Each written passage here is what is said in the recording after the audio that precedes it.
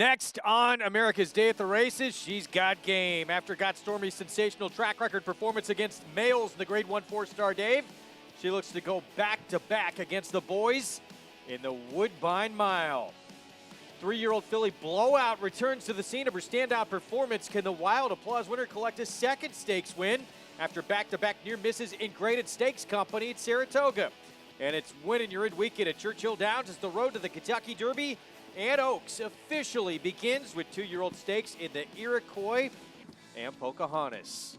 Oh yeah, that young man, how about a day for him yesterday? 5 wins for Manny Franco, already off to a hot start again on Saturday with a couple of victories today. Our show brought to you in part by America's Best Racing. For the love of the race, visit americasbestracing.net today. That is our leading rider here at the meet at Belmont Park as we get set for a tremendous Saturday of action coming up. Not just great racing here at Belmont Park. We have the Pebbles as our feature.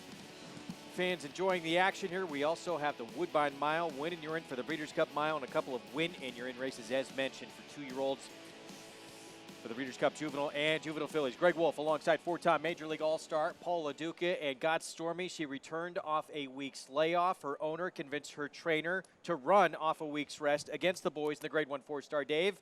She didn't only win, she set a new track record in the process. What do you think for Got Stormy now coming back again? Can she back it up? Well, I think she's obviously the horse to beat in there. I mean, she was so dynamite in the 4-star Dave, and she beat 2 Chad Brown horses, who she's going to only face one of them today in Raging Bull. The thing that you have to like about her, this is a horse that has gotten better as she's gotten 4, and it seems like Mark Casse has done well with milers, World Approval, Tepin, especially fillies as well. Catch a Glimpse is another one that we forget about. So I just think that she's in such good form. They're all going to need to play catch-up to beat her today, and that's why she's your 8-5 morning line favorite. It has been the Rico Woodbine Mile, such a pivotal race for success in the Breeders' Cup Mile. Tour Allure, Wise Dan, you mentioned Tepin and World Approval, a few of the names who've won that race and gone on to win the Breeders' Cup Mile. Track conditions brought to you by Piranha Fly Spray, the preferred fly spray of Belmont Park. Piranha on, pests gone, fast and firm as we get set for race number 4 coming up. Here's what we have for you today. So Belmont races 4 through 11. Churchill with the Pocahontas and Iroquois. Points on the line for the Derby and Oaks for these 2-year-olds going into next year. Fast and firm there. We'll have coverage from Frank Lyons. And at Woodbine, Tapeta and Yielding on the turf. Yeah, great card at Woodbine. But here you see race number 4, 2-year-olds here, scratch the 5. And right now, Saratoga Beauty, rider switch to Kendrick Carmouche is your favorite. And a horse that did show speed. And I would think with Kendrick aboard, will show us a little bit more speed. So we showed you Manny Franco at the top of the show. He won the first 4 on the card yesterday. He had a 5-win day. He already has 2 today. Through the first 3 races, he's on board the 4 Maru.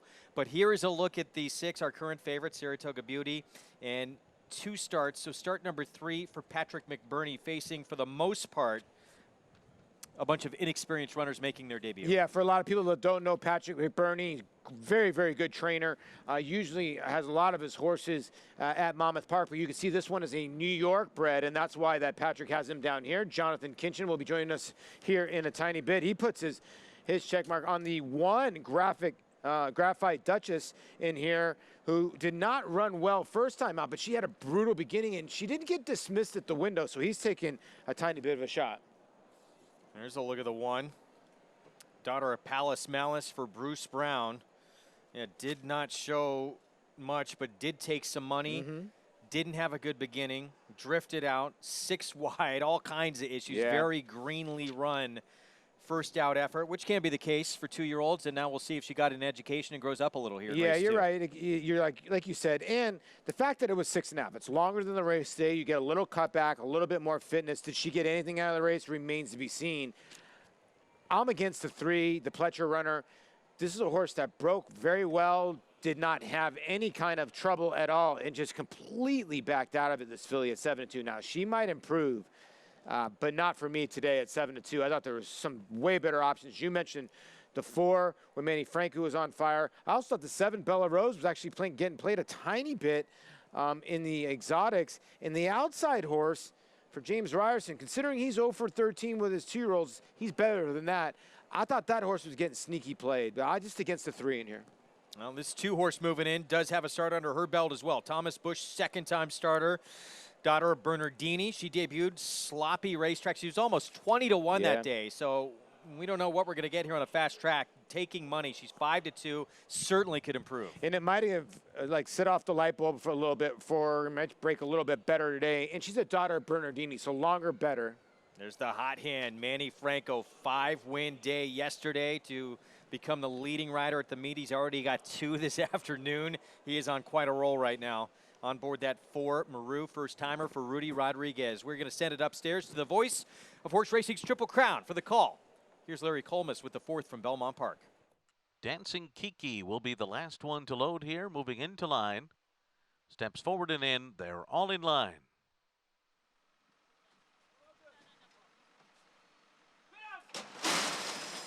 They're off.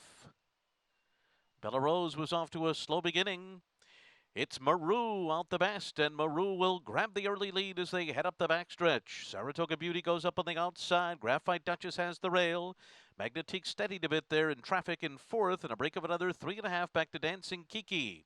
Then it's Adorable Maya. Bella Rose trails the field 8 lengths off of front-running Maru, and Manny Franco, who lead the way into the far turn. 22.54 that opening quarter mile. Saratoga Beauty a half length behind, running in second by 2 over Magnetique, who's alongside of Graphite Duchess midway on the far turn. They've left Dancing Kiki 8 lengths behind and just ahead of Adorable Maya and Bella Rose as they arrive at the quarter pole. Maru the leader. Saratoga Beauty is second. Magnetique circles up on the outside. And then it's Graphite Duchess at the rail. 45.88 the half. And they're coming down to the final furlong. Maru, Saratoga Beauty to the front. Taking over from Maru as they come down to the 16th pole. Magnetique is closing on the outside. It's Saratoga Beauty and Magnetique. Saratoga Beauty is going to do it under Kendra Carmouche by a length on the wire. And then it was Magnetique, Maru, and Dancing Kiki. Well, Manny Franco tried to take the initiative here and steal this race early. In the end, gets run down. Saratoga Beauty, the most experienced runner in the field. 3rd time the charm. Yeah, and you're right, Manny got aggressive, but Kendra Carmouche isn't going to let you get too far away. And he always looked like he was in control here. And Magnetique got a very good trip, and Johnny V had her in the perfect position to maybe go by. But experience wins over here as Saratoga Beauty, fillied by Macho Uno, will get the job done. And like I said, Patrick McBurney, very, very good trainer. Had a miler called Get Serious a while ago that was a force on the turf course. So he can get a horse ready, and Saratoga Beauty end up going off as your favorite. 2 to 1, Saratoga Beauty, daughter of Macho Uno out of a Vindication mare. Wicked Beauty with a win for the Patrick McBurney barn. Kendrick Carmouche pick up Mount Victory. 6-3-4 finish here in the 4th from Belmont Park. We'll be back with the prices in just a moment. And we'll check in Louisville. Win and you're in. 2-year-old stakes races coming up. We'll check in with Frank Lyons when we come back. Warfront. This son of Danzig ranks among the world's elite sires. With Grade 1 winners on dirt and turf and star performers both at home and abroad, Warfront's success as an international super sire is unmatched. Recent Grade 1 winners include Omaha Beach and Preakness Stakes hero War of Will.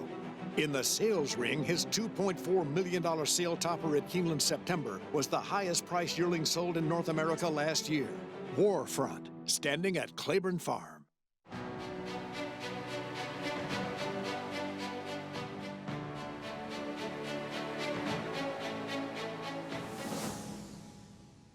Run Happy is simply super.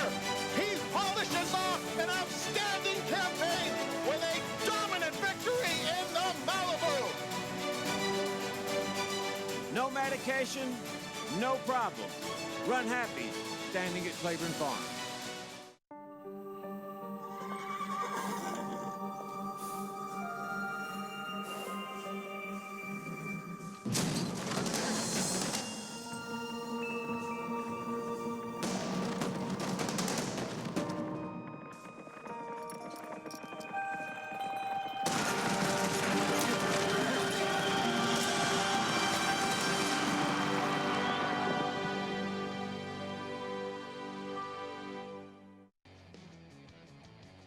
Back on America's Day at the Races here on Fox Sports 2. It's brought to you in part by Claiborne Farm. 100 years of doing the usual, unusually well. We're going to head to Louisville right now. 5th at Churchill Downs, mile and a 16th on turf coming up. 4 stakes races this afternoon that we'll be bringing you, including 2 win-and-you're-in races for 2-year-olds as we take a look at the field for this 5th here. Maiden special weight at Churchill. And here is the remaining half of the entry. Lonely Private. We'll break from post 2 for Norm Cassie. This horse is taking a ton of money. A $30,000 purchase. Son of sold at was 12-1 on the morning line. The 1A is out in here. This horse, like I said, 12-1 down to 2-1. So the word must be out. Lonely Private, the 1 gets post 2. The 2 gets post 1. Bama Breeze, also a firster for Ben Colebrook. Yeah, this one is the son of Honor Code. Will debut with Lasix and have an Anaba mare.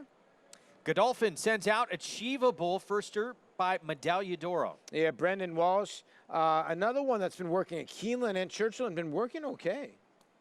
Go Barry. Barry has 2 starts on turf. They both came at Ellis for Keith DeSormo. Yeah, showed speed in both of those starts. Now Jimmy Graham will take over, and the blinkers came off last time. I would think they're going to take this horse back. Jimmy's more of a guy that likes to make one run. Homebred is a homebred for Calumet Farm, trained by Mike Maker. This horse ran even first time out, going 5 furlongs. Look for an improvement, and especially with Irad Ortiz Jr. in the irons. Oh, sorry. Mark Cassie, he sending out Got Stormy in the Woodbine Mile today. He sends out Suggested here at Churchill. Declan Carroll in the irons. Don't be scared of Declan. He can flat out ride. Brad Cox sends out in the deep Florent Giroux aboard, Pioneer of the Nile firster. Yeah, a little worried not taking much money at the window from 3-1 to 5-1. Consider they paid $650,000 for this horse. It's the son of Normandy Invasion, 46-1 on Traino. Yeah, Louis Cotto, the trainer here for Edgar Morales, big long shot. And an American Pharaoh who has experience. This will be start number 3, including going long on the turf at Saratoga for Kenny McPeak, Cardiac Kid. Yeah, this horse they ran well first time out, field pass. Decorator Invader's an okay type of runner, so I get where they're going, but I don't know about 5-2 in here. And it was 6th, beat 5+ lengths, did have some trouble in that debut effort at Saratoga. Let's check in with Frank Lyons, live on site at Churchill Downs. Hi, Frank. Hey guys, today I'm genuinely excited, and I mean it, because of all the racing that we have. We've got a tremendous card.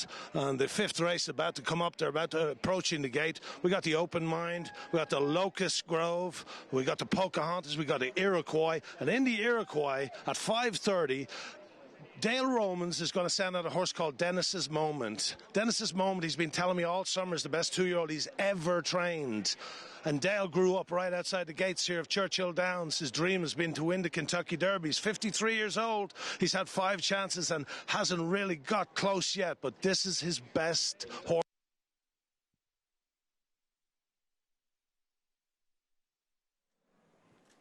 All right, some technical difficulties there with Frank. We'll try and get back to him in a moment, but we are, as he was saying, loaded with stakes action at Churchill Downs this afternoon, and no doubt, Dennis's Moment. I think that is one of the horses that people are most excited to see in action, not just today, but they've been looking forward to and anticipating for a long time. Yeah, anytime a horse runs a 97 Beyer, second career start, and the first career start lost to jockey, there's going to be a ton of, obviously, excitement to see that horse run back, and I can't wait either. But let's get some winners here. And again, Lonely Private, the 1, taking a ton of money in here.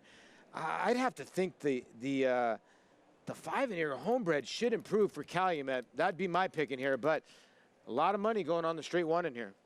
That's Norm Cassie going against his dad, Mark Cassie, with the 6 Suggested. But it's Cardiac Kid, the American Pharaoh colt, who had that trouble trip in his debut at Saratoga, who's favored from the outside slot. The 10 horse, let's send it out to Travis Stone. Here's the 5th from Churchill. They're in the gate.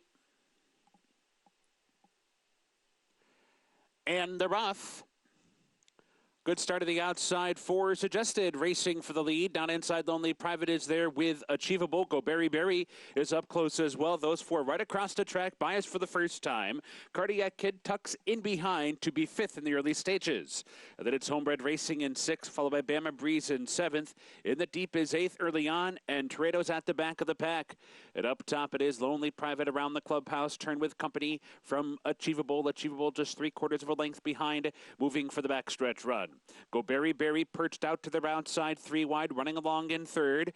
And then it's Suggested down inside, settling well to be fourth, 4 lengths off the lead after an opening quarter mile in 23 and 3. 5 more lengths back to Cardiac Kid, followed by Bama Breeze, Homebred in the deep, and at the back is Toredo. So it is Lonely Private moving up the backstretch, 4 furlongs to go. Still in front. Achievable still in second. Go Berry Berry still in third. Suggested continues to wait in behind while fourth. Cardiac Kid making some progress now, up to be fifth within 4 lengths of the lead. Then it's Bama Breeze and Homebred in the deep and Toreno. Round the far turn. Lonely Private fending off the challenge of Achievable so far. Go Berry Berry has been wide throughout. Cardiac Kid, Homebred with a blitz on the far turn. 5 wide now, 6, maybe 7 wide off the turn. Top of the stretch, Lonely Private tries to get clear, opens up by 2. Cardiac Kid to the attack, Homebred is there. Suggested saving ground every step of the way. These 3 go right on by. Farther back, it's Bama Breeze up into fourth, 1 furlong left. Cardiac Kid digs down. Suggested, Bama Breeze slicing through the pack. Here comes Bama Breeze rocketing down the crown of the course to do it. Bama Breeze from off the pace beats Cardiac Kid, Suggested, and Homebred. What a performance from Bama Breeze, and it's like the seas just parted. Homebred decided to kind of move out as I think he felt that horse's presence. We'll have to take a look and see if there was any, well, no, I think the horse was clear. Wow, I mean, Homebred and Irad Ortiz Jr. made this giant move on the backside, and I was like, wow, I'm home here with this 5.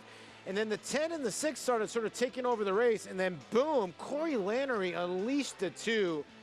23-1, and this horse was like running like his hair was on fire. So your pick 4, the middle pick 4, starts off with almost a $50 winner on Churchill Downs. Let's take a look at this stretch again, because Homebred, the 5's running a very big race. There he is on the outside in those black and gold chevron silks of Calumet, and he's going to duck out here now. There's the 2 on the rail, Wolfie, and you can see Corey's going, okay, do I need to go to the rail? I'm going to go 3 deep, and wow, when he pressed the button, this horse was like, oh, he did a great job to steer and not make any contact, and he really didn't even have to hit her at all. He just had to just sort of, or hit him at all, just had to guide him there. And the Son of Honor Code, wow, that was impressive. 23-1, first time out. Ben Colebrook with a talented 2-year-old. What a debut. Corey Lannery aboard. Back here at Belmont, Saratoga Beauty, $6.40 for the victory. The most experienced runner in this field gets the maiden breaker in career start number 3 with Kendrick Carmouche filling in for Junior Alvarado. Yeah, congratulations. Daughter of Matriuno, like you said, the Vindication Mare, Wicked Beauty. She's been working at Monmouth. We talked about Patrick McBurney, very good trainer. Congratulations to Jacob Schnorr Jr., the owner in here, gets the job done. 5th race coming up. It's a mile and a 16th on turf. Non-winners of 2 lifetime. We talked about this race a lot before we came on air. We both thought Rhode Island was going to be extremely difficult to beat in this race. Listen, there's 10 horses in this field, and it's one of those things where you look at Rhode Island and you're like, okay, I'm going to try to beat Rhode Island. And you keep coming back to the 1. You keep coming back. I can see the 3, No Regrets maybe, and maybe the 11, Risky Sour in here.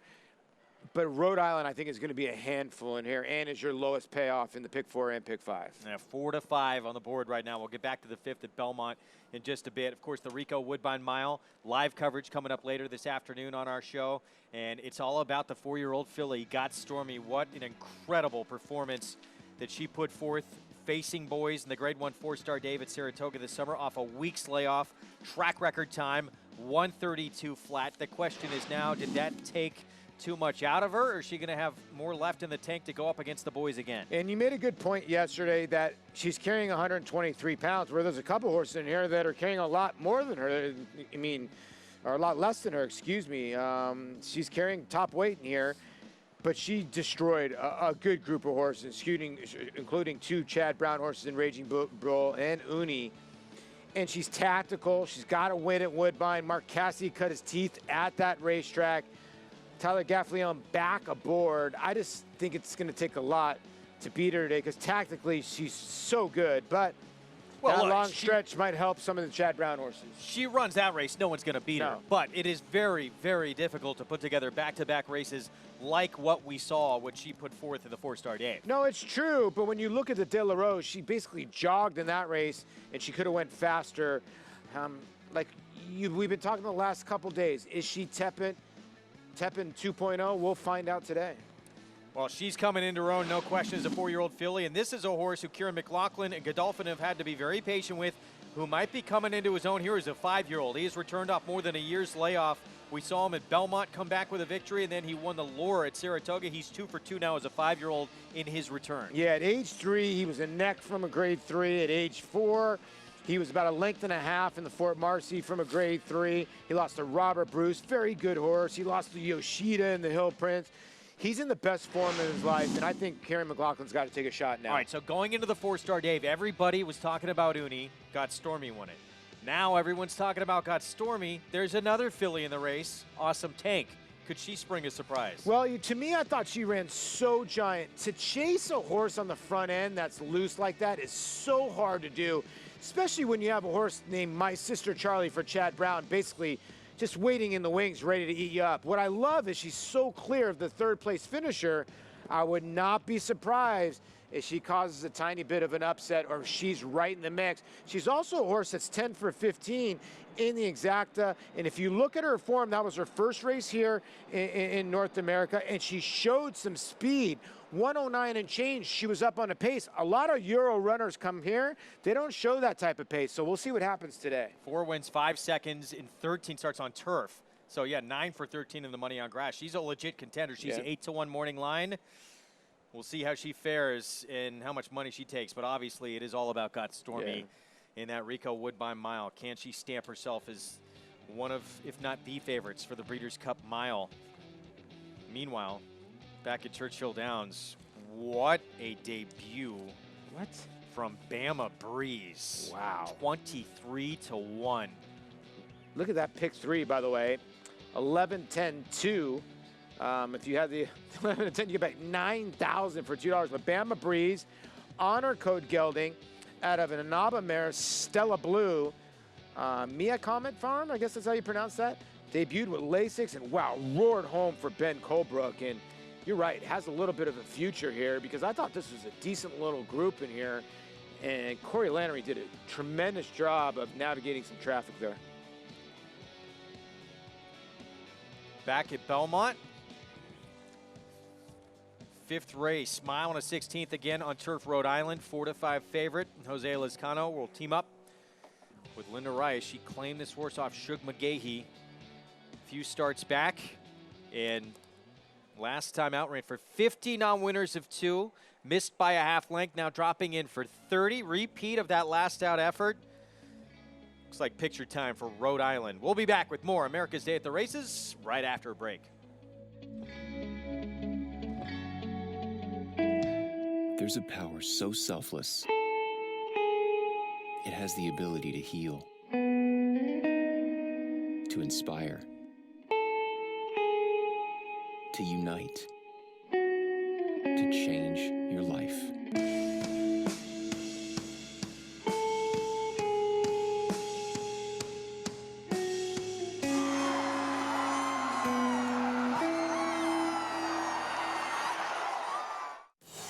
It's America's original sport, and no one covers it better than americasbestracing.net. From the sport to the lifestyle, the best races, horses, and destination venues, cocktails, gambling, fashion, and more. americasbestracing.net is a sport for you. Live it, love it, bet it.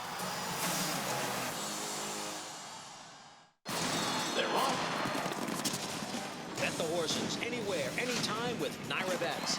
Rushes out of there to take the lead. It's easy on your computer or Naira Bets app.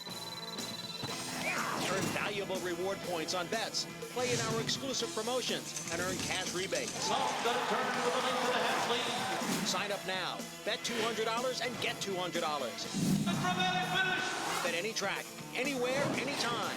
NyraBets.com. Racetrack Television Network brings you every race, from every track, on every screen, every day. With monthly packages starting as low as $5, RTN gives you great value and access to more live HD streaming and race replays than anyone. Visit RTN.tv today to sign up and watch on almost any device, including Roku and Amazon Fire. Use promo code TRYRTN for a 5-day free trial.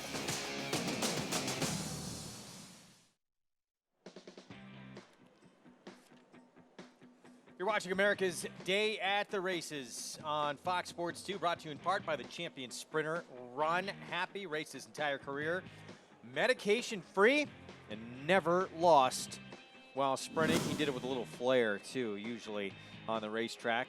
And there he is in that legendary stall, #1 at Claiborne Farm, where he stands for $25,000 win next summer. Saratoga with a Run Happy in a 2-year-old non-restricted maiden special weight. And there is a $100,000 bonus on the line. Yeah, tremendous. And hopefully we'll see fields full of Run Happy, and they look like their daddy. Because, gosh, he looks like he's having a lot of fun. I sort of want to take a vacation and just hang out with him. It'd be fun to visit for sure. Yeah, one of the most popular yeah. at the farm of everyone that comes in and takes the tour. We have a special guest with us this weekend. We missed him. We haven't seen him since Saratoga. Jonathan Kinchin has made the trip to New York City. Perfect weather for him now. JK, how you doing? I'm doing good. And look, let's end all speculation now. Yes, this is a shirt repeat. So I ran out. I stayed strong with like 36 shirts throughout the meet. I got to get some more, so don't make fun of the repeat. But we're trying to get a winner in this race. Look, the favorite is the 1 Rhode Island, but this horse does not have to win. Absolutely can win. Didn't break the maiden until running for maiden 40, and then came with a perfect trip and a non-winners at 2 for 50. And I wasn't crazy about the fact that the horse got a great trip in there and still didn't get the job done. At a short price, I'm going to look to try to beat Rhode Island in here. But Rhode Island makes a lot of sense if you're if you're alive in the pick 5. I think you're doing well to Rhode Island. I thought the 8 Honorable Hero made a lot of sense. Added blinkers 3 races ago, had 3 races with blinkers on. Ran 5th in all 3 of those races, but that was against much better. That was against restricted company. Shows up here now for a tag. Shows speed, should be forwardly placed. I'm not sure exactly what's going to happen with the pace scenario here. Obviously, the 3 no regrets stretching out is going to have a lot to say with that. But either way, I think the 8 Honorable Hero should end up getting a good trip with those blinkers and a little bit of class relief. And then the 11 Risky Sour had a tough trip last time, was carried out coming out of that far turn. Was maybe in the 7/8 path there.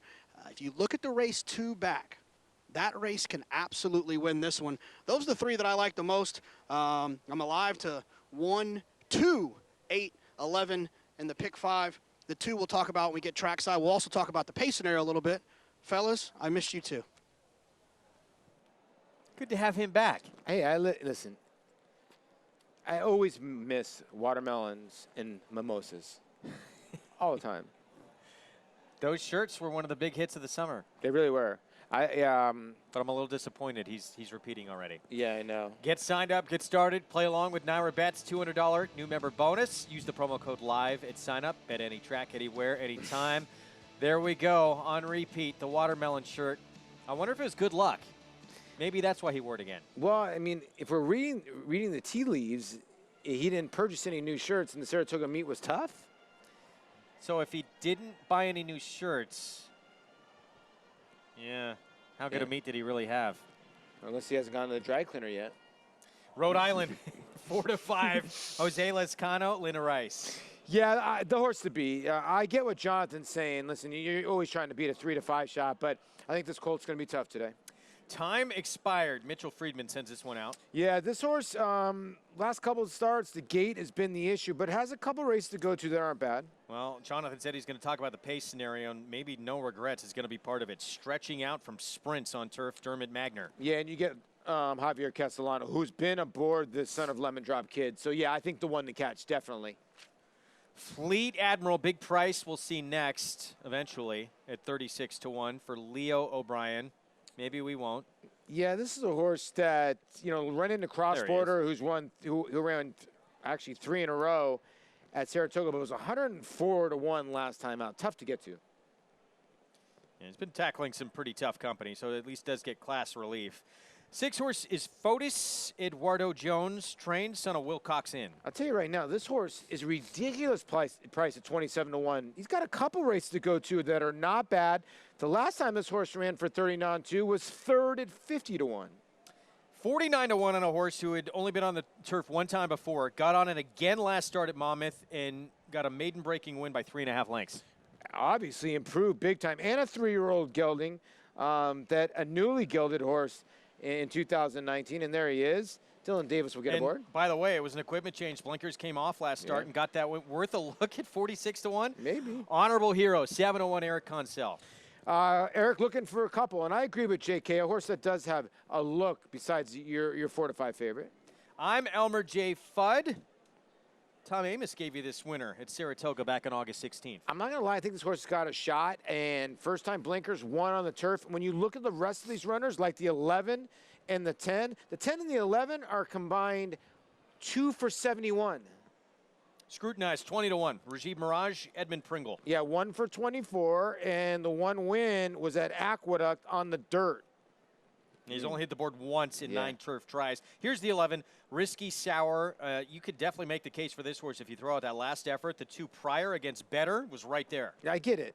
I get everything, and I'm sort of liking the horse a tiny bit until I look down, 1 for 47. That's why when you look at the 9, I'm Elmer J. Fudd. Do you go for the horse that's 1 for the least, 1 for 3, where Risky Sour is 1 for 47, the 10 Scrutinized is 1 for 24, but their numbers fit in here, and I think that's why the 1 Rhode Island is 4 to 5. Well, let's bring in Jonathan Kinchin. He told us he was going to talk about pace a little bit, too, as we take a look here at this big long shot time expired. JK. Yeah, look, I'm not sure what's going to happen with the pace scenario. The 3 no regrets, obviously stretching out from the 5.5 we saw up at Saratoga, could have a lot to do with the pace situation, and also the blinkers on the 8 Honorable Hero to the outside. They could hook up a little bit here and set it up for a horse like the 2.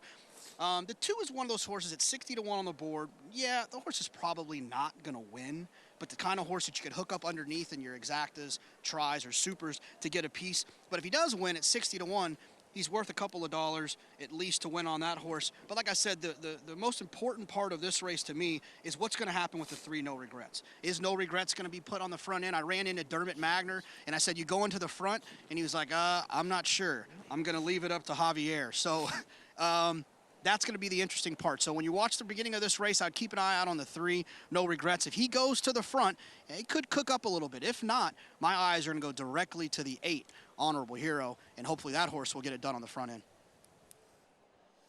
All right, Jonathan, thanks. Yeah, Honorable Hero has been showing pace of late. Eric Consell will be aboard. There's some interesting, huge prices in this race if you think Rhode Island's beatable. No, like I said, I cannot believe Fotis is 27-1. You look at Scrutinizing here. Benji Hernandez had been riding Scrutinized the 10. He goes to 6 Fotis. 2 back. Horse was a length and 3/4 behind Cross Border, who, like I said, won 3 races at Saratoga. The race here at Belmont for 30-2 was 3rd at 53-1, was 3rd at 51-1 at Saratoga. I know it's Eduardo Jones and Benji Hernandez, so connections that people aren't familiar with, but I think Rhode Island's going to win the race. I really do. But I would, Jonathan likes the 2. Maybe go 1, all 2, 6. Just try to get the 2 and the 6 in the numbers, 2nd, 3rd, or 4th. I think those are 2 viable long shots in here. 6 should not be 27-1. I'm sorry. No question. I mean, beat by Cross Border by just a length and 3/4 last start. Cross Border and Opt in that race, I mean, they both would be monster favorites against this kind of company. But you look at his races, too, and it doesn't look like he has to have the lead to win. Well, here's the whole thing. The 6 is beating the 10, Scrutinized. Now, 20-1 to 12-1, I get it. And then you're looking at Risky Sour. I get it. He runs that race 2 back. He's right there. But again, how many times have you said that when a horse is 1 for 47? 4 to 5. Rhode Island. Jose Lezcano. Linda Rice, he had a 4-win day. He won the first 4 races on a card a couple of days ago. But after Manny Franco had that sensational afternoon yesterday, took him over as the meet's leading rider. We're very early on here at Belmont, but Jose Lezcano on our favorite here, having another tremendous start to this Belmont meeting. Of course, won the Belmont Spring Summer Meet, his first ever jockey title on the New York Racing Association circuit. As they continue to load up, and it looks like Rhode Island, obviously from that inside post, wants to get a stalking trip here and save ground and hug that fence. 2 back. They went very slow and was way back. Last time they went fast, but he was right up on the pace. So I think that's what they want. I think Lezcano wants to get out of there and get good position. Like Jonathan was saying, look for the 3 and the 8 to go out there. I would think Elmer J. Flood, the 9 will go as well. And I also think Fotis, the 6, will show some speed. Larry Colmus, the voice of New York racing, with the call. Rhode Island from the rail, 3-5 favorite. Let's send it upstairs. Risky Sour steps up, and they're all in line. They're off. And it's Fotis for the front. Taking the early lead from No Regrets, who came out running in second position. Honorable Hero was out third. I'm Elmer J. Fudd is fourth on the outside of them. And then it's Ninja Dust in fifth. And they're followed by Time Expired, who's down on the inside, 5.5 lengths off the lead. And then comes Risky Sour, Scrutinize, and Fleet Admiral to the inside. Rhode Island is last and 11 lengths off the lead through a 23.59 opening quarter mile. Fotis leads the way up the backstretch, on top now by 2 lengths. And then it's No Regrets. Honorable Hero heads apart second and third. I'm Elmer J. Fudd, fourth under Manny Franco on the outside. And then it's Ninja Dust and Time Expired down toward the rail. Risky Sour is next. And then comes Scrutinize, followed by Fleet Admiral. And on hold is Rhode Island, who's still the trailer here as they make their way for the far turn. And Rhode Island is being eased. Rhode Island, the 3-5 favorite, has been eased up out of the race here. So they're making their way around the far turn with Fotis still on top by 1.5 lengths. Honorable Hero tracks in second. I'm Elmer J. Fudd circling up at the outside third. No Regrets is in at 2, and right behind Horses, going to need a way through there. Then comes Risky Sour, followed by Ninja Dust, and on the inside, it is Time Expired. Fleet Admiral is coming wide, and they're into the stretch. It is Fotis off the turn, in front with Honorable Hero, stride for stride. No Regrets, trying to come and get them on the outside in the final furlong. Then Risky Sour, and I'm Elmer J. Fudd. It is Honorable Hero in front. No Regrets on the outside, coming Fotis down toward the inside. Honorable Hero has it close to home. Late bid, No Regrets. Honorable Hero by a neck. No Regrets was second, and then Fotis and Risky Sour. Honorable Hero, Eric Consell, John Toscano Jr. picks up the second win of his career, and we saw the big favorite in the race eased earlier. Yeah, hopefully everything's okay with Rhode Island. He backed out of it, and Jose Lezcano pulled him up late in the race. Early in the race. But you could see in the front end, we talked about Fotis on the 6 in here, and Benji Hernandez, I thought did the smart thing. He went right to the front end, but the 8 and Eric Consell, great ride by Eric, just to keep Honorable Hero always on his back, and good call by Jonathan, who liked this horse a little bit. And then No Regrets ends up picking up second. Fotis fought on for a nice little third. We thought he was a long shot. Look at Jonathan's 2. Does he get up for fourth? Eee. We were talking about maybe using the 6 and a 2, and it's really close between the 2. And I don't even know who the other horse is on the outside. The 11 maybe for fourth. A little moonwalk from Honorable Hero. Tiny bit, right? Feeling himself there with the win. 7-1, and Eric Consell, that was a nice ride from this young man, getting the victory. Well, the prices when we come back, more from Churchill on the way as well as we get set for their 6th race coming up. We'll set the stage for race 6 at Churchill. Check in with Frank Lyons when we come back. Stay tuned.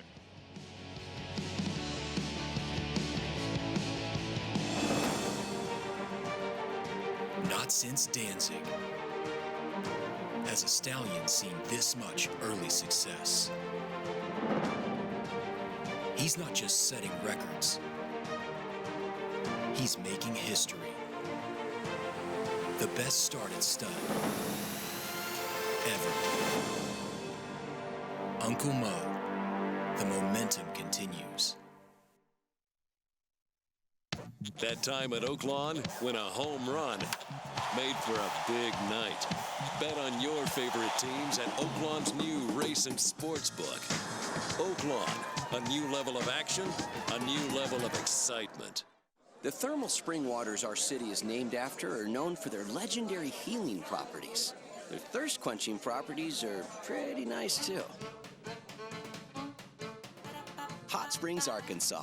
It's different here. Come see why. You know, I think Run Happy has a lot of things going for him. Obviously, he's been very respected, and to give people further incentive to buy them for where they can take an offspring, run it, and if they win, they're going to get a $100,000 bonus for each Run Happy they have. You know, it's another selling point from our perspective that really helps us promote the horses that we're representing and we're selling. Run Happy, standing at Claiborne Farm. Back on America's Day at the Races, brought to you in part by America's Best Racing. For the love of the race, visit americasbestracing.net today. Look at that famous sight, one of the most iconic scenes in racing. And, of course, the Kentucky Derby, the road begins today in the Iroquois with points on the line. Sixth race, though, is coming up next. Let's check in with Frank Lyons. All right, guys, so sixth race, as Greg said, coming up. I'll give you a couple of pedigree notes for this race.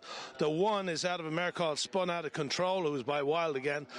This horse, Debating, is a half-brother to a horse called Fed Biz, who Bob Baffert trained many years ago. And the interesting thing about this two, Volatile, is the second now. He's by Violence, out of Melody Lady, who's by Unbridled Song. Melody Lady's mother was Lady Tack. You remember her? She won the test, she won the ballerina. For Steve Asmussen, who trains also Volatile. And then she's also a full sister to Buy Sell Hold, who was the first foal out of the mare. This is the second foal out of the mare. And the third foal, Soccer Dad, finished second in his debut at Del Mar.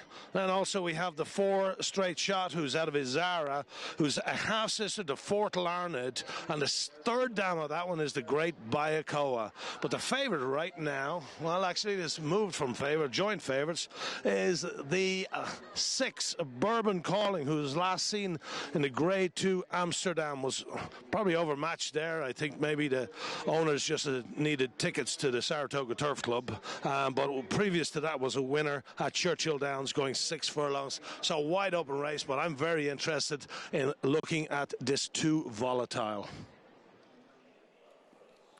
All right, Frank, thank you. 5-1. Steve Asmussen, Ricardo Santana Jr. He was talking about Lady Tack. She was one of my absolute favorites early on when I got into this game. Yeah, and one of my favorite sires, Muktakdim, was Lady Tack's sire. Yeah, great mare she was. And a wide open board. You can see the 9 Bump Bailey for all you natural fans. Yep, he's the one that ran through the fence and passed away to give Roy Hobbs the opportunity. And Wonder Boy and the Savoy Special just to take over. But this is an interesting group, by the way, because Bourbon Calling is 2 for 12, 2 for 11 lifetime. Both wins here at Churchill Downs, but Ian Wilkes and Julian Lebrou. Ian's got a couple in here. The 2, I'm surprised, is not taking a lot of money in here, and the money has gone to the 6, considering the 2 ran well first time out. The weird horse for me is the 14. Adam Beskiza and Mark Cassie. I don't think a lot of people know that horse is in. 2 races on the turf course, now 6 furlongs on the dirt. I would think that horse is... On the turf, I would have loved that horse. I understand, but you're getting 17-1 on a horse that's shown ability. I would take a shot considering that Mark's going, okay, horse got some decent works on the dirt, so... 14 for me at a little bit of a price. All right, meanwhile, Bourbon Calling the favorite to 6.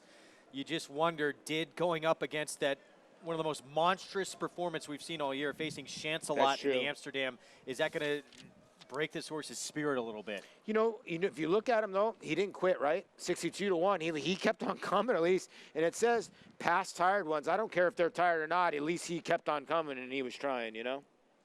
Considering what Chancelot won by 12.5, he was only 5 lengths clear of the second-place finisher, you know? Travis Stone with the call. Here's race 6 from Churchill Downs.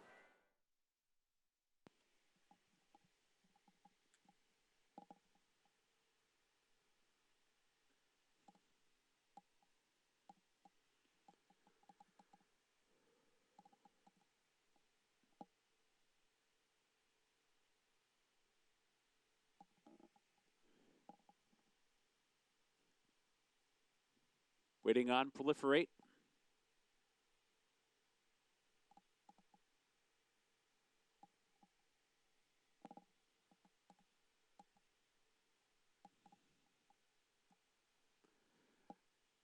They're in the gate. And they're off. Hidden Ruler on the far outside with a good beginning. Bump Bailey hustled hard out of the gate. Bebop Shoes flashing speed as well. Grade 1 comes on to be 4th early. And then it's followed on inside 5th. Proliferate running in 6th. Holly Blame is 7th. Bourbon Calling is 8th early. Debating is 9th and inside. A break of 2 lengths back to Bourbon Calling is about 9 or 10 lengths off the lead. Then it's Breaking News and Uber Kirk at the back. Racing for the far turn. Grade 1 has tugged up on third at challenge. Bump Bailey for the lead. They're head and head. Hidden Ruler is right there to their outside, running along in third. Bebop Shoes with a good trip so far, in behind 4th. Volatile has been moved outside 5th and 4 lengths off the lead. Holly Blame starting to get closer. Proliferate is asked to go now. Straight shot set to strike in behind, angles toward the rail. Bourbon Calling, angles to the outside. Breaking News follows that one. Off the turn, into the stretch. Grade 1 in front, builds a 2-length lead for the final 3/16. Here comes Volatile on the outside. Here comes Bourbon Calling down the side of the track as well. 1 furlong to go. Volatile to the front. Bourbon Calling finishing fast. Bourbon Calling on the outside, gets the upper hand close to home. Volatile's back into second. Bourbon Calling from off the pace, lengthened to half in the end. Volatile was second. Breaking News was third, and Hidden Ruler was 4th. Bourbon Calling rolling down the lane here for Bourbon Lane Stable. Julian Leperoux, Ian Wilkes, and I guess getting away from Chancelot. The magic mix here. Yeah, big time, right? And they dropped this horse down for 75 to give him a tiny bit of confidence, and now turn it into a different horse. And you're right. Listen, when you're 15 lengths behind, sometimes horses will give up, but he got a good setup today, and then going off at 7-2. They're just potent connections. When Ian and Julian join forces, they're tough. 3-year-old son of Dialed In. He's now 3 for 6 at Churchill Downs. And he was absolutely finishing the best of the bunch here. I was looking at you, and I'm like, look at the gray, the 2, Volatile. Now, might have needed the race, but you could always tell that Ricardo had a ton of horse. The problem is that he got a tiny bit high-headed right here. You can see his head's going up high a tiny bit. He's looking around just a little bit, where Bourbon Calling has had 11 races under his belt. Volatile's had 2. I don't know if he was ever going to beat him, but you could see Volatile, if he would have had his mind on it a little bit more. Same with the 10. I mean, Breaking News was all over the place, but he was rolling too. Yeah, he was still a little green. He was still green too, yeah. But the 2 is a nice horse, Volatile, with that pedigree. Bourbon Calling, Julian Leperoux. A few reminders there down the stretch. And picks up, again, the 3rd win of his career. We'll have the prices coming up in a moment. Of course, still to come, 2 winning your in races for the Breeders' Cup for 2-year-olds. For the Colts, it is the first of 35 races that will determine who gets into the starting gate for the Kentucky Derby in 2020. 10 points to the winner on the line here. 10-4-2-1 to the top 4 finishers in terms of points. And we all can't wait to see Dennis's moment. The 8 in here, 9-5 favorite. 97 buyers. He won by nearly 20 lengths at Ellis Park to break his maiden last start. Yeah, Dale Romans has gone out to say this is the best 2-year-old he's ever trained. He's trained some very, very good ones. The son of Tisnow just destroyed a group. After his first start, he was 2.5-1, and he lost Robbie Alvarado at the start. This race obviously was over from the beginning, but won in a 97 buyer, and I think everybody's wondering, okay, where do we go from here? Going right into a grade 3 and then try to get into the Breeders' Cup Juvenile. Going longer, trying 2 turns, but he looked incredible from that effort. Rowdy Yates, he too comes in from Ellis. He's a little more seasoned. He's a 2-time winner, and he just missed in the grade 3 Bashford Manor as well. Yeah, and maybe his experience will win over on Dennis's Moment. I know the number on Dennis's Moment's so high, but this horse has been very consistent. Son of Morning Line, 1 second-place finish, but he won the Ellis Park Juvenile very, very, very nicely. Beat another horse in here. Let Me Know, the 2 who had won first time out. So I think a productive race. Horse that we saw at Saratoga in the Saratoga Special, no shame at all in running second to maybe the best 2-year-old in the country right now in Green Light Go. Scabbard for Eddie Keneally. We'll have Corey Lannery aboard. This was his first time out when he won. and he won nicely. He went right up the rail, got a ton of education by Corey Lander. He's not afraid to go up the rail. Then you're right, came back in the Saratoga Special. Green Light Go, to me, still is the best 2-year-old. The thing for Scabbard is he's broken flat-footed a couple times.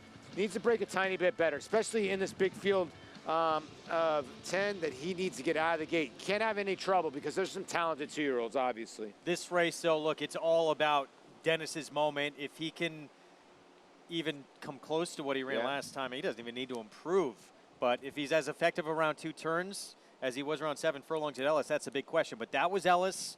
Now you're going Graded Stakes Company, Churchill Downs, but all indications seem to point to what he's done since that time training in the morning. He's very special, and he can back it up. No, but all the other points go to bet against the horse, okay? 97 Beyer first time out. Usually not going to repeat that, considering the first time the horse ran, actually second time out. First time the horse ran, horse clipped heels and lost jockey. So first time out really for racing, runs a 97 Beyer. Now going to try to go around 2 turns for the first time. Might bounce, facing horses that have run multiple times, and facing winners for the first time. So a lot of obstacles. I get it. The horse freaked first time out in 97 Beyer. Could be any kind. But I've seen a lot of one-number horses and a lot of one-number horse players lose a lot of their money. Let's see what happened. All eyes will be on Dennis's moment in the Iroquois. Meanwhile, 2-year-old fillies. That'll be in race 9 from Churchill today. In the grade 2, Pocahontas and British Idiom. Brad Cox. Irad Ortiz Jr. and a daughter of Flashback. She won by 3.5 lengths at Saratoga back on August 15th. Yeah, and good race. I want to make sure I'm right here.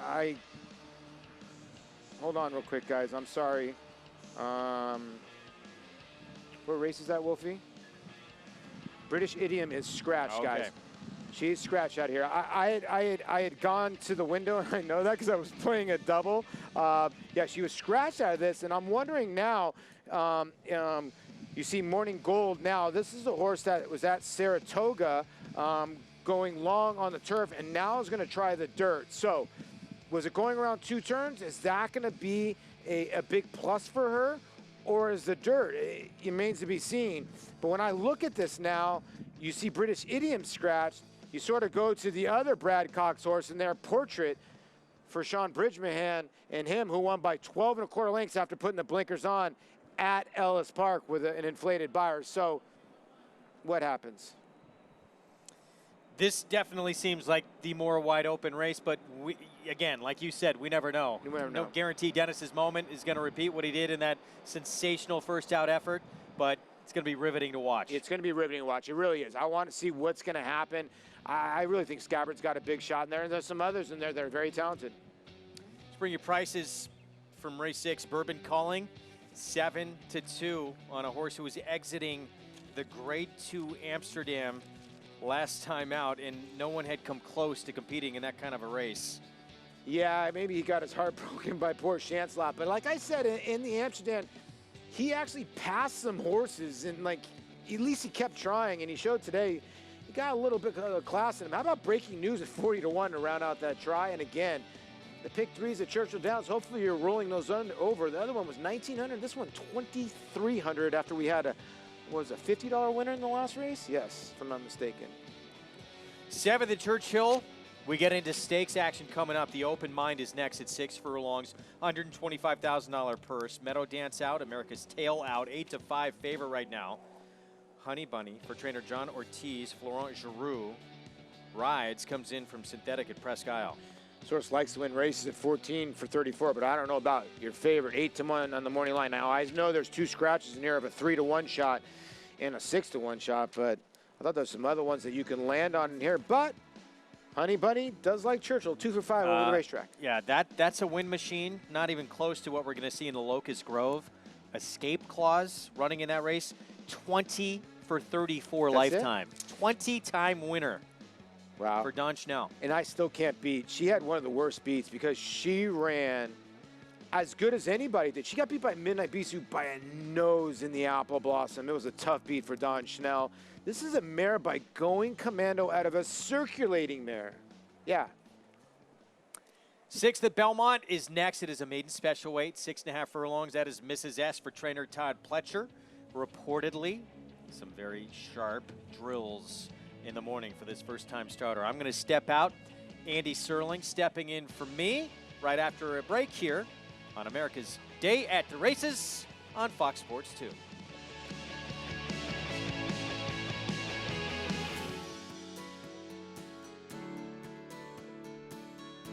Run Happy was a really nice racehorse. The biggest attribute that I see about him is the way he stamps his foals. You know, they got big, pretty walks on them. They got good hips and shoulders. Very pretty to look at. And, you know, the real strong hind leg. You know, everything that you're looking for as a racehorse. You know, that's what impresses me. Run Happy, standing at Claiborne Farm. We're gonna go traveling.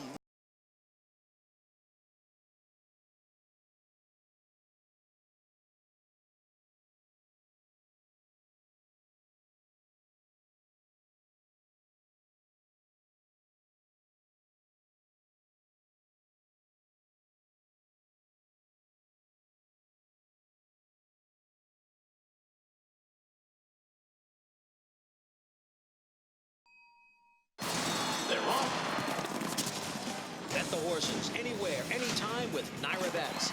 Rushes out of there to take the lead. It's easy on your computer or Naira Bets app. Earn valuable reward points on bets. Play in our exclusive promotions and earn cash rebates. Off the turn with a link to the half lead. Sign up now. Bet $200 and get $200. Bet any track, anywhere, anytime. NairaBets.com. It's America's original sport, and no one covers it better than americasbestracing.net. From the sport to the lifestyle, the best races, horses, and destination venues, cocktails, gambling, fashion, and more. americasbestracing.net is a sport for you. Live it, love it, bet it.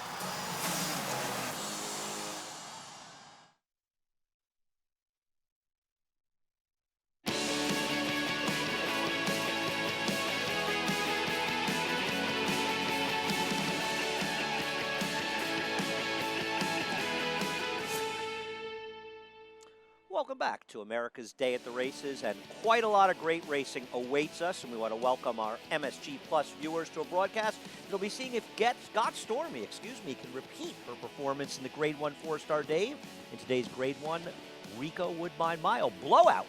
One of two for trainer Chad Brown, an extremely competitive Pebbles coming up a bit later at Belmont, as the mile distance seems to be important in the stake races today, and of course a big day at Churchill Downs as well. We're going to start 4 straight stakes when this show gets underway, including 2 big ones for the 2-year-olds, the fillies and the colts. There's the hot rider Manny Franco, who won 7 of 11 races here yesterday and today through our first 3.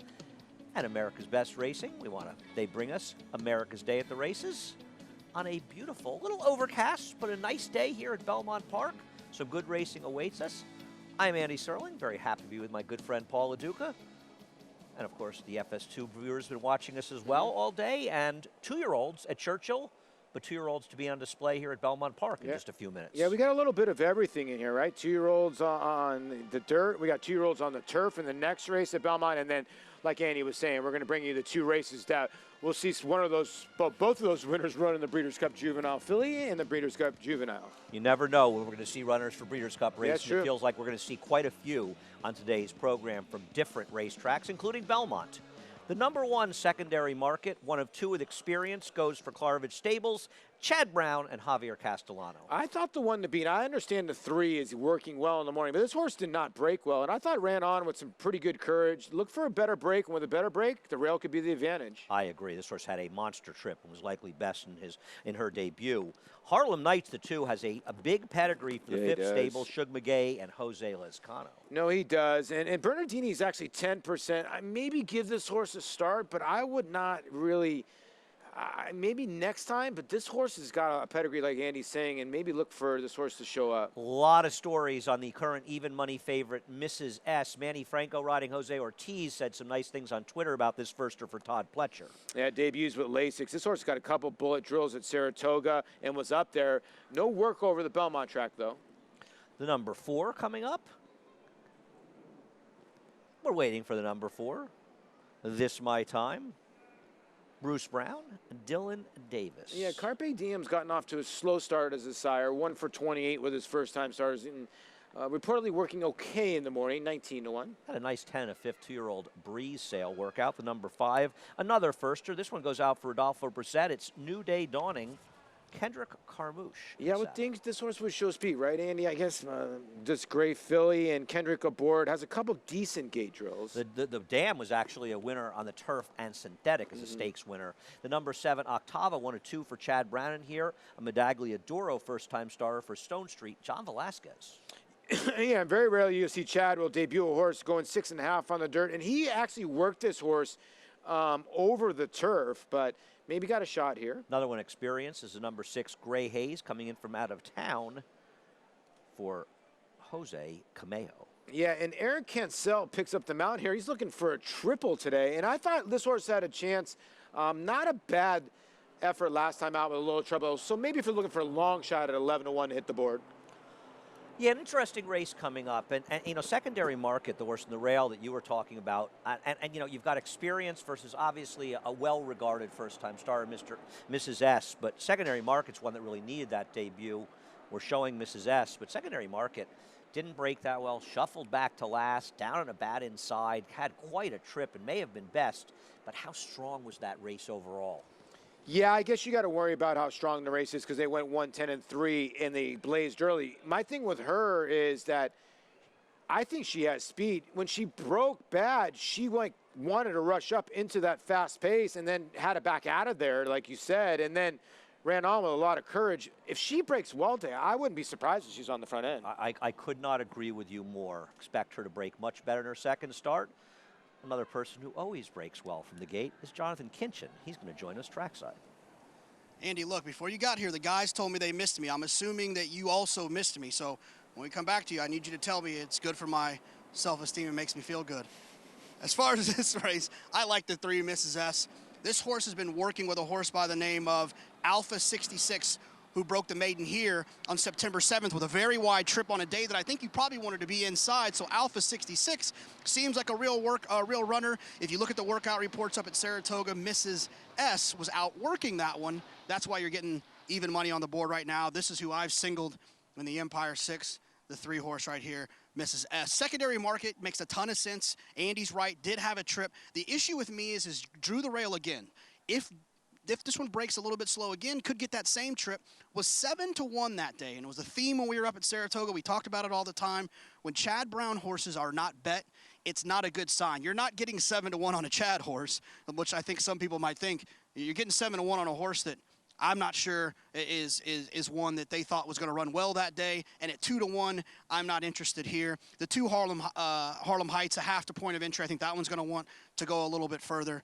And I just ran into Rudolph Brissett, and he told me he likes his a little bit in here. Guys, back to you. I'm still debating whether or not I missed Jonathan. I'm not sure. I'm going to have to think about it some more. But he said he had to repeat one of his shirts, though, the watermelon and mimosa shirts. You know, that's not it. That wasn't a top shirt for him. That was like a C+, B- shirt for Jonathan. I do want to point out that maybe the best 2-year-old colt that Chad Brown had last year for Carvage Stable in the dirt, horse named Network Effect, who's still yet to run as a 3-year-old, but did have a couple of big second-place finishes in stakes. He won his debut at 8-1, so they don't always take a lot of money first time out and turn out to be runners. I think the dirt horses and turf horses can be a little different from that barn. That is true. I think Chad, when you see Chad on the turf, you automatically throw him in. When you see Chad on the dirt, I think a lot of people go, okay, maybe we can beat him here even though he's so strong. It's almost like Christophe Clement. I remember doing this a while ago. Like Christophe Clement was much stronger on turf. Then you end up looking, wow, he's 20% on dirt. It's the same with Chad. I just think he wins so many big turf races, you forget how good of a dirt trainer he still is. I think these trainers, like Christophe, as you said, and Chad Brown, get reputations, rightfully so, as exceptional turf trainers, that sometimes people forget they're just just good trainers. They're good And trainers, if they yeah. get the right horses on the right surface, they can get it done. You're interested in the 8 Gray Hayes, who's a big price in this race. Why don't you elaborate a little Well, bit? I mean, Jose Cameo has brought a couple horses over here. Disciple of Jorge Navarro, who can ship some horses. You got a Bullet Drill 2-back. This horse got dead left and broke in the air first time out at Monmouth and closed going 5.5. You know, going 6.5. I was wondering why Jose brought this horse over here, because he'd been working this horse at Delaware. Might have find a spot there. Maybe he's looking at the $75,000 purse and going, maybe I can get a piece of this. I don't know if she's good enough. I just think that him shipping this horse here at 12-1 is worth a shot. Well, I mean, it was a race first time out where the pace completely held together, and this horse is coming from last, so actually ran a respectable race. We'll see. I mean, obviously, listen, I think we both agree if the 3 runs the money she's taking, that's Mrs. S for Pletcher, she's probably going to win this race the way she's being bet. Jonathan pointing out she did work with a horse who's been against the track who won last week, and not a particularly fast race, but I agree with Jonathan, the horse was against the track. There are other firsters in here. What about the 5 New Day Dawning, who's damn great act? Actually, that was a Klarovich stable horse for Chad Brown, and she won the Beaumont on the turf at Keeneland, and I think she also won a grass stake down in Florida. And Rudy's horse is Rudy Brissett. He was just saying, Jonathan, he ran into him and said his horse can run. They usually show speed, right, Andy? Don't they? I mean, so they're live. If they're live, so look for that horse to blast out of there. With the 1 secondary marker didn't break well, or the 6. The 1 and the 6 breaks better. I still think the 1. If the 1 breaks, watch out. This horse could be gone. Yeah. I don't disagree with that. And once again with Mrs. S, with those Pletcher horses, we've seen some of them have trouble to start. The real pedigree in here is the 2 Harlem Heights, who's a half the point of entry and $2 million winner on the turf, but also Pine Island, who won the turf, but also won the Alabama on the dirt, among other races. But a number of other very good runners on both turf and dirt. So there's a lot of pedigree for this one. May need a race, but the dam herself won by over 8 lengths in her debut. Yeah, this just be a race just to get her going for a turf, and then Jock off, Manny Franco off, Mrs. S. Looks like she's acting okay, but they're probably just going to load her by herself. Does this make you worry a little bit more that maybe she'll be one of these Pletcher horses that doesn't break that sharply? It's been a bugaboo for Todd. They've been breaking a little bit better. They have, and running very well. Yeah, running well. You're right. He's on a very good run with his 2-year-olds especially. And Manny is on a giant run, and it looks like starting, Manny, or at least is Todd's using Manny a lot more because of the confidence, and it looks like she's going to go in okay, hopefully. Jose Ortiz better get to town. He better stop that globe trotting. He may be winning a lot of races, but he's not careful. Manny Franco might beat him for the title here at Belmont. Manny is on some monster run. No, he is. And, you mentioned this before. I was talking to somebody the other day. He reminds me of in baseball. He's that guy that hits 300 every year and never gets noticed. No, you know I what agree. I mean? Well, he's riding in such a tough colony, and it's sort of his day is starting to come though, and he's getting better mounts riding. I mean, he's riding this Pletcher first-time starter. I mean, obviously, I realize guys are out of town, but still, Manny's getting the mounts, and Manny does the job. He's a terrific rider. They're almost loaded the gate. There goes your horse, Gray Hayes. Let's head upstairs. The voice of New York racing. And here's Octava to the outside stall. They're all in line.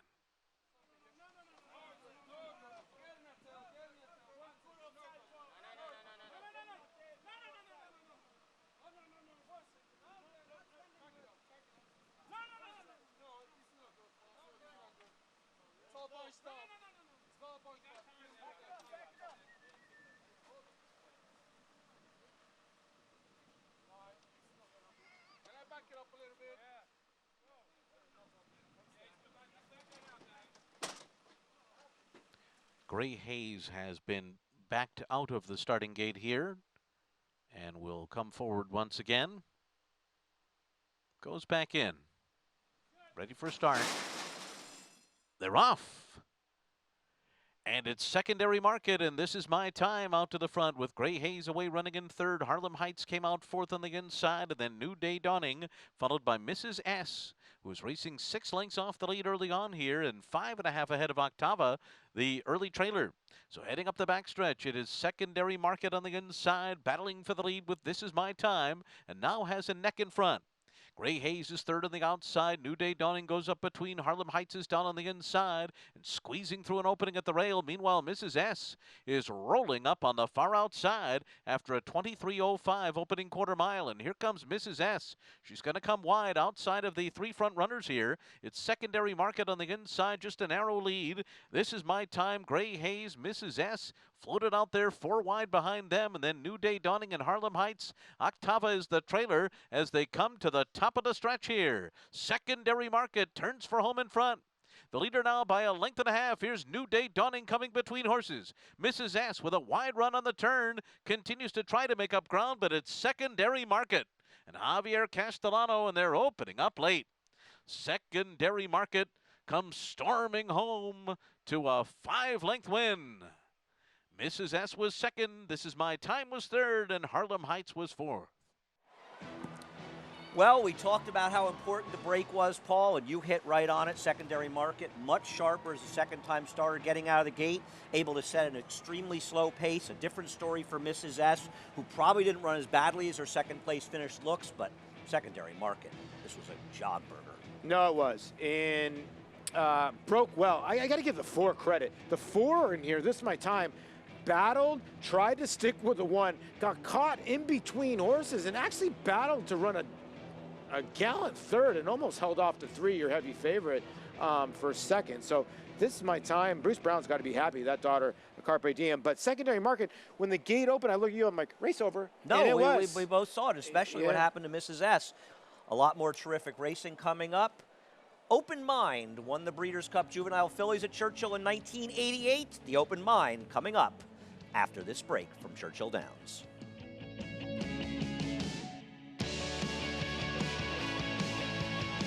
Go from Railbird to Winner's Circle. With My Racehorse, you have access to top horses and trainers, backside tours, exclusive ownership experiences, and fast payouts to your online account. With shares starting as little as $100, the Winner's Circle is waiting for you. Go to myracehorse.com or download the My Racehorse app today to join the thousands who have already started their journey as a racehorse owner. Coming on strong.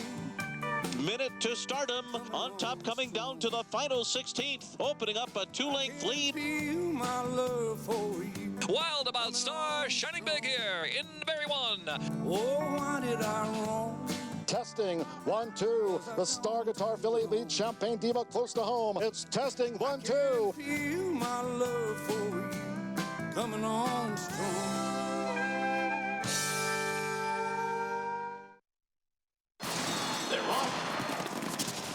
Bet the horses anywhere, anytime with Naira Bets. Rushes out of there to take the lead. It's easy on your computer or Naira Bets app. Earn valuable reward points on bets. Play in our exclusive promotions and earn cash rebates. Off the turn with a length and a half lead. Sign up now. Bet $200 and get $200. A dramatic finish. Bet any track, anywhere, anytime. NairaBets.com. Welcome back to America's Day at the Races, brought to you by Claiborne Farm, 100 years of doing the usual, unusually well. Race number 7 from Churchill Downs, the Open Mind, coming up, $125,000. Fillies and Mares, 3 and up, going 6 furlongs. The 1, Divine Queen, Calvin Burrell for Buff Bradley. This horse is going to cut back from the groupie dog running second. Last time running 6 furlongs in the winning colors was 4th. Upset Brewing, the 2, Gabriel Saez, also riding for Buff Bradley. Yeah, this horse, 3rd place finished last time. A filly that has tactical ability. And we want to wish Buff Bradley a speedy recovery. Reddy had a procedure yesterday. The 4 is Honey Bunny. Number 3 is Scratched. Florent Giroux for this horse who loves to win. Yeah, won the winning colors, come from way back, so look for her late. The 5 is Headland. Tyler Bays for Steve Hobby. This is another filly likes to win races, 6 for 12, but she likes to run early. The 4 likes to run late. The 6 will be in front, or the 5 will probably be in front. Easy to see Awestruck going out for Rusty Arrow. Irad Ortiz. Yeah, right. And this horse can rate too. She's sort of tactical, and she's 2 for 8 over the Churchill Strip.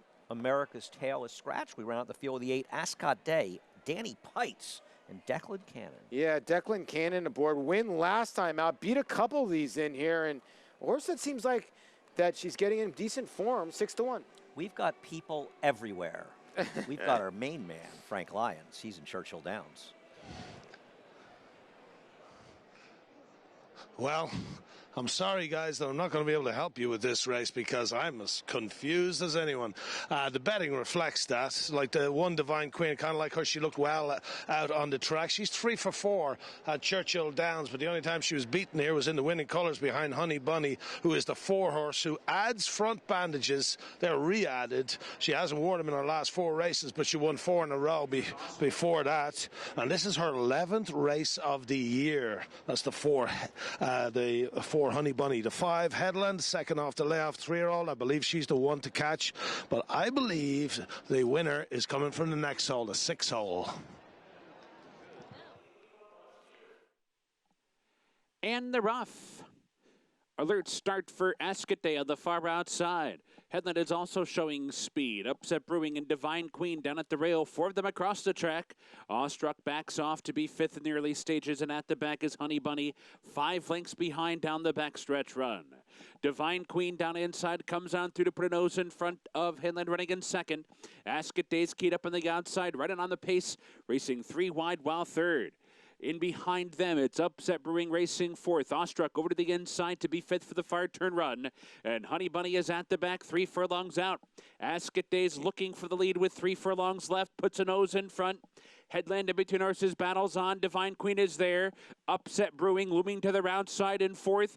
Awestruck has to pick it up just a bit, 5th at the quarter pole. And Honey Bunny, top of the stretch, Ascot Day, rolls off the turn in front and takes off for the wire, opens up a length and a half. Upset Brewing to the attack. Divine Queen battles on toward the rail. 1 furlong to go. Here comes Divine Queen, riding the rail to the front. Divine Queen takes over. Ascot Day gives way. Then it's Upset Brewing on the outside, Honey Bunny, but Divine Queen rides the rail to victory. 3 lengths on the wire. Ascot Day was second, and then it was Upset Brewing third. Farther back, either Honey Bunny or Awestruck. Well, that'll make trainer Buff Bradley feel better in a hurry. We hope he got Churchill Downs to get to see this filly run. And I tell you what, that Calvin Burrell ride reminds me of the old Jorge Velasquez ride. He puts them all to sleep, thinks the filly's dead, right? She's motoring towards the front end. She's backing up on the turn, but riding that gold rail, she just blew him away in the stretch, Paul. Yeah, he does. You know, Calvin, he's a little bit like Castellano. You always think he's beat by about a half a side. Look, this horse is down a length or so, but Calvin never panics because he knows, listen, I have the rail. I'm not even going to go to the stick. He doesn't even stick to horse till right there, and then when he does, he knows now the race is over. And this horse has been coming out of that mile race, and then you're right, just he rides that golden rail, and he knows when it's hot. And you even said it right before the race, the rail's been good there at Churchill all day. And when Calvin knows that it's good, he's just going to stick on it. And I do think that the runner-up in this race, Ascot Day, ran very well. But keep in mind, it's not Declan Cannon's fault. It's nothing he could do. He threw an outside post, and she ends up being chasing on the outside. But the winner, Calvin Burrell, a great ride. And coming into the winner's circle for race number 6, we are all over the place, Paul. That secondary market, Javier Castellano riding for Chad Brown from Clarevich Stable. That's 2 wins for Clarevich in the day. And Mrs. S, she had a trip. It was a slow pace. She didn't break. She made a big wide move. I'm not saying whether or not she would have beaten secondary market, but she ran very well, or better than some may think. Yeah, I think the first and second place finisher, and like I said, I think the third place finisher ran well, but this is daughter of Into Mischief. We saw Into Mischief represented everywhere. 2-year-olds, what a sire he's turned out to be out of a Dixie Union mare. Star Spangled Birdie will get the job done. Yeah, had the trip first time out. Race number 7 coming up, and Chad Brown, a big player in here, the 3 Indochine. I went sat next to Madonna at the restaurant Indochine on Lafayette Street, 1987. Never saw her sitting there. Really? I was so entranced by my date. She was entranced by Madonna and paid no attention to me at all. Chad's also got the 11, a firster for Clarevich coalition building, Paul. Wow, I thought you might have sang to her, like, you know, like the old school Madonna was my shtick. I like that. You know, Madonna's an Italian too, you know. Yeah, Italians, we love each other. It's hard to believe the two you never got together, Paul. No, when A-Rod started dating her, that was when I was like, you know, I was done with Madonna. I remember it well. It was the day before I went to the Breeders' Cup out at Hollywood Park. Really? Yeah, 1987 Breeders' Cup at Hollywood Park. Very subtle, being That's absolutely phenomenal. Yeah, great great story. I like it. Yeah, it actually was fun. Anyway, a lot of good racing left to come. I'm looking forward to today's card. I'm really looking forward to seeing what happens up in Canada with Got Stormy. Yeah. If she can, duplicate that performance. She was so impressive up in Saratoga. No, she really was. And is she going to, be able to conquer another filly in there? And then she's got to deal with Lucayan, Raging Bull, some of the other horses that are coming there. And then the undercard there, the Northern Dancer, is a very, very good race. That's after, actually, the Woodbine Mile. But, yeah, Woodbine puts on a great show. Don't forget, their pick 5 actually starts in about 3 minutes, race 6. And then their pick 4 will start with the Woodbine Mile. Yeah, and that late pick 4, there's also a special $1 million hit and split if you're playing it through Naira bets. So you want to look at that late pick 4, as you say. It also includes the Grade 1 Northern Dancer, which you're showing on the show. But the 7th race, the Open Mind, the first of 4 stakes at Churchill Downs, that race is official. Let's head out to Churchill Downs and take a look at the winner's circle. Yeah, Divine Queen gets the job done here. This is a daughter of Divine Park out of the Williamstown mare. Town Queen. We talked about Buff Bradley for a quick recovery. Hopefully this will help too as well. 4 for 5 over the racetrack, 6 for 17 lifetime. And again, these pick 3s, still another one over $1,100. And Ascot Day did run well at about 7 to 1. Your favorite disappointed, Honey Bunny, just too much to do. And I think Andy hit the nail on the head. You cannot do too much at Churchill. You can't be too far back today. No, if you're not saving ground on the inside, you better hope you're closing into a very fast pace, because the rail has been extremely strong there for the last couple of days, and maybe so far at this meet. I guess it's 2 or 3 days into the meet, 2 days into the meet. A lot of good racing left to come at Churchill, and I think that the bias throws a little bit of a monkey wrench too into the heavy favorite Dennis's Moment. Does that concern you at all? Well, and it's a good question. Dennis's Moment's a horse that obviously put up a giant buyer with that 97 buyer, and you're wondering, okay, does the horse get to the front end and get right to the rail? I don't know in there. There's some horses that have shown speed, and he's facing winners for the first time. I don't know what to do with him. I really don't know what to do with him. I mean, Juggernaut, the number 7, is pretty quick in there. And you have to imagine James Graham's going to look to go. And, it'll be interesting to see how it plays out. Or is Dennis' Moment so good that it's not going to matter? That's a good question. We'll find out if Dennis' Moment's just a real deal, because he might just lay over that group. The Graded Stakes action at Churchill, and our show kicks off with the Locust Grove. This is for fillies and mares, 3-and-up, going a mile and a 16. Nice to see Shug McGay represented by Pink Sands. My Lady Curlin, though, is the 3-2 favorite, and of course the very cool Escape Clause. I heard you talking about her with Greg before I came on set. Yeah, right. This horse is looking for 6 in a row now, and wow, Win Machine, 7 for 12 lifetime. This filly. 1 for 2 at Churchill, and brings her game sort of anywhere. Thistle Downs, Indiana, Pimlico, Keeneland. She likes to win races. Well, Frank Lyons is standing by at Churchill Downs with the man of the hour. Well, standing here with William Buff Bradley. And Buff, I heard the guy saying on there that you had a procedure yesterday. Is that anything you want to talk about? Or? Well, it was something very simple. Just knocked me back. Actually, I had it on Tuesday. Yeah.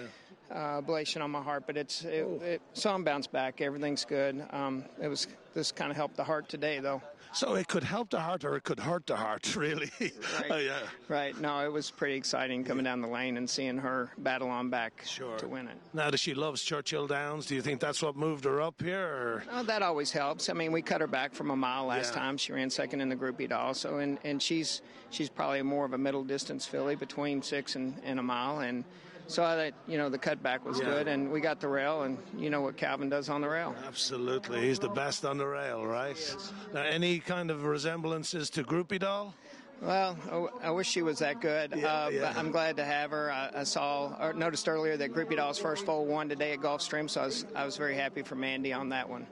Well, very happy for you, Buff, and good to see that you're here and healthy, and well done with Divine Queen. Thank you, Frank. Well, it's nice to hear from Buff Bradley, and great to see him doing well. More important than the filly winning the stake, obviously, is his health, and it's good to see things are going well. Yeah, and listen, during the Groupie Doll run, a lot of people forget how good Groupie Doll was. He was so gracious to everybody during that run, and what a mare she turned out to be. Wow. Absolutely, and Brass Hat as well. Yeah, Brass Hat, Willie Martinez. I remember always come from way out of it. Brass Hat was one of my favorite horses. I forgot about Brass Hat. Good call, Andy. No, you did a great job with that horse. The 7th race coming up here at Belmont Park. 1 mile on the Widener turf course. Indochine, a heavy favorite for Chad Brown in here, making her second start. And I thought she ran well in her debut and feels like she should stretch out here. Yeah, and the other horse in here is the 11. The other one for Chad Brown, taking a little bit of money, but I can see where they're going. 6 to 5. Chad's tough to beat. Second time out, he really is. Yeah, no, this is, well, it'll be interesting. We'll see if other horses are taking money, a little money for the 6 and the 10, the firster for Belmont. So much more action coming up here on America's Day at the Races. We'll be right back with Greg Wolf joining the team.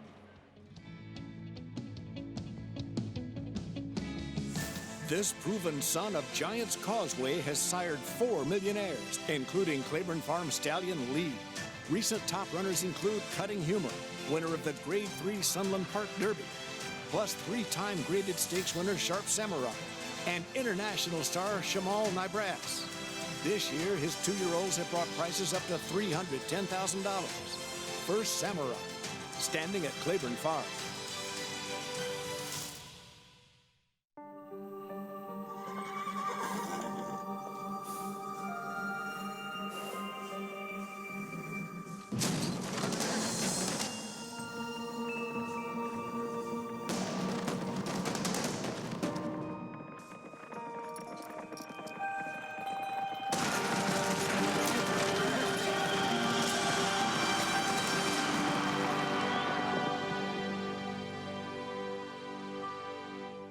What I like best about Run Happy Sire, he showed so much brilliance to win the Grade 1s that he won, different racetracks, and he was competing against the best horses that made it look easy. When I first heard about the bonus, I thought it was good for everybody, buyer or seller, gets everybody on the same page, that there's a lot of enthusiasm with the horse already, and I think that just helps add to it.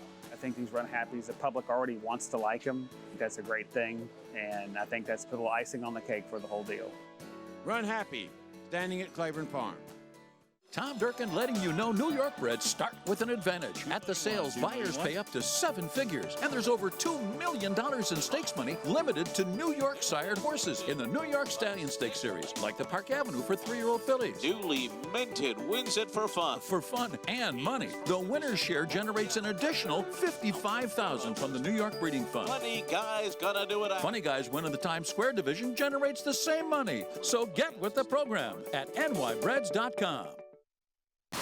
They're off. Bet the horses anywhere, anytime with Naira Bets. Rushes out of there to take the lead. It's easy on your computer or Naira Bets app. Earn valuable reward points on bets. Play in our exclusive promotions and earn cash rebates. Off the turn with a link to the half lead. Sign up now. Bet $200 and get $200. The dramatic finish. Bet any track, anywhere, anytime. NairaBets.com.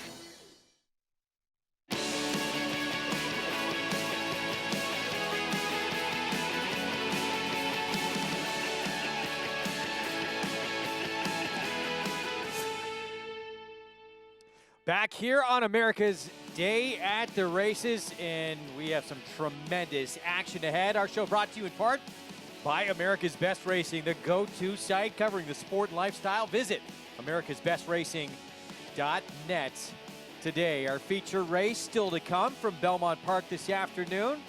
That, of course, is the Pebbles, where Chad Brown will send out a pair of 3-year-old fillies, as will Christophe Clement. We have some win-and-you're-in races elsewhere around the country, including Churchill Downs, Road to the Kentucky Derby, and Oaks begins today. And we'll have the Woodbine Mile coming up as well. Got Stormy back in action. Greg Wolf alongside 4-time Major League All-Star Paul LaDuca, New York Racing Association handicapper Andy Serling, and got Stormy. She's been a tremendous story. Can she keep it going after beating the boys in the 4-Star Dave today in the Woodbine Mile? I think Mark Cassie's put himself in a position where he's going to be second-guessed if she doesn't run a big race today. A lot of people are going to say, why didn't you just wait for the First Lady against the fillies at Keeneland? Why'd you try the boys again if you got it done? So Mark's really putting himself on the line. I can respect that. Yeah, and I think it's the confidence that he has in the horse and the confidence that he's had maybe at the Woodbine Mile, considering he's won it with Tepin, he's won it with a couple other horses, the gray horse, I'm going to keep escaping his name. Approval, whatever. World Approval, yeah. World Approval. And this horse has had success at Woodbine. And again, Mark Cassie started basically his career there. So I think he just has a feeling for the racetrack. But if this horse runs this same race, obviously she's going to win. But can she?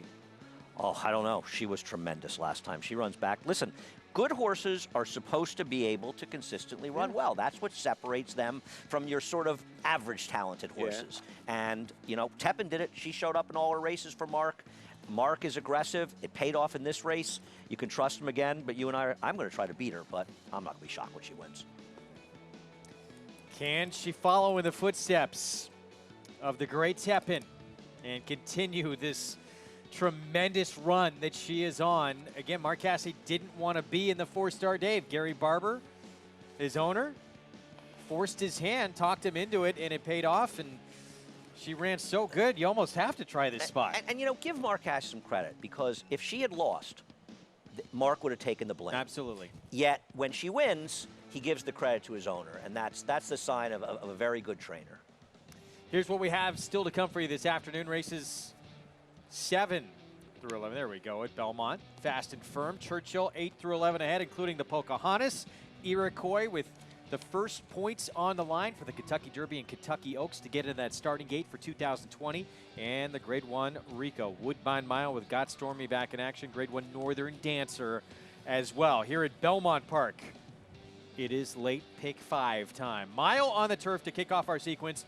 Made special weight 3 to 5 on Indochine for Chad Brown with John Velasquez. Started once at Saratoga, sprinting 5.5, now stretching out to a mile for start number 2. Is she 3 to 5 because nobody else near can run?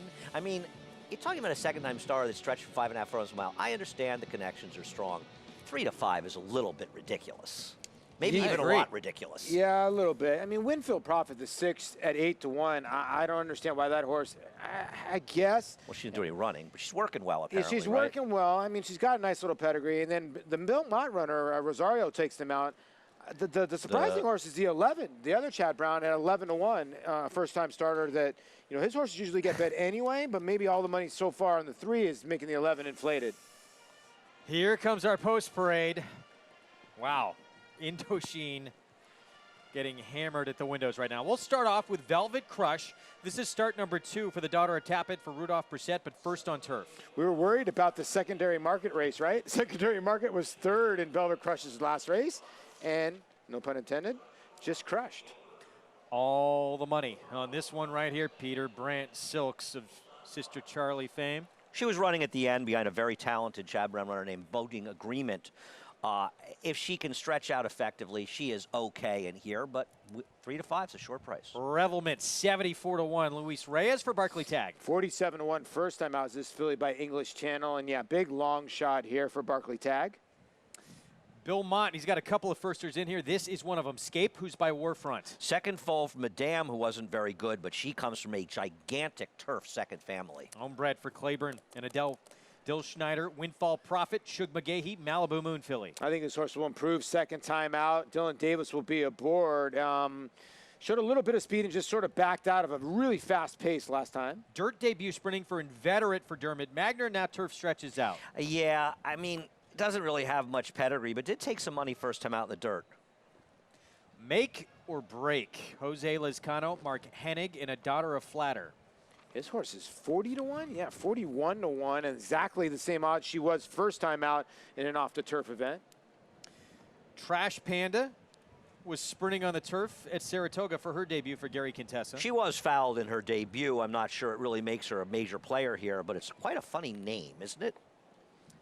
Yeah, there's got to be a story there. We'll see if we can get to the bottom of that. Antoinette, the 10.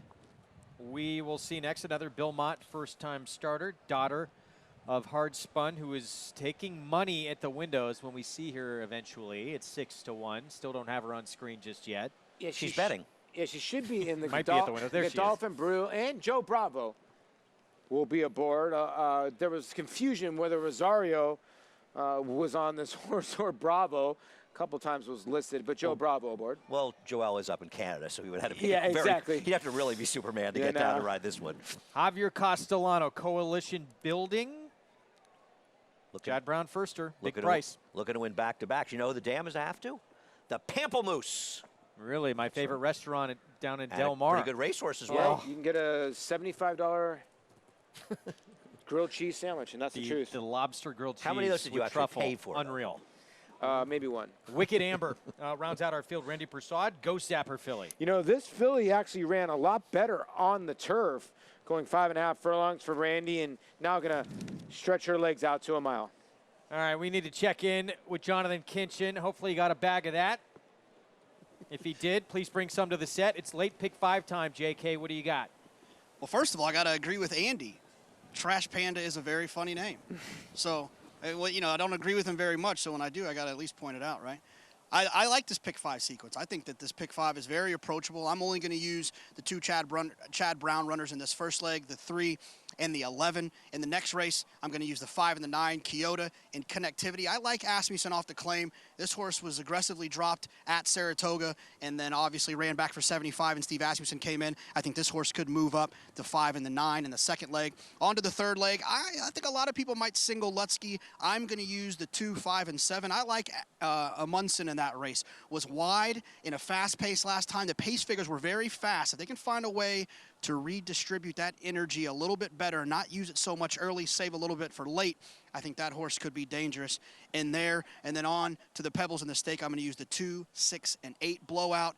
I'm a little bit cold on Blowout. Got to use her. I wasn't crazy about it. I thought she should have ran a little bit better last time. She got that lead. Feel Glorious and East. East is my top pick in there on the outside, the 8 horse. East has been working with Feel Glorious, and obviously we talked about it already on the show, and I think Andy and the guys were talking about it on Talking Horses. But East ran a huge race against Newspaper of Record when Newspaper of Record was Newspaper of Record. And then in the last race, I'm going to try to beat Mike's Girl. I remember Mike's Girl ran at Saratoga. I loved her that day, going 5.5 when she makes the lead.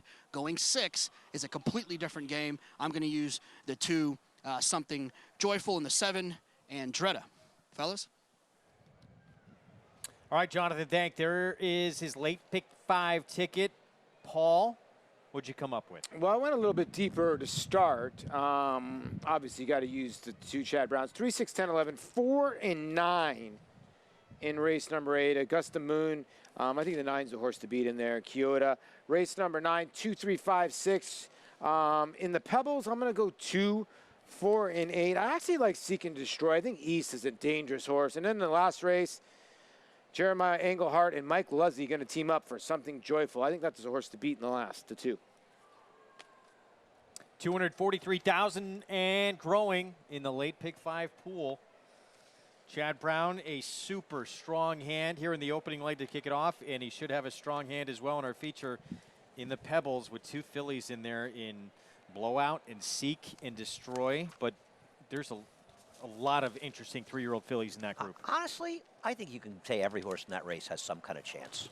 Well, passing out, we saw, I think I was on set with you, Andy, for that race for Shug McGahee. She had a wall of horses behind her, and she somehow found a way through. When she did, she exploded in that race. Yeah, I mean, she's going to have to obviously improve against better horses, but she feels like one of those Shug McGahee horses that's starting to get better, and at some point is going to catch up to these, whether or not it's today. Yeah, Feel Glorious, too, in there. His horse has had some unlucky trips against other horses in there, too. So there could be some better outcomes for her, too. Yeah, that's a fun race. 3 to 5? Did you think this was happening, 3 to 5? I did not. I thought maybe even money, but I don't know about 3 to 5. I think it's almost a condemnation of first-time starters in here. It's like nobody's taking money, but I still think it's too short a price because no one's taking money. You know, Chad Brown had 2 first-time starters in a separate situation a couple of years ago, and one was a very heavy favorite, and the other one was 13 to 1. The other one was Analyze It, and he won by 6 lengths. So they don't have to show money to be runners sometimes. Yes, we've been on several times, and the bigger priced runner, the more lightly regarded runner has won. So we'll see what happens here. That other runner for Chad Brown, that is the 11, Coalition Building. Not to say someone else couldn't step up and run big here. It's the start of the late pick 5, but the 3 Indochine, heavy favorite with John Velasquez aboard. Let's set it upstairs to the voice of New York Racing for the call.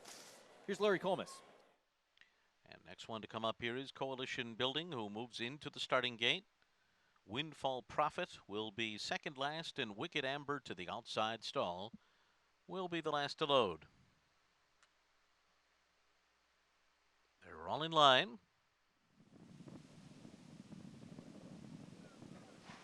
They're off. Awkward start there for Velvet Crush, who's been left behind at the rear of the field, but now rushes up into mid-pack as Inveterate goes out to the early lead. Trash Panda on the outside, away running in second. Indochine is third on the inside as they head up the backstretch. Going up on the far outside is Wicked Amber, and then it's Windfall Profit between those two.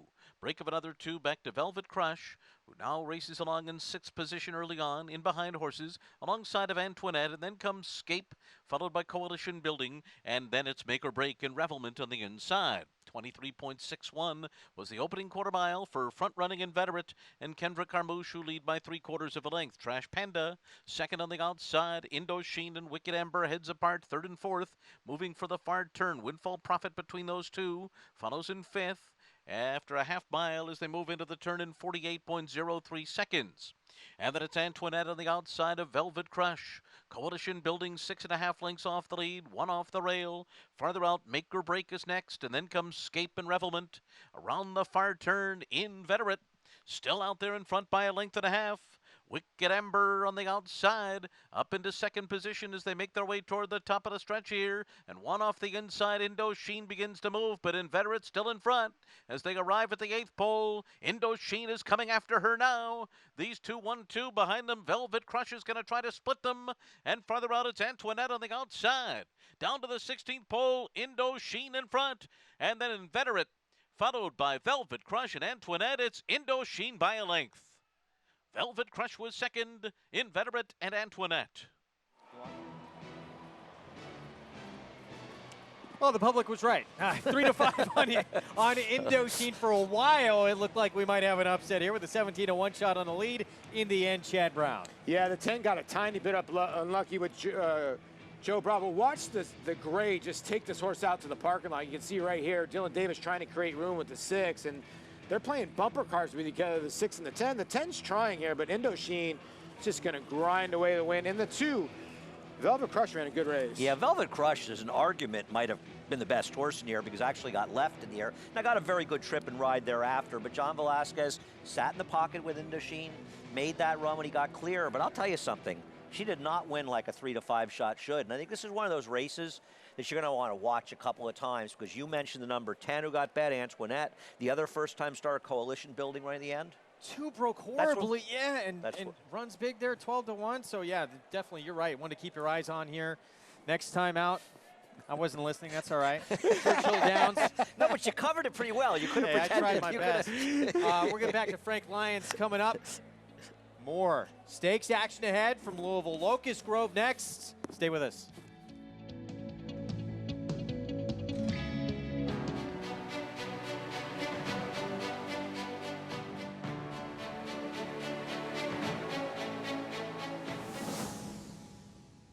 Run Happy is simply super.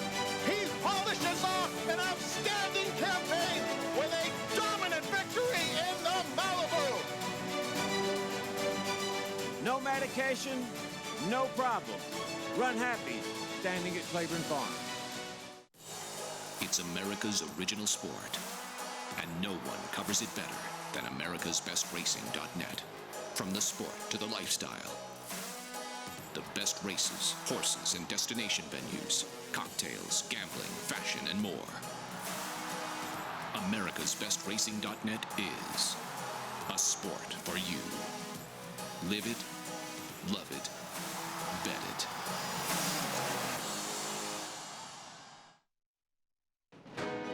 Flatter. This prolific son of AP Indy has sired 6 millionaires, including Eclipse champion West Coast. This year, he's adding even more stakes winners to his outstanding record, including Sovereign Award winner Avies Flatter. In the auction ring, his yearlings have topped the Fasig-Tipton July sale 2 years in a row. Success on the track, success in the ring. Flatter, standing at Claiborne Farm. Back on America's Day at the Races, brought to you in part by Claiborne Farm. 100 years of doing the usual unusually well.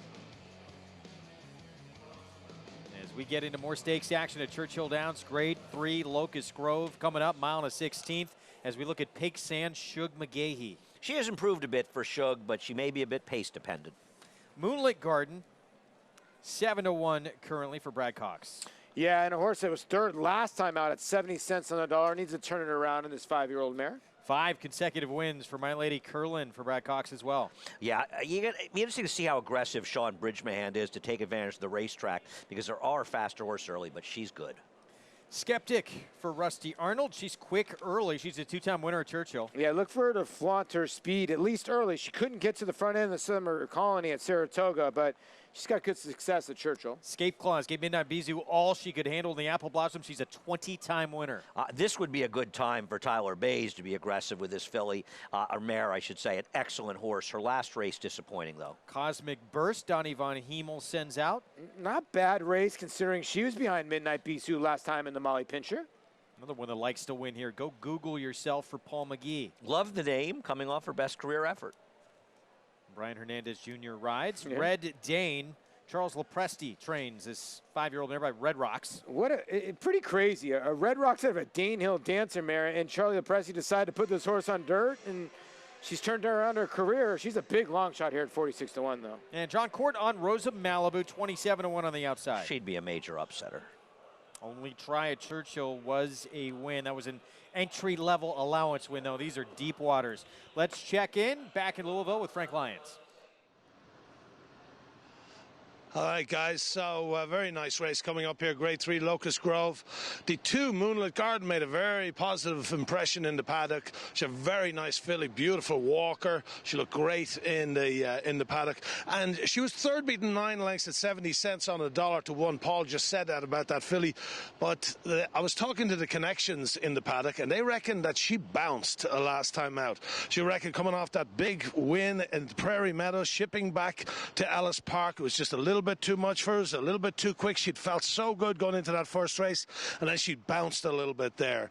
The 5-horse Escape Clause. What can you say about Escape Clause? This filly by Going Commando out of a circulating mare. What? You never heard of that? I know. I never did either. She's won 20 of 34 with 5 seconds, trained by Don Schnell, and she's really the only filly in the race that has genuine Group 1 form. She'd beaten the nose in the Apple Blossom last year. Also, the filly that looked great on the track to me was the number 7, Go Google Yourself. That's trained by Paul McGee. Comes off a win at Ellis Park in the Groupie Doll last time out. She's won 3 of her last 5. Then the 3-2 favorite is My Lady Curlin. What can you say about Curlin, the sire of this 3? She's won 5 in a row. I don't know, either she's very lucky or she's very hard to beat. You know, if you give me the choice of 3 sires in the whole country to take, I would put Curlin, you know, on top, you know, highlighted by the $4.2 million September sale yearling that just went through out of bounding. His yearlings did unbelievable. So I say it's My Lady Curlin over Go Google Yourself. Frank, thank you.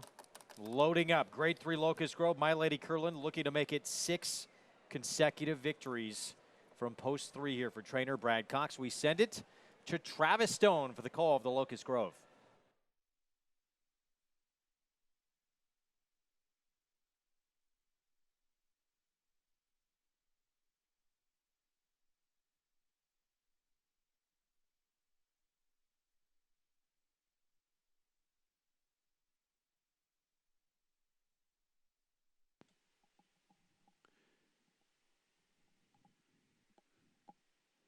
They're in the gate.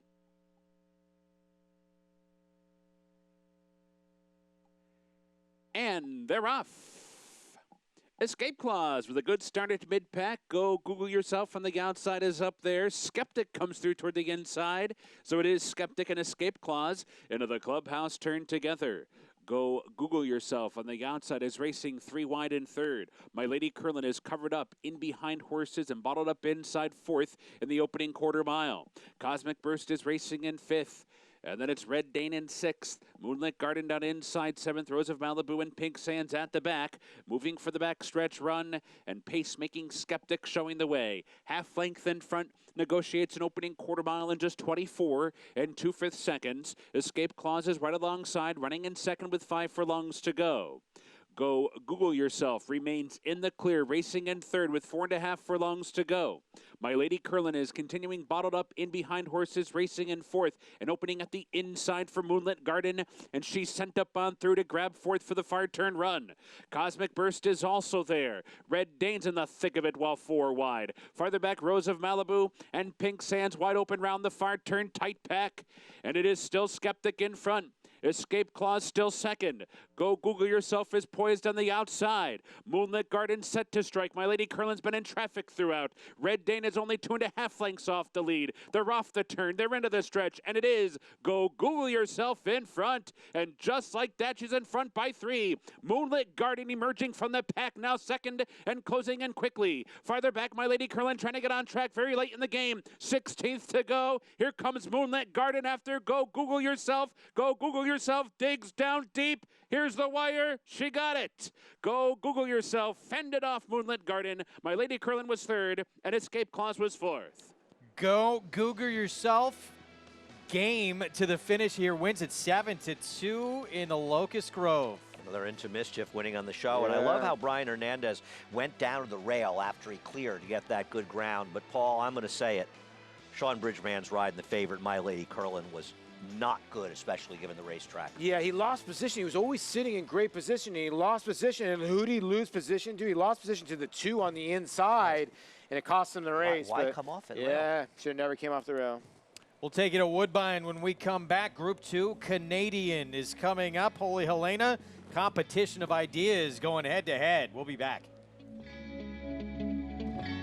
Racetrack Television Network brings you every race, from every track, on every screen, every day. With monthly packages starting as low as $5, RTN gives you great value and access to more live HD streaming and race replays than anyone. Visit RTN.tv today to sign up and watch on almost any device, including Roku and Amazon Fire. Use promo code TRYRTN for a 5-day free trial. You know, I think Run Happy has a lot of things going for him. Obviously, he's been very respected, and to, you know, to give people further incentive to buy them for where they can take an offspring, run it, and if they win, they're going to get a $100,000 bonus for each Run Happy they have. You know, it's another selling point from our perspective that really helps us promote the horses that we're representing and we're selling. Run Happy, standing at Claiborne Farm.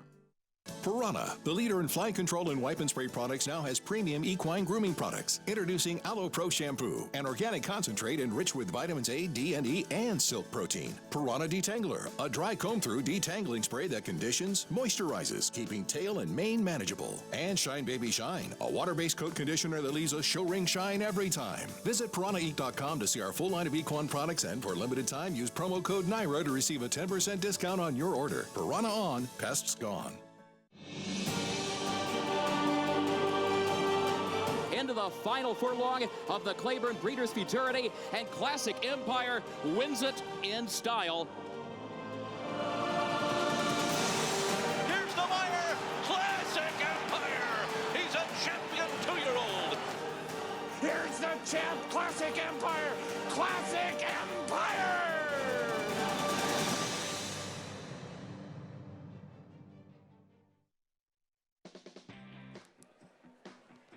Back on America's Day at the Races, and a very big day at Woodbine with the Rico Woodbine Mile. Right now it's the great Group 2 Canadian, presented by the Japan Racing Association and Holy Helena. Competition of ideas in a rematch, and it's Chad Brown's competition of ideas. Who's the even money favorite right now? Yeah, even money, and I like her, seems a bit short. Holy Helena, she's a little dead on the board, isn't she, guys? No too question. short for her? She is ultra talented, 6-1. Mile and an eighth, too short for Maybe Holy a little bit too short. Tariga just went by, Group 1 winner in Brazil.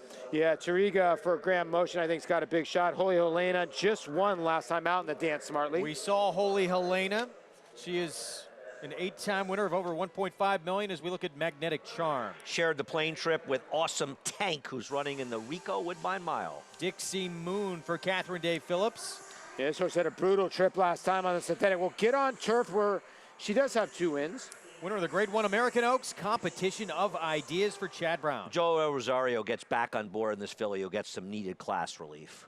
Kevin Attard trains Starship Jubilee 4-1 right now with Luis Contreras. Yeah, when you look at this field, she does have some early speed. I would think they're going to use it early, try to take this field gate to wire. And Giovanna Blues won a stake at Woodbine on a yielding turf at 1.5 miles last out. Yeah, at 1.8 miles, she might just be getting started. 31-1. This is a big class test facing this kind of company this afternoon. Our cross country pick 5, it begins with this race. The Canadian at Woodbine includes the Pebbles, Northern Dancer, and that nightcap from Belmont as well. Let's see what Jonathan Kinchin came up with. Guys, we're alive in the Belmont pick 5, but let's get some more action here in this cross country pick 5. I love these wagers where you can get involved at 2 different racetracks with all these big races we have. Starting here in Woodbine, I'm going to use 2 horses. I'm going to use the 2 Holy Helena that Andy mentioned, 6-1. That's a crazy price on this horse. Competition of Ideas, the 5, makes a ton of sense in here. However, a little bit short. Competition of Ideas has had a really weird campaign. The race against Homerique here at Belmont was magnificent. Then had the weirdly run race down at Monmouth, and then was probably overmatched in the Beverly D. I think this is a spot that fits her a little bit better. I'm going to spread a little bit in the Woodbine Mile. Lucullen, Synchrony is back to himself now that he's got the blinkers off. Got Stormy, ran absolutely tremendous at Saratoga. I think she'll run well again. Raging Bull ran well that day too. I've usually been against Raging Bull, but I think he might run good. He might like that 1-turn mile that they have up at Woodbine. We already kind of talked about the Pebbles in our previous pick 5, the 2, 6, and the 8 blowout. Feels glorious, and my top pick in there is the 8 East. I'm going to use the 2 most likely horses in the Northern Dancer and Old Persian and Tizza Slam. I love speed horses going long on the turf. I think Tizza Slam is such a cool horse. Get out there and wing it a little bit. And then in the last leg, nothing's going to change for Belmont 11. We're going to try to beat Mike's Girl. We're going to use the 2 and the 7, guys. That last race at Belmont, no one would surprise me in there. The 2. I already told you the winner there. Really? 2. You like her? Yeah, I like her today. Hasn't her form been pretty terrible recently?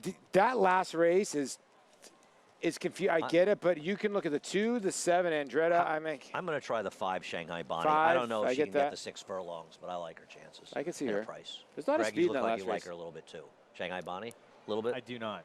6 furlongs might be a I just little. think there's other speed in the race too. I thought she could be the main speed. Yeah? Yeah. May not matter. We'll see what happens. Okay. I thought Andretta might be tough, but I think it's completely wide open. Do you think Competition of Ideas is a layover here at Woodbine? A layover? No, I think Holy Helena is a real tough customer. I don't think Competition is a layover, but I think Competition Idea is going to be very, very tough to beat in this race. She's just, she got the wrong ride, I thought, 2 races back when they just she wouldn't let the other horse out to run against Toriga, and it kind of cost her. And it was just a ridiculous 3-horse race in that super heat at Monmouth. Lost to Homerique. Last time was Sister Charlie. That just never really got in it, but I just think she's going to relish this field. You don't think very tough. give Toriga a shot from the rail, getting a second chance in the Yes, States? I do. I think because tactically, slow pace last time, but tactically could sit in a good spot. Yeah. I think Competition Ideas may be too good for these, but even money seems 6-5 seems an awfully short price. And Toriga getting another crack at Competition of Ideas. She had a compromised trip when they faced at Monmouth, but 6-5 favorite. Klarovich Stables, Chad Brown, Joel Rosario, and the daughter of Speightstown, the 5, Competition of Ideas. Here is the Group 2 Canadian from Woodbine. Robert Geller with the call. They're all in, locked up. Off their race. And a good start in the center. Starship Jubilee came well ahead of the others as they broke. Going through to share second, Holy Helena. Toriga on the inside. Dixie Moon is next. On the outside, Competition of Ideas. Against the hedge is Magnetic Charm, who's a length away second last early on, and Giovanna Blues is last, and about 7 or 8 lengths covers this field. Out in front, controlling the pace, is Starship Jubilee, the defending champion by 3 parts of a length. In second, Dixie Moon. 1 away third, Toriga. A length to Holy Helena. 1.5 away, Competition of Ideas, and Magnetic Charm scrubs up on the inside, and on the outer is Giovanna Blues. Out in front as they race along with no change, Starship Jubilee leads with about 5.5 furlongs to run by a length to Dixie Moon, a length away to Riga. On the outside, Holy Helena. Competition of Ideas makes a bit of a move now, coming 3 wide, and tacking on is Giovanna Blues. At the back now, Magnetic Charm is just a length away last, but they're packed up, and only about 4 or 5 lengths covers them at best. And they have a half mile to run, and still in front, Starship Jubilee from Dixie Moon in second spot. In the center, coming through is Competition of Ideas with Holy Helena the inside. Racing on their outer, Giovanna Blues. Tariga got back, and on the outside in the clear now, Magnetic Charm as they start the run for home in the Canadian Stakes. And Starship Jubilee has got away. Starship Jubilee's made the break, about 3 in front. Dixie Moon second, then Holy Helena. Down the outside, Competition of Ideas, and now running is Magnetic Charm in the center, but well ahead, Starship Jubilee. And they are well out in front here. Starship Jubilee and Luis Contreras has really toyed with them, and this time is going to win the Canadian Stakes with even more of an impressive display. And a big winner, Starship Jubilee by 4 or 5 lengths. A very close photo for second. Competition of Ideas and Magnetic Charm hit it tight. And then Holy Helena, 145.84. 6-year-old mare, Starship Jubilee, dominating performance, the 13th win in 30 starts in her career. Well, she did the same thing she did in the Canadian last year at a mile and 8. She just basically took them, or actually the AP Taylor, she went to the front end, but wow, she just ran them off their feet. Nobody went with her early, and everybody else just left in her wake, and she got back to 2-1. This is one of the greatest claims in the last few years. I think she was claimed for $16,000, and she's made over, about $750,000 since then. Great ride by Contreras. He went the lead. Nobody else wanted any part of it. She was absolutely crawling on the front end. You could see everybody else being brought in the race because how slow pace was. They came in the stretch. One horse ran. The other ones were struggling to keep up. Blue Heaven Farm, Kevin Attard, Luis Contreras. Group 2 Canadian goes to Starship Jubilee. Impressive performance as we get back to Belmont Park in our 8th race. Approaching the 6-minute mark to post. As our post parade coming up in here, the favorite, that is Kyoto for Jason Service. Last time on turf, gate to wire 5-length score. Yeah, I mean, they handed her the race that day, and sort of a turf that was very favorable to a running style. We'll see. I mean, there's other potential speed in here in the 4 Augusta Moon and the 8 Star Swept, but first time in the turf for Jason Service, they always have more speed. She'll probably clear, and like so may Jason Service, she'll probably win. Here's Ideational, was with Chad Brown. He said, I'm willing to give her up, and she wound up winning, breaking her maiden, and now she's with Bruce Brown. Yeah, they got the money, too, as the favorite that day, and this daughter of Noble Mission, 32-1 today.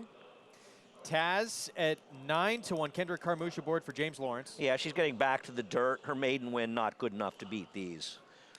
Mike Maker claims off of Todd Pletcher, Augusta Moon. They took the blinkers off last time. It did the trick. She showed the same speed without the blinkers, and this could be a heady claim. I like this horse a little bit. Another one who was just claimed. Steve Asmussen claims off of Linda Rice, Connectivity. Yeah, the Asmussen has great numbers of the claim and turf. This is one of 4 runners in here that are currently or were with Chad Brown and Klarovich Stables. Yeah, here's one that stays and is still with Chad Brown off a maiden score. Took 8 starts to break the maiden. Yeah, but got the job done. Sometimes that could be a light bulb for this filly by Scat Daddy, so I would not dismiss, obviously. 15-1 rider change here. Luis Reyes for Belmont on Rossellini. Would have to get faster to beat this field. I thought Star Swept interesting here. She beat Boys last start at Gulfstream. John Kimmel trains. Yeah, the worry is she's only had 1 race since December 6th of 2018, but that last race at Gulfstream plays in here. Kyoto. We'll see next. There she is at 2-1. Jose Lezcano did go gate to wire 2 back. On her form, she's a contender, but not an overlay. But when you're claimed by Jason Service and you make your first start in the turf, they just seem to outrun their odds. And Positive Skew, another one that used to be with Chad Brown. Yeah. Actually put her in a stakes race off a maiden win, now with David Canizzo. 3 for 5 over the Belmont Strip. No, that was Kyoto, excuse me. 95 cents on the dollar for Chad Brown. I don't know if I want to take a big price today at 9-1 here for David Canizzo. Fans, to join the action here on this Saturday afternoon. Our Pebbles still to come. Paulie stepping out for a few moments, getting a little breather. We'll be back with more, including the late pick 4 right after this. The Kentucky Derby is a race that we all want to capture. But what he did in the Florida Derby, that got me green. But inside the 16th pole, the 2017 Florida Derby to Todd Pletcher, and always dreaming they won it by 4 in the end. Anytime you ever would go to see him in his breezes or in his races, you knew that he was the real deal. You really would get excited about what he was going to do for the future. I'm Jacob West, and this season, I'm always dreaming.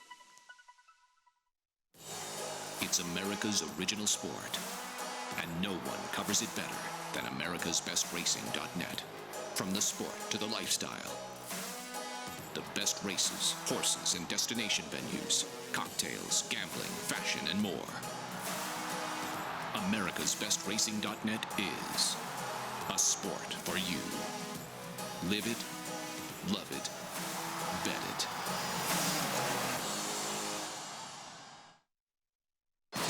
They're off.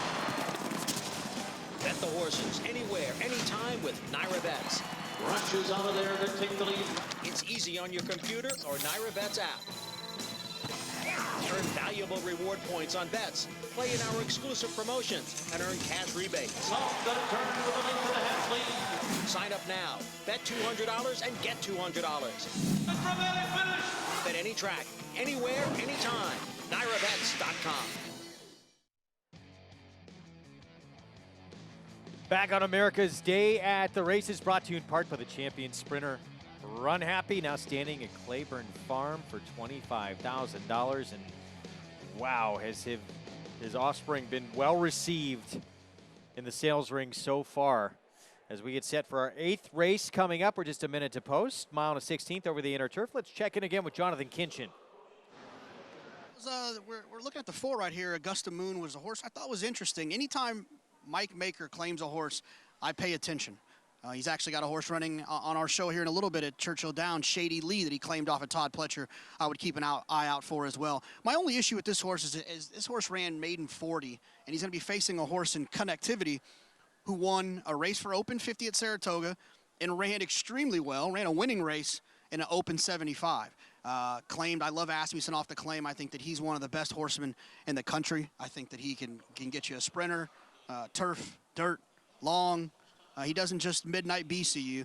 He can claim one and move that horse up. So I think Connectivity is the most likely winner here. But Augusta Moon, when it's first time maker, I understand why Paulie and Andy landed on this horse. All right, so Andy, you're in agreement here with Paulie, Augusta Moon, coming off that maiden claiming win for Mike Maker off the claim. Yeah, I mean, I just think the same thing that Jonathan sort of saying. When Mike Maker claims a horse, I pay attention. This horse comes out of a very live racer debut at Monmouth, and I think Mike Maker was surprised to see Todd Pletcher so quickly drop her into a maiden claimer. Now, she had a good trip, and it wasn't a super strong field, but I think she's a little bit better than she looks, and if she improves a little bit for Mike Maker, I think she's very much a player in here, and she's a fair enough price. You can play along from wherever you may be with Naira Bets $200 new member bonus when you use the promo code LIVE at sign up. Bet any track, anywhere, anytime. NairaBets.com. I thought the 8 made a tremendous appearance in here. Deeper waters, no question, coming off that maiden claiming win at Gulfstream. Now moves to the John Kimmel barn, and there she is stepping into the gate right now. She did beat Boys in that maiden claiming victory. They were boys. Favorite, 9-5, Kyoto. Jason's service. Let's send it upstairs to Larry Colmus for the call. Kyoto. Just a bit hesitant to step forward, but comes up and in now, and just one left. That'll be Positive Skew, who comes up to take position in the outside stall.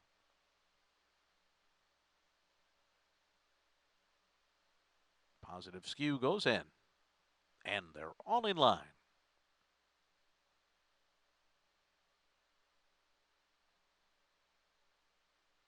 They're off. And it's Augusta Moon immediately to the early lead.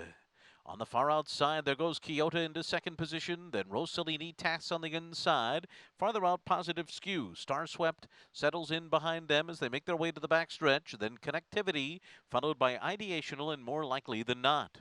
So up the backstretch they go, 7 lengths from top to bottom, and Kyoto emerges with the lead on the outside of Augusta Moon through a 24.7 quarter. These two stride for stride on the lead. Positive Skew a length and a half off of them. And then it's Tass on the inside of Star Swept.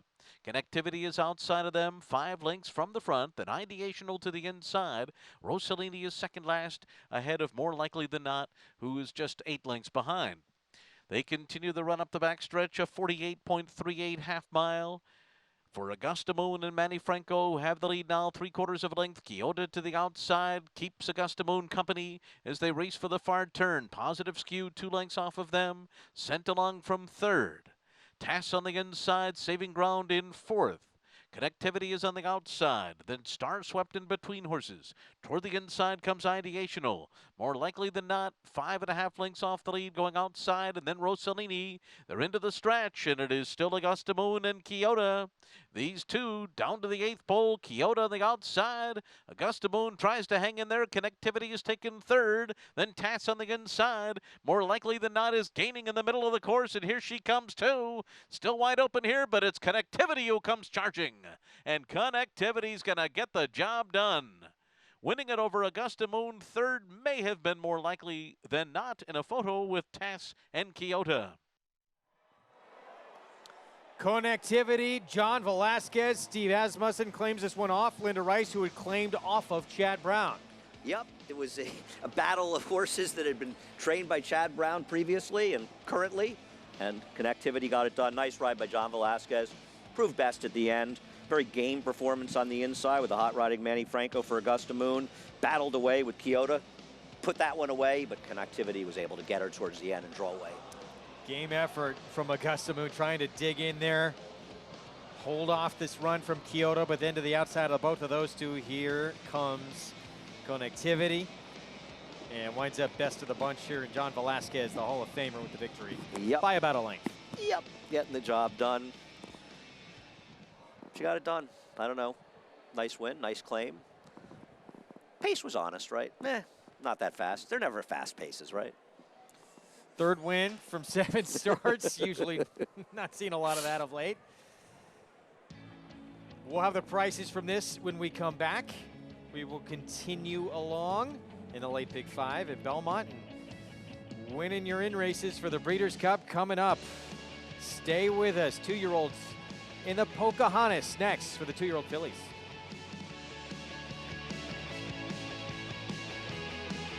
Tom Durkin letting you know New York breds start with an advantage. At the sales, buyers pay up to 7 figures. And there's over $2 million in stakes money limited to New York sired horses in the New York Stallion Stakes series, like the Park Avenue for 3-year-old fillies. Newly minted wins it for fun. For fun and money. The winner's share generates an additional $55,000 from the New York Breeding Fund. Funny Guy's gonna do it. Funny Guy's win in the Times Square division generates the same money. So get with the program at nybreds.com.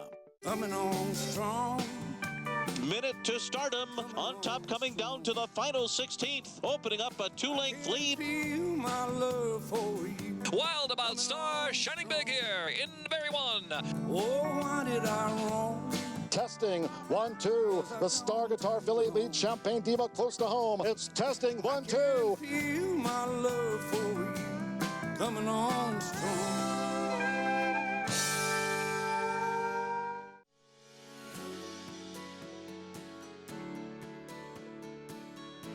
Run Happy was a really nice racehorse. The biggest attribute that I see about him is the way he stamps his foals. You know, they got big, pretty walks on them. They got good hips and shoulders. Very pretty to look at. And, you know, the real strong hind leg. You know, everything that you're looking for as a racehorse. You know, that's what impresses me. Run Happy, standing at Claiborne Farm. Racetrack Television Network brings you every race, from every track, on every screen, every day. With monthly packages starting as low as $5, RTN gives you great value and access to more live HD streaming and race replays than anyone. Visit RTN.tv today to sign up and watch on almost any device, including Roku and Amazon Fire. Use promo code TRYRTN for a 5-day free trial.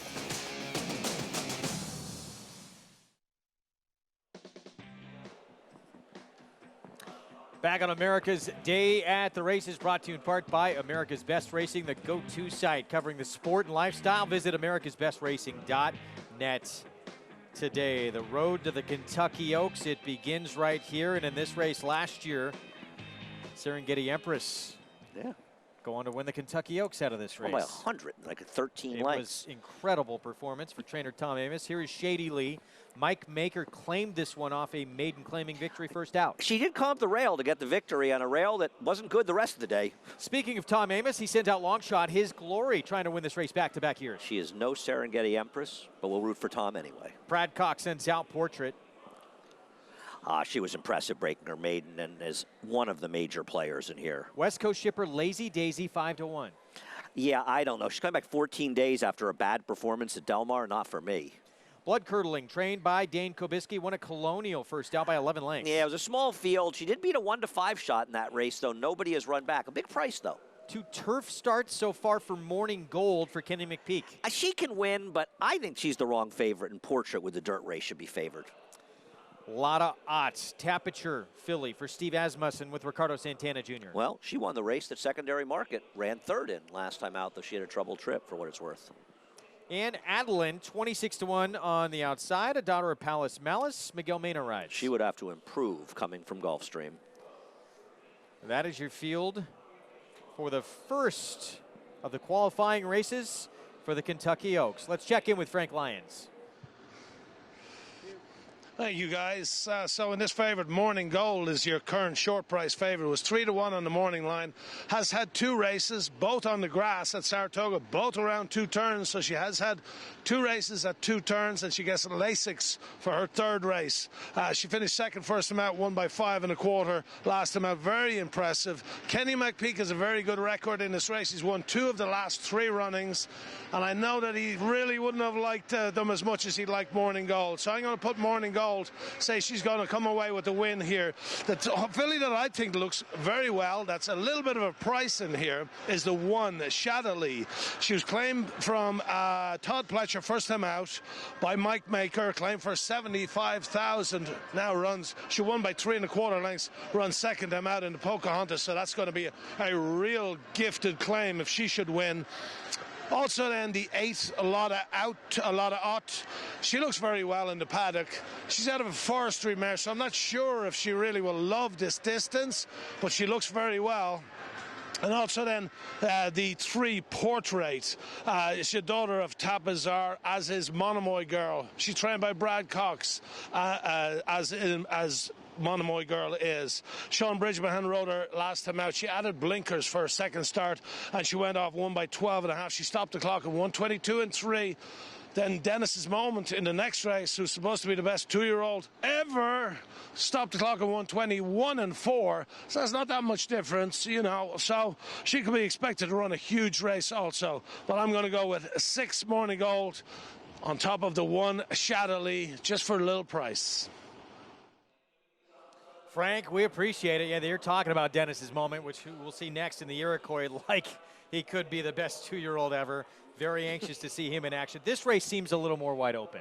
Yeah, I think it does. I like the board's kind of gotten even with the 3, Portrait, and the 6, Morning Girl. Morning Girl could win. Ken McPeak's tried this move, though mostly with long shots, winning on the turf and then seeing if they're dirt horses, and he's making an interesting move. If she doesn't win here or can't run on the dirt, he can always bring her back in a turf prep for the Breeders' Cup Juvenile Fillies turf.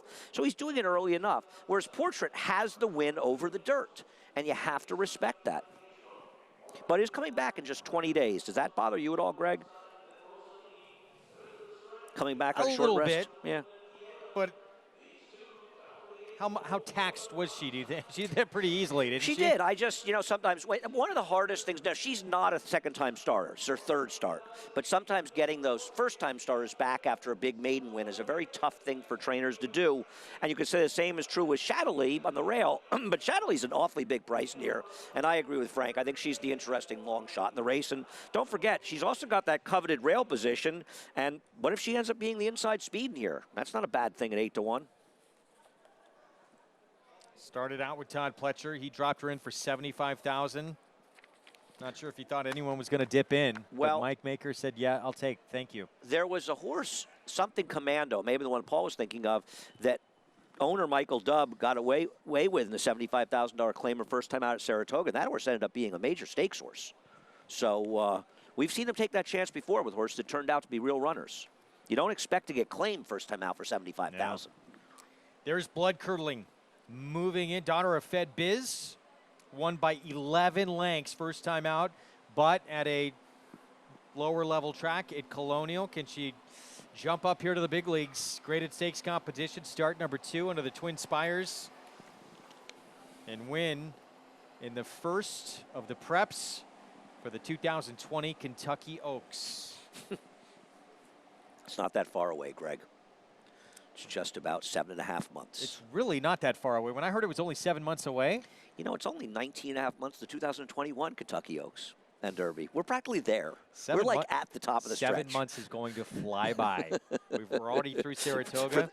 For those of you that are out in California where the weather's warm, it'll be flying faster than those of us freezing our butts off in New York. But that's okay. I love Aqueduct. I'll be very happy. Kenny McPeak, Morning Gold. How will she handle the dirt debut? Road to Kentucky Oaks begins here in the Pocahontas. Here's Travis Stone. And they're off. Lazy Daisy mid-pack bounces out on top.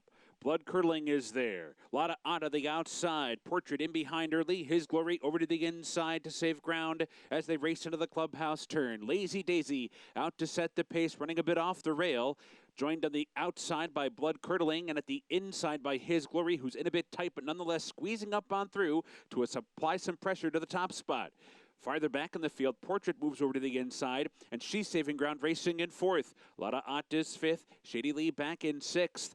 And then it's Morning Gold in the clear, while seventh. Adeline in between horses at the back of the pack. The opening quarter in 24 seconds flat. There's 5 furlongs to go. His Glory has come through on the inside of Lazy Daisy. They continue to share the lead together. Portrait's moved outside, getting a little bit closer is she. Blood Curdling is racing in fourth while in the clear with a half mile to go.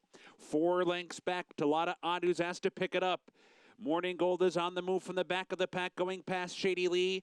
And the trailer is Adeline as around the far turn.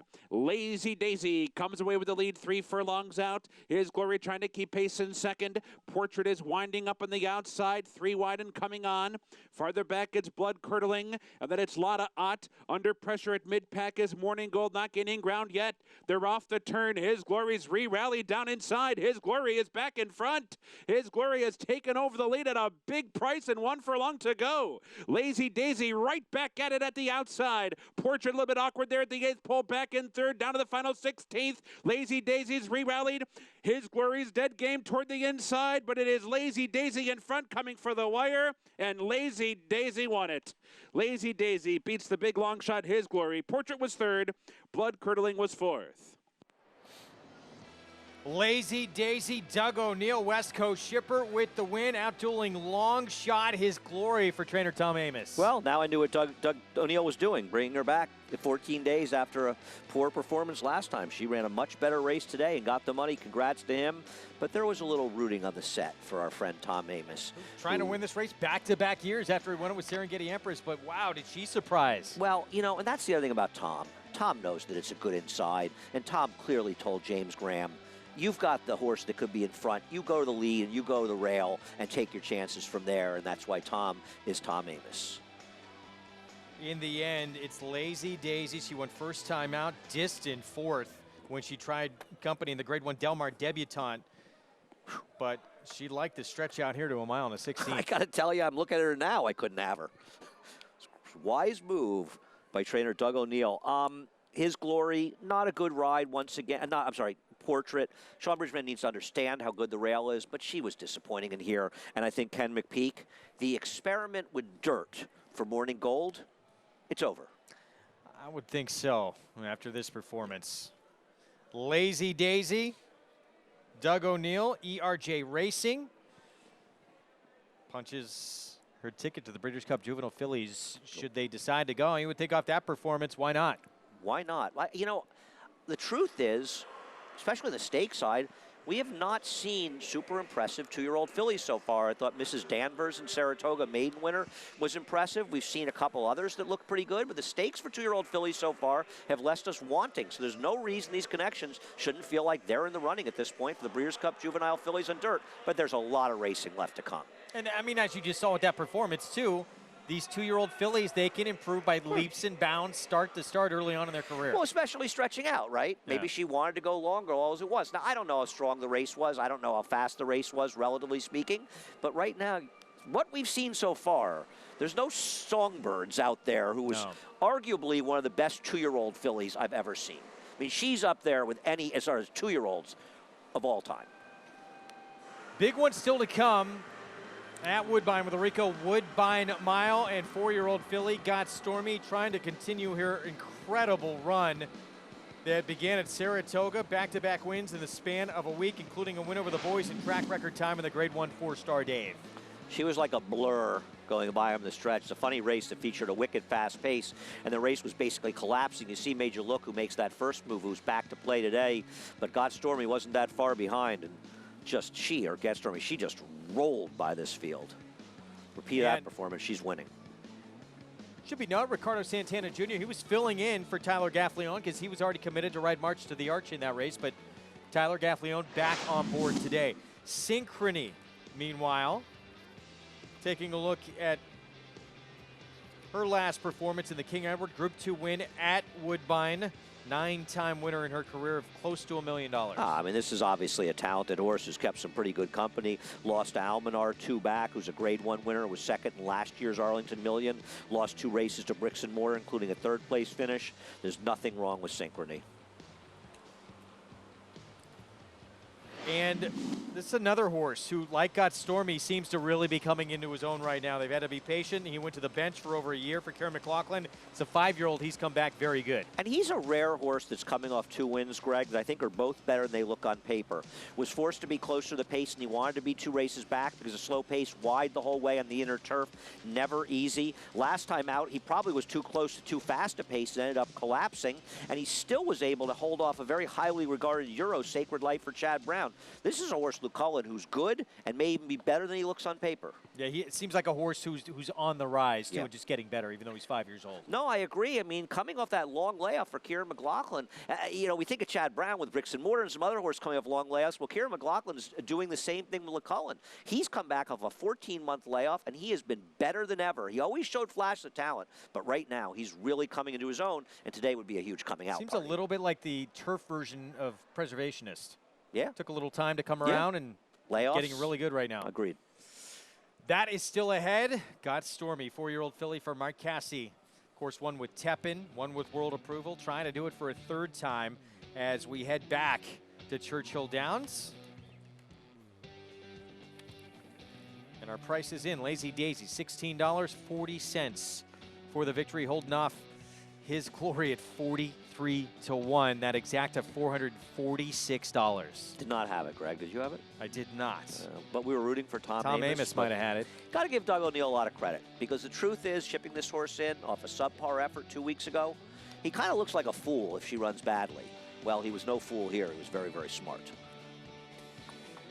So Lazy Daisy punches her ticket to the Breeders' Cup Juvenile fillies, who will punch her ticket to the Breeders' Cup Juvenile. And here, Dennis's moment. No surprise at all to see him at 1-5 on the board after what he did in start number 2 at Ellis, winning by nearly 20 lengths. I'm not betting against him, and as a fan of racing, I'm rooting for him to be a good horse. We want to see top kind of horses, and he obviously showed he could be one of those horses. Let's go to Frank Lyons. Standing here with a very happy Abel Cedeno, who just won the Grade 2 Pocahontas aboard Lazy Daisy for the West Coast trainer, Doug O'Neill. West Coast beat the East Coast. You know, Abel, you might be going to the Breeders' Cup? Well, I didn't think that before, but hopefully. Yeah.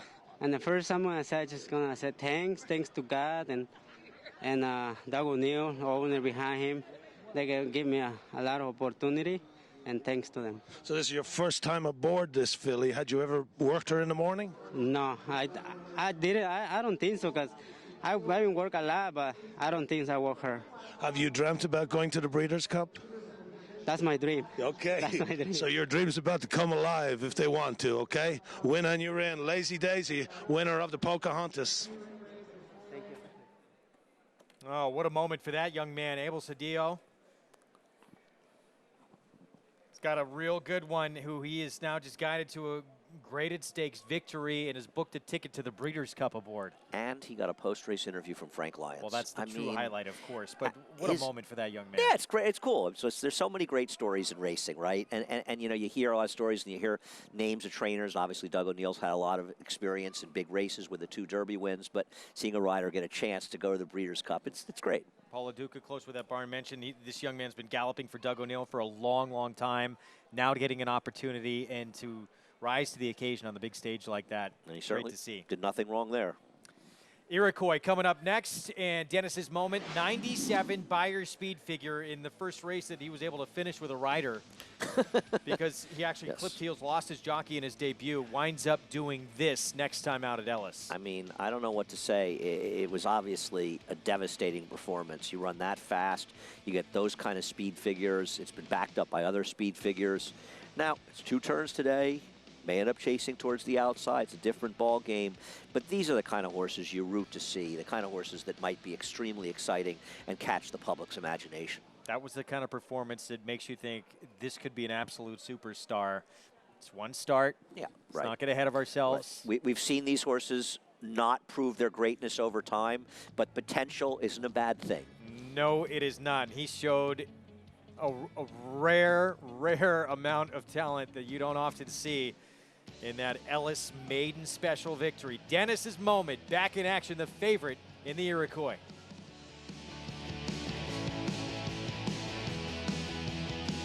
What I like best about Run Happy Sire, he showed so much brilliance to win the grade ones that he won, different racetracks, and he was competing against the best horses that made it look easy.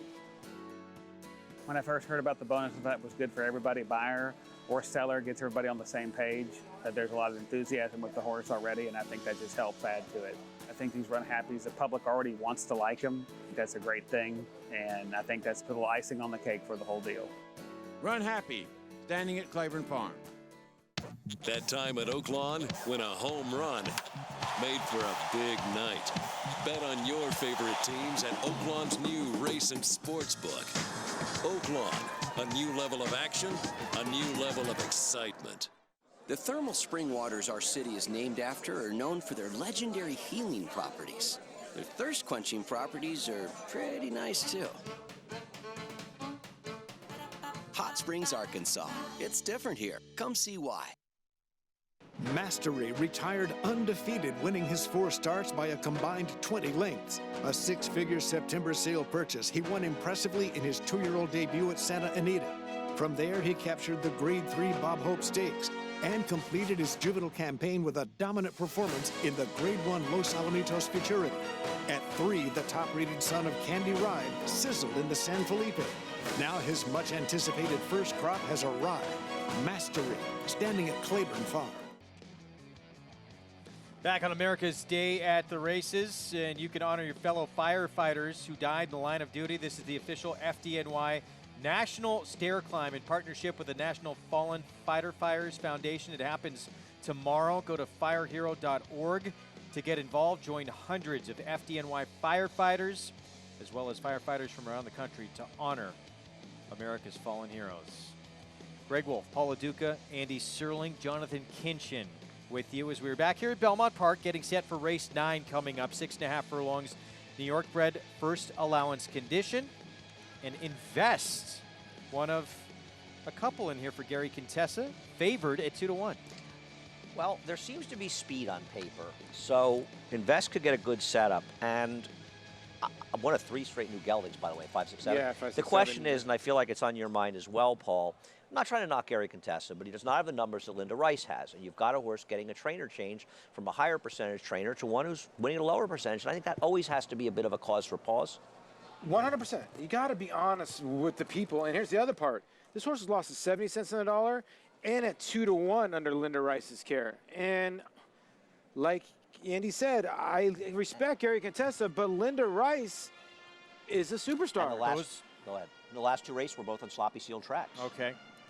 Defeats that Paulie was talking about, those were going long. The only time sprinting, this horse was a winner against a horse.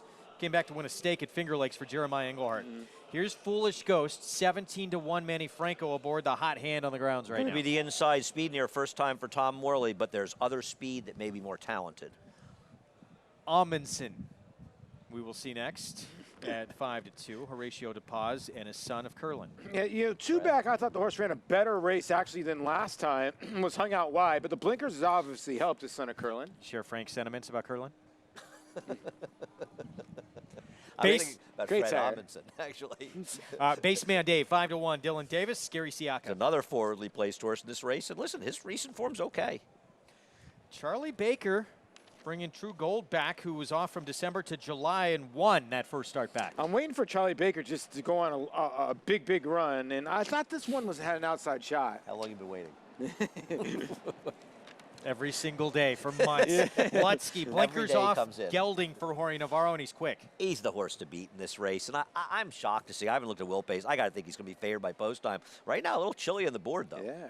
New York Hero, part of a duo of runners for Gary Contessa, and this is a new gelding. Yeah, both of them are geldings that we were talking about. Contessa runners. This one did no running, but some of the good races have been at Belmont. The best race has been, at least. Only sprint was a win for Invest. It was on a sloppy track and reportedly working big time in the morning. No, he's the logical closer in a race filled with steam the outside. Now, he won't be favored based on doubles at post time.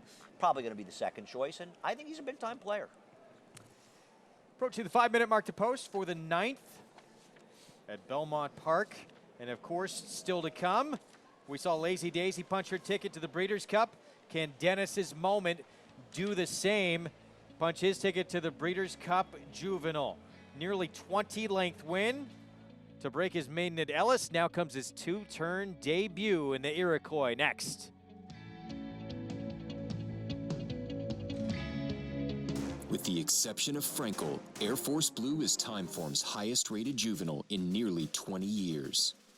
He was a 3-time Grade 1 winning champion juvenile. Air Force Blue. Air Force Blue. A really good horse. His first weanlings have sold for up to $210,000. In the back, $210,000, Ralph. Thank you. He's Warfront's best juvenile from a family of champions. A force on the track, a force in the ring. Air Force Blue. We're gonna go traveling.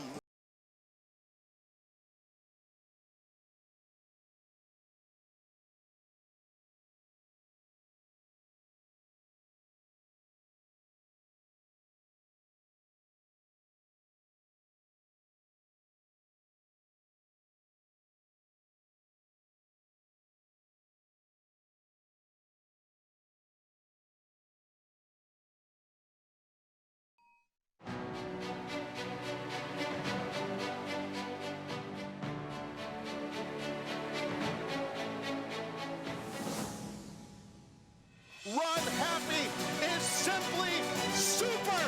He polishes off an outstanding campaign with a dominant victory in the Malibu. No medication, no problem. Run Happy, standing at Claiborne Farm.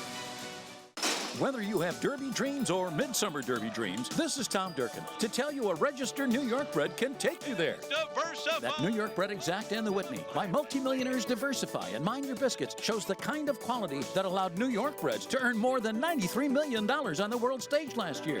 On-track successes have spurred New York bred sales result. At the March OBS sale, Chestertown sold for $2 million. And this New York bred 2018 yearling brought $1 million at Saratoga. So get with the program at nybreds.com.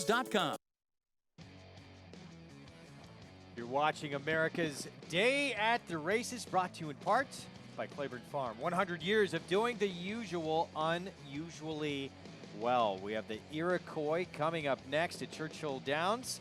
Dennis's Moment back in action, trying Stakes Company for the first time off that brilliant maiden score at Ellis, but right now it's back to Belmont Park.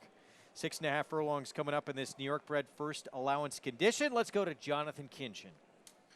Fellas, these 6.5 races, and everywhere in the country, I always find them to be more likely to fall apart as a sprint race. I think the 6 furlongs, you want to be speed. 7 furlong, I think speed is dangerous. 6.5, I've always found that it's kind of that no man's land in the middle. They happen to fall apart. That's why I kind of started to lean towards a 7 Invest. That horse has run a couple of one-turn mile races where it's shown some ability to run those extra distances. So I don't think the extra half furlong here is gonna affect him very much. And like Andy said, there does look like there's going to be a lot of speed in here, so it should set up nice. Drawn to the outside, should get that sweeping trip. I would like for the 2, Amundsen, to get the job done here. I think this is the horse that has been kind of using his energy poorly in his last couple starts. He's got a lot of really fast early pace figures.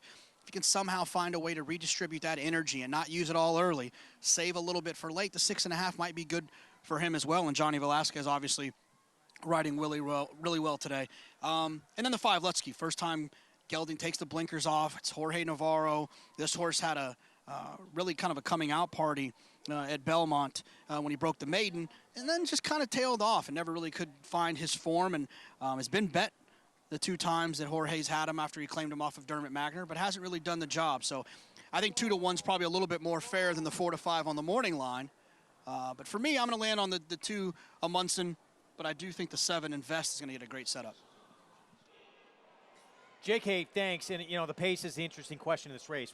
Lutsky has Kendrick Carmouche aboard. We know you would think, wants to go and send. Manny Franco, though, has to go from the inside, doesn't he? No question about it. I mean, of the speeds, I think you're going to see Foolish Ghost going, and you're going to see Kendrick trying to sort of clear over and be second sitting outside of him. John Velasquez may end up in a very good spot with Amundsen, who's 3-1 and is probably a fair price right there. Bassman Dave's not slow either, the 3. Not at all. I mean... So no, I agree. Baseman Dave, excuse me. I agree. But he's not fast at all. They stuck the blinkers on 3 back, and he can go 44 and change, and with ease. The break is going to be very important, because if Lutsky doesn't have a super sharp break, he ends up with an outside chase the whole way, and he's going to get absolutely nothing. You know, the horse at 4. I get it. The horse is 14-1. I don't know if can win this race. But New York Hero is another horse that can make up ground. I think maybe you can include it in your tries. I don't disagree with you. If you like the 7 in this race, based on the idea Invest that the race is going to fall apart, I think you're supposed to be at least looking at the number 6 New York Hero to get a piece here. Greg thinks it's too slow. I don't agree, but that's fine. No, I don't think either one of us is saying we love New York Hero, but we're both saying if you feel like the race gets a little bit hungry late, New York Hero could pick up a piece of it. Yeah, sure. He's 14-1. Oh, okay, I see. Did you expect to see 2-1, though, on Invest?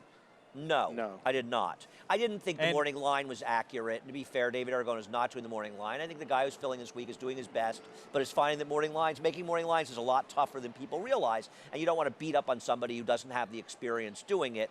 You got to be careful making horses 4-5 morning line, because you make them 4-5 morning line, you're kind of thinking they're going to be 1-2, aren't you? You know what I mean? You're kind of thinking this is a heavy favorite, and this is a complicated race. Well, and I think a big part of why that horse right there, the 7, in the background of your screen is taking a lot of this money, too, is because there's been some sharp drills in the morning. Yeah, and here's the other part. The horse has been favored 3 out of 4 starts, so obviously the morning has not been the issue for the horse. The afternoon has been the issue. Now they've gelded him, and now you're realizing why they're gelding him. He's giving them a little bit of problems at the gate. And Lutsky just got the dreaded backflash. Went down to 8-5 and then went back up to 9-5. The old Harvey Pack always hated those backflashes. It's a bad sign, right? Is it? Chilly on the board. Okay. I think it is. The negative backflash. We'll see how it plays out. No. We'll see how quick he is, too. The 5 Lutsky with Kendrick Carmouche. Taking those shades off. One of 3 new geldings in this race, but Invest, that 7, has continued to take money in here. We're set for the 9th. Let's send it upstairs to Larry Colmus for the call. They're all in line.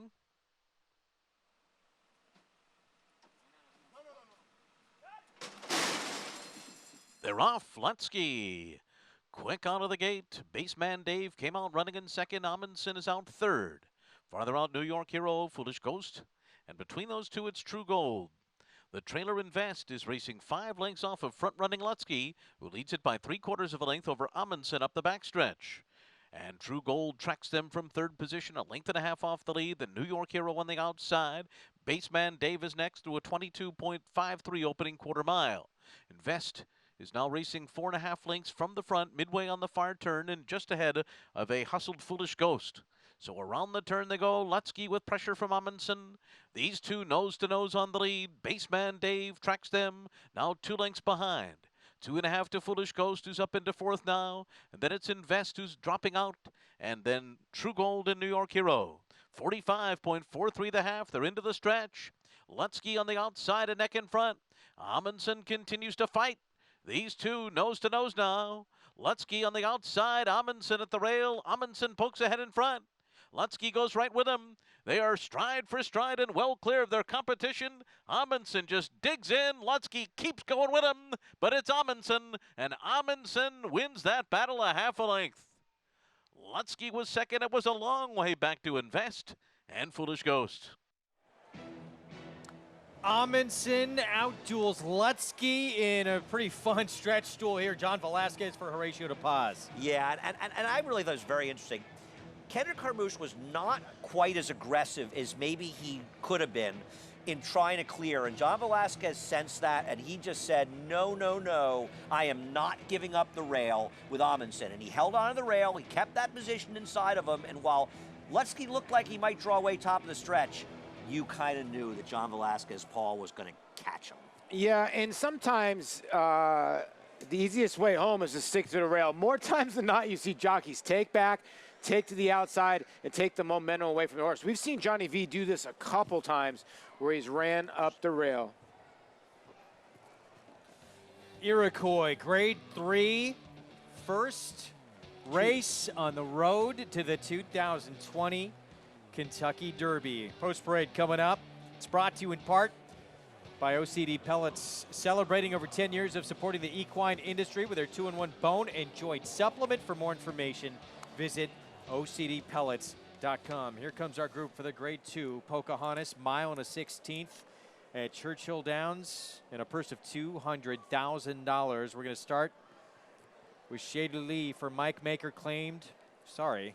With Zeramid for Steve Asmussen. Ricardo Santana Jr., I'll get on the right page here, 39-1 here in the Iroquois. May not be good enough, but you have to imagine Ricardo is going to come out firing and try to keep that inside speed position. Let me know. Ian Wilkes, Calvin Burrell, 9-1.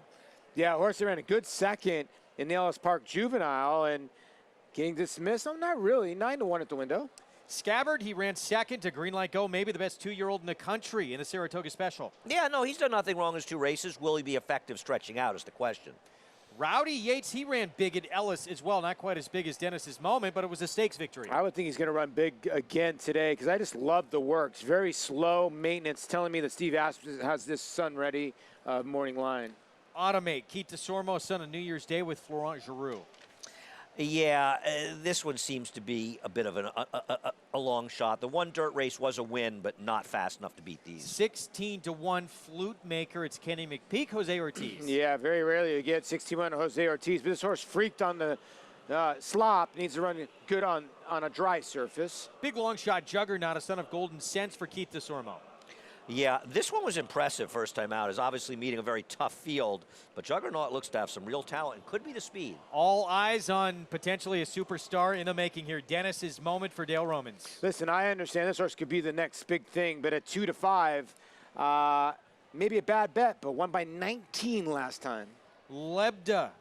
Claudio Gonzalez sends out back-to-back wins, last at Delaware. Tough to stretch out the 3 furlongs, but this horse did run fast in 2 of the 3 races, albeit in sprints. And another son of New Year's Day, Kenny McPeak, with January 1, gets Lasix for start number 2 off a maiden-scored Saratoga. Cleverly named, obviously, like you said, by New Year's Day. January 1 was very good first time out, now gets Lasix. Second career start. So here's the big horse, Dennis's Moment. All the buzz because of what he did in this race at Ellis. A 97 Buyer speed figure. You do not see 2-year-olds run that kind of number very often. Well, he exploded from the, I would say he ran 45-4 for the first half, and then he exploded from then on out. He extended from 8 to 19.25. Now, Cairo King, a couple of horses have, come back to run. They've run okay, but, time will tell you how that race really was, but obviously the buzz is out at 2-5. Let's go to Frank Lyons. All right, guys, so the Grade 3 Iroquois coming right up, and the 8 Dennis's Moment is right now 2-5 on the board. He was as low as 1-5. As I've said, local boy Dale Romans is probably his best hope of ever getting a really nice Derby horse. He had not this time, but won this race a couple of years ago. He thought he was very nice, ran second in the Breeders' Cup Juveniles, but then was retired due to injury. But Dale's saying that he reckons that this Dennis's Moment is in a different area code to that horse. Dennis's Moment, it says he demolished field in his basically his debut was the second race. Robbie Alvarado fell off him. He stumbled off of him first time out here and broke his wrist. Miggy Mena was aboard him last time. Irad Ortiz is aboard him. Now, as far as the competition is, the 3 Scabbard. I heard Greg noting that he reckoned that that hard-spun colt Green Light Go with Jimmy Jerkins for the Stronach stable might be the best 2-year-old in the country. I agree with Greg. He might be the best 2-year-old in the country. Eddie Keneally is really high on this horse Scabbard. And the horse looks great. He looks fantastic out there in the parade ring. Then the one horse, this one horse could be a sneaky type of horse because he might get away on the rail. He might show, he went 21 and 344 flat last time out. Now he's going 2 turns. That was going 6.5, going 2 turns now. Might find himself on the lead. And you know these 2-year-olds can get away when they're on the lead. So don't leave out the 1. Also then the 4 Rowdy Yates, winner of the Ellis Park Juvenile, second in the Bashford Mano behind George Paraban, West Coast trained Phantom Boss, who didn't run very well in the Del Mar Futurity. Then also the 6 Flute Maker made a good impression in the paddock. Winner by 11 lengths last time out.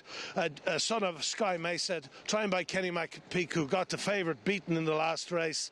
But I'll tell you who I like. I like the 9, Lebda. Okay, winner of his previous 2. His first start, he was second, beating a half length to Maven. That's the American Pharaoh, who was 2 for 2.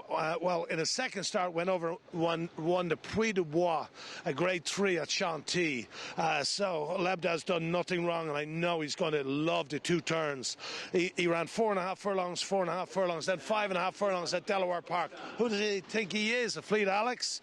Cost just $1,000 at the sale. They're about to load for the grade 3 Iroquois, guys. Frank, thank you. Very thorough preview there coming up. So Lebda's where he's going to wind up. Back-to-back wins, Laurel and Delaware. But it's the 2 horses that ran at Ellis Park last time out, led by Dennis's Moment, who look like they're the strength of this race. Yeah, I mean, I agree with you, Paul. I would never bet on Dennis's Moment at this kind of short price, but I'm not betting against him, and I'm rooting for a big race. The bet's the 3 Scabbard. It really is at the price. Not road to the Kentucky Derby. Early road begins right here. First points available to get into that starting gate in 2020. Let's go to Travis Stone with the grade 3 Iroquois. They're in the gate. And they're off. Automate with a slow start, uneventful beginning for Dennis's Moment. Juggernaut racing for the lead. Juggernaut keyed up. Leads the way into the clubhouse turn. Lebda's on the outside, running in second. Zervid comes away racing in third. Dennis's Moment is racing in fourth on the outside. Comes away 3.5 lengths off the lead with 7 furlongs to go. And then it's Rowdy Yates running along in fifth. Scabbard over to the inside to be sixth. Flute Maker is seventh by 7 or 8 lengths. January 1, Automate, and at the back is Let Me Know. 15 lengths from top to bottom, and the pace is fast. 23 and 1 for that opening quarter mile. So it is Juggernaut moving down the backstretch with 5 furlongs to go. Still keyed up and on the lead. Leads by 1.5 lengths. Lebda's tracking the pace, running along in second. Zermid is covered up inside, racing third. Dennis's Moment, untroubled at this point, fourth and on the outside. Rowdy Yates getting closer. Scabbard in very tight toward the inside. Scabbard racing up on the heels of Zermid. Had to steady briefly there as they round the far turn. Farther back, it's Flute Maker. The rest have to get going with 3 furlongs to go. Lebda coming after Juggernaut, and looming to the outside is Dennis's Moment with a 3-wide bid round the far turn. Up to challenge for the top spot now. Farther back, it's Rowdy Yates racing in fourth. Flute Maker's underway. Scabbard was shuffled back in Zermid. They're off the turn. Dennis's Moment strikes the lead right at the top of the stretch and builds a 2-length lead. Now a 3-length lead for the final furlong. Lebda's battling on, but is back into second. Scabbard trying to come on late. Rowdy Yates is fourth. There's 1 furlong to go. Dennis's Moment with a 5-length lead. Scabbard with clear sailing up into second, but Dennis's Moment kicks off the road to the Kentucky Derby in a big way. He barely moved a muscle, winning by 2. Scabbard was second. Farther back, it's tight for third. Dennis's Moment passes his first 2-turn test, and how quiet was Irad Ortiz Jr. on this horse in the stretch? Ooh, pretty quiet. I wish that Scabbard wouldn't have got in trouble on the backside, because I want to see if this horse really got let loose, because he let him loose right here, then he shut him down. But Scabbard got actually shut off. Corey Lannery tried to roll up the rail. He got shut off. He had to go to the outside, and I know this horse is on shutdown, but the 3 is reaching out late. These 2 horses are both real horses, I think. And let me tell you something. You say shutdown. I don't know. I rode this horse. I mean, sort of late he kind of cruised with him. But he asked Dennis's moment early. And I mean, I wouldn't say this was the easiest of wins. And I agree. Scabbard ran very well. And I want to watch it again to see the trouble. Yeah, we'll take a look. Irad looked back. He was going to go to the stick. He's realized, oh, I don't need to. Put it away. It's right before they go to the far turn. I don't know if we'll be able to get it, but right before they go to the far turn, he makes a run up the rail with the 2, or I mean with the 3 Scabbard, and he just can't go anywhere. There's nowhere to go. And I don't blame Corey. He was trying to go up a live rail. I'd like to see the time is 1:43.58, I believe. I did not see how quickly the fillies went in the race before. I'd imagine it's significantly faster. It needs to be. And I'm sure Dale Romans is happy. Yeah, here it is right here. Oh, no, it had already happened before. It's all right. But, yeah, you got to give the 8 credit because the horse was 3-4 wide most of the way and went around horses considering the rail has been great, you know. No, this was an excellent performance by the winner, but I also think an excellent performance by the runner-up. I mean, listen, if Dennis's moment is being talked about as the second coming, how do you not think Scabbard is not a serious racehorse, okay, so right? now, and then we talked about Green Light Go. What we just saw from Scabbard, we know that Green Light Go can run a little bit. Now this horse is included, so we've got 3 nice ones already. Yeah, there are some nice colts. And, you know, I know California, obviously, their last race at Delmar didn't come up fast, and there was a bit of an incident in the race. But there's some good horses, whether it's in Kentucky or in New York as well, some 2-year-olds. The males are strong so far. Still, you wouldn't look at that and say pretty comfortable win from him? No, I'm not saying it was but I'm not saying that he just, I mean, you didn't ask the horse in the stretch. I'm not saying it wasn't, you know, maybe could he won by a length more. I don't know. It's a comfortable win. I just think the second place finisher ran very, very well. No question. But Dennis's moment best, and he backs up that performance at Ellis. Now a graded stakes winner, and on to the Breeders' Cup Juvenile. Got Stormy ready to roll again after beating Boys in the 4-star Dave. We'll find out. She'll take him on again in the Woodbine Mile. What constitutes a promising stallion? Speed? He's still the fastest tappet ever around 2 turns. Pedigree? He's got the strength of the founding fathers, top and bottom. And he's passing that strength on. With 2 graded stakes winners and 2 TDN Rising Stars from his first crop, he's one of the leading freshman sires in the country. Constitution.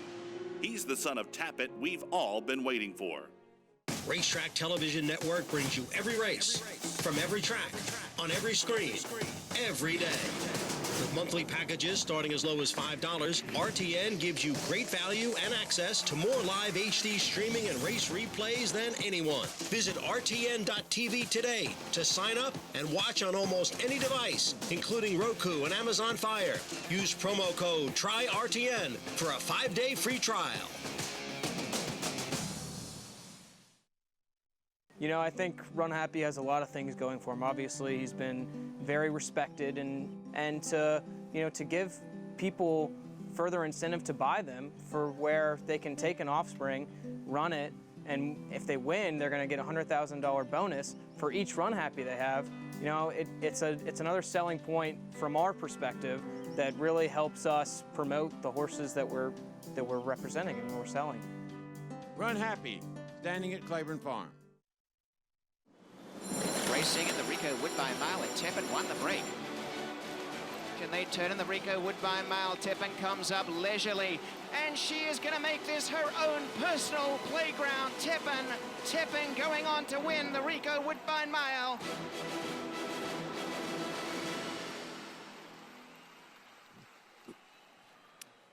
Back at Belmont, it was Amundsen.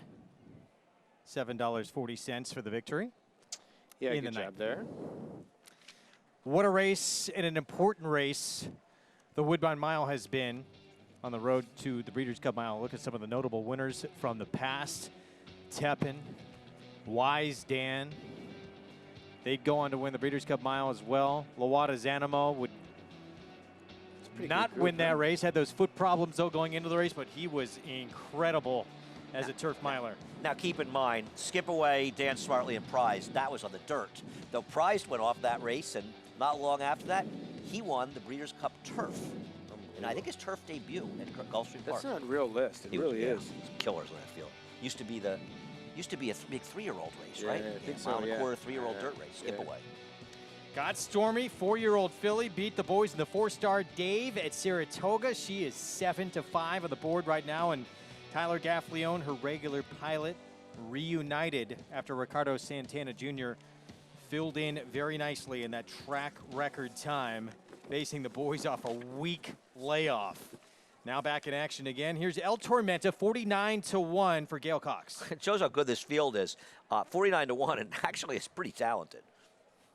Lou Cullen, he was off for over a year for Kieran McLaughlin. He's 2 for 2 since he's come back. Yeah, he's really been good and in the best form of his life. And I think Kieran and Godolphin trying to take their shot now because he's going so well. Here's the Woodbine Wonder, Silent Poet. He's 5 for 7 here. Have to like Orris improving with every start. The will he improve going a mile against much tougher. Big price. Group 2 winner, the King Edward last out, Synchrony for Mike Stidham. Yeah, very good race, too. And this horse is taking money. Actually second in the multis with Flavian Pratt aboard. Here's the Super Filly. Can she beat the boys again? Got Stormy for Mark Casse. Well, I mean, she's not a great bet in my opinion, 7-5, but she has been sensational in her last couple races. There's another 4-year-old filly in the race, and here she is, Awesome Tank. She was second to Sister Charlie in the Beverly D. We talked about this in the Beverly Deal. She got put sort of in chase mode. Then Sister Charlie ran right by her. She could be dangerous. Raging Bull going to get another crack. It got Stormy for Chad Brown after facing in the 4-star Dave. Seems to be coming into his own, and the mile distance is probably perfect for him. Huge class test for American Guru for Michael Doyle. Yeah, you go way back to 2018. This horse ran 103 by her in his second career start. He's obviously very talented, but limited races at age 5. Made you look. Graded stakes winner, Chad Brown giving this horse a chance. Yeah, I think he has a much better chance than his current odds of 18-1. He made the first move into a wicked fast pace last time.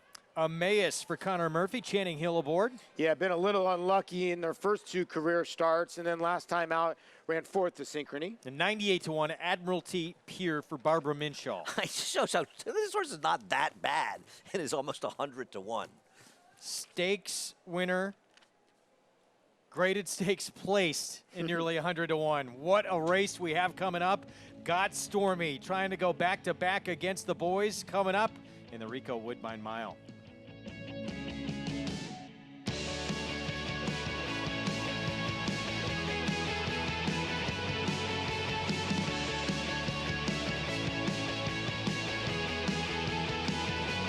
Kentucky Derby winner Orb. On the track, his runners have scored on both dirt and turf, including multiple stakes winner Autumn Warrior and Sipacan Harbor, winner of the Grade 1 Spinaway Stakes at Saratoga. On the track, Orb continues to add winners.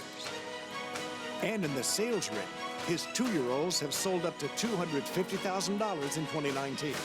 Classic winner, classic pedigree, Orb, standing at Claiborne Farm. Go from Railbird to Winner Circle. With My Racehorse, you have access to top horses and trainers, backside tours, exclusive ownership experiences, and fast payouts to your online account. With shares starting as little as $100, the Winner Circle is waiting for you. Go to myracehorse.com or download the My Racehorse app today to join the thousands who have already started their journey as a racehorse owner. Wins by 6 on debut with the promise of bigger things to come. Justify, he's on a dizzying ascent to greatness. What do you do when the experts compare you to legends? Justify has won the Kentucky Derby. He's unstoppable. He won the Preakness. Justify is the 13th Triple Crown winner. You justify it. It's America's original sport, and no one covers it better than americasbestracing.net. From the sport to the lifestyle, the best races, horses, and destination venues, cocktails, gambling, fashion, and more. americasbestracing.net is a sport for you. Live it, love it, bet it.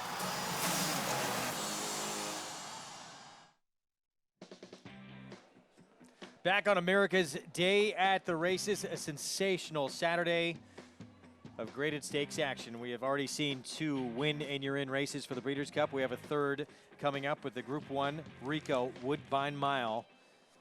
Purse of $1 million, one of the most prestigious races in this division and always a huge stepping stone to the Breeders' Cup Mile. As we take a look at Lou Cullen, who is 2 for 2 since he has come back as a 5-year-old for Godolphin and Kieran McLaughlin. And his races are better than they look on paper.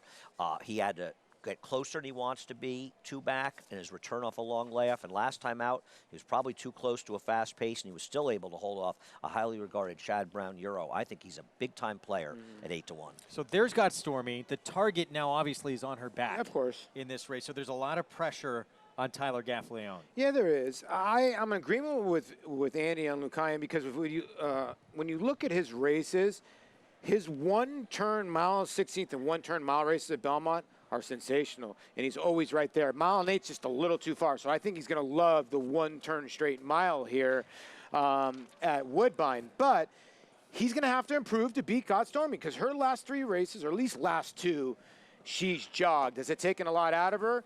You mentioned a good point yesterday. She's carrying 7 more pounds, and she's carrying actually more pounds than some of her older males in here. So that could be going against her a little bit too. Listen, if she runs her last race, she's going to be very tough to beat. Yeah. But I think she's vulnerable in what's a very tough field. You know, I'm with Jonathan. I used the 2 and 9. I boxed both of these. They made you look. It's a live long shot who moved a little too soon into a fast pace last time. I boxed the 2 and 9, and I used a few other horses in here with them second exactas and bet them both to win because they're both big prices.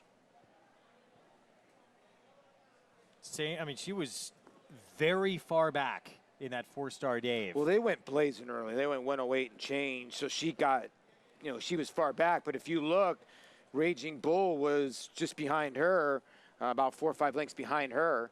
So she got first run. She just sort of glided into contention so easily before Ricardo even asked her. That was the most impressive part. I understand the way she finished because she finished on the wrong lead. She was a little green, but just the way she glided up towards the lead was impressive. Do you see, I mean, Andy, how does Raging Bull turn the tables here today? Well, obviously, you have to hope that God Stormy doesn't run her last race. He's not beating her if she runs her last race. But she may have had a slightly better trip than him. You pointed out the Raging Bull was a bit wider, and that helped him out. And the thing with Raging Bull, the last time, he was also cutting back from 1.25 miles to a mile. So he had that cutback last time, which I think helped him. I don't know. I'm kind of hoping the filly doesn't show up in here and doesn't run a race and trying to beat her. I just wonder if coming back a week after her big performance in Della Rose and then running another big race, I just wonder if that's going to take something out of her. We'll see. Be a lot of second guessing by people if she doesn't run well in here. And if she does happen to repeat or even just nevertheless not even repeat that race but beat this field, is she your favorite going into the Breeders' Cup Mile? Yeah, I would think so. Unless some superstar comes over in Euros. Yeah, Andy's right. I mean, but this is a good field. Like, she's not beating. Is this a great field? I would say pretty close. It's a pretty good field, but not great. What if Bricks and Mortar's connections choose to turn back and run it a mile? Yeah, absolutely. He could be favored over her. Then it's a different ballgame. It's close, though, if she runs a big race here. Yeah, but you don't know. Like, you make a great point. It's just in case, put it out there, enable. Like, if somebody like that came over here and Bricks and Mortar's. Not for the mile, though. I understand for the turf, and Bricks and Mortar's like, well, I don't want to face enable. Let's go to the mile. You're right. Then it's a different ballgame. But yeah, if she would win this race, I would think she'd be the favorite, depending on the Euros. Just because Mark Cassie's had so much success, too, you know? Good point, too, though, from Andy, depending on Bricks and Mortar, big time. If he were to go to the mile, he's leading contender for Horse of the Year at this point. Loading up for the Woodbine Mile. Can she do it again? Got Stormy. She was a sensation this summer at Saratoga. Gary Barber convinced trainer Mark Cassie, let's go against the boys off a week's rest. Getting a little more rest, just over a month's time now, off that track record performance to try and back it up again against the boys and move on to the Breeders' Cup Mile as one of your favorites. She will load next. Tyler Gaffleone back aboard. There he is in those hot pink silks for Gary Barber. Tackling, among others, again, Raging Bull for Chad Brown and gets another shot at her. Chad Brown also sending out from post 9, Made You Look, in a race that has been ultra prestigious and so important to success in the Breeders' Cup Mile. Toralore, Wise Dan twice, Tepin, World Approval, all horses who've won this race and have gone on to win the Breeders' Cup Mile. Mark Cassidy looking for a third win in this race with the 4-year-old filly. Let's send it out to Robert Geller for the call. Here's the Group 1, Rico, Woodbine Mile from Woodbine. Awesome Tank is currently at odds of 10-1. So she's a little reluctant behind the gate as the others wait their turn. So those who've been placed in are standing pretty well for this year's Rico Woodbine Mile. They bring her up now. Awesome Tank, she has gone in. Raging Bull is about to join them. For Joel Rosario. Stronach Stables with 2 runners. American Guru is up to the gate. Chad Brown with Made You Look. And they're almost ready. Emmaus and Patrick Husbands will be the outside gate. Admiralty Pier moves up. Stand by for the start. In the gate for the $1 million Rico Woodbine Mile. And they're off. Admiralty Pier tossed the head, came out in front. Made You Look shares the lead early with Got Stormy away very well in the center.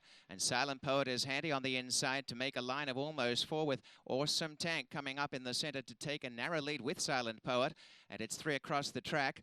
And just behind them in the early part, American Guru's made ground. And on the inside is El Tormenta mid-pack. Emmaus has got behind them. And in the center, Luke Cullen, ridden from off the pace with Synchrony. And 5 away last is Raging Bull. Racing with the lead, there are 3 of them. Silent Poet on the inside, Admiralty Pier pressing, and Awesome Tank in the center. Right behind, only a length away, is God Stormy, then El Tormenta, American Guru. Synchrony on the inside, trying to get off the rail, and is doing that a little bit. And on the outside is Made You Look, and Luke Cullen's between them, starting to get closer, 4 lengths off the lead. They're bunched up. Emmaus on the inside, and Raging Bull set a task here, is still 4 lengths away last. Racing out in front, 3/8 to run. Admiralty Pier on the outside. Silent Poet, Awesome Tank splits them, and Got Stormy lounging up on the outside, 4 wide. Then El Tormenta as they come for the home stretch in the Rico Woodbine Mile. Luke Cullen is in the clear down the outside. Emmaus up the rails. They're all across the track, and El Tormenta coming through. Got Stormy's in front to second, El Tormenta. Luke Cullen is there. Raging Bull starting to build a run late. In the lead is Got Stormy, the filly, but El Tormenta up the inside, stride to stride. And then came Luke Cullen and Raging Bull. El Tormenta on the inside in front. And El Tormenta has won the Rico Woodbine Mile from Got Stormy, Luke Cullen, Raging Bull, and Synchrony. 132.60. El Tormenta for trainer Gail Cox. Eureka Rosa da Silva with a monster upset in the Woodbine Mile. Nice ride, big trip coming up the rail. Did Got Stormy move a little too soon in a race as the race collapsed laced? A fast race, she ran well in defeat, but give some credit to the winner, a long shot winner. Yeah, Eureka Rosa da Silva's got about 7 Queen's plates in his pocket, so he knows how to ride in big races. You can see he's drafting right off Got Stormy, right in between, actually about 4 path. And you can see Tyler Gaffalione looks under his arm like he's got a ton of horse. And now he's like, uh-oh, I'm in a horse race because the 1 has got some horse. Now he starts to point Got Stormy at the 1. But Eureka Rosa da Silva, man, he is so strong and very, very good finisher. And he's going to outduel Got Stormy. Lucayan veered out a little bit late there, and I wonder if they're going to take a look at that. DQ, I believe, because he looked like he impeded the progress of the horse who was outside. Was he clear or not? I want to take he a did look drift at badly. That. Stewards will definitely be looking at the trip of Luke Cullen in here, who did cross the wire 3rd. That is in jeopardy, but El Tormenta, 44-1, springing the huge upset over Got Stormy. And she was a lot closer early in this race than she had been in either of her last 2. Yeah, she really was up on the pace, and maybe she did move too soon, but it also looked like she was home. You can see, did Lucayan clear? Was clear, but clear. Well, yeah. And did cause There'll a little be a claim bit of friction. for sure. There'll Here's be a the claim. Thing, up there in Canada, they're a lot stricter, and that's just the bottom line. They play a little bit stricter there, and did it cost the outside horse a 3rd place finish? Was Raging Bull too far back? Yes. Here we go. They're looking at it. We got to say goodbye to those watching on Fox Sports 2. You can go to NYRABets.com or NYRA.com to watch the conclusion of our show. Everyone else sticking around, we'll be right back. So a tremendous upset. Not just got Stormy getting beat, but who beat her?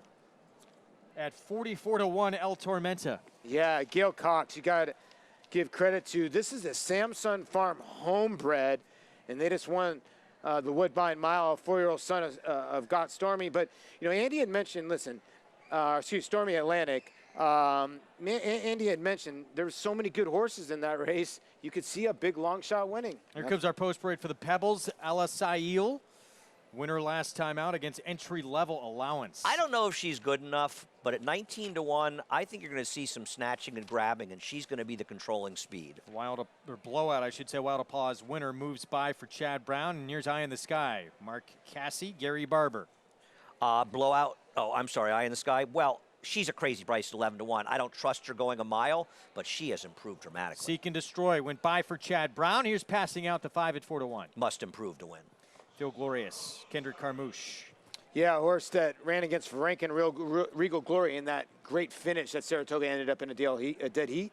And the other, Christophe Clement runner, he sends out the 6 as well. East making her U.S. debut. She just ran in the Group 1 pre-Rothschild at Deauville. Definitely the wild card in here. This is the daughter of Frankel taking a ton of money. And by the way, the inquiry sign is up at Woodbine for third. Yeah, 1-5-2-7. We mentioned was Luke Cullen causing the issues in that race. So that's what the inquiry is involving.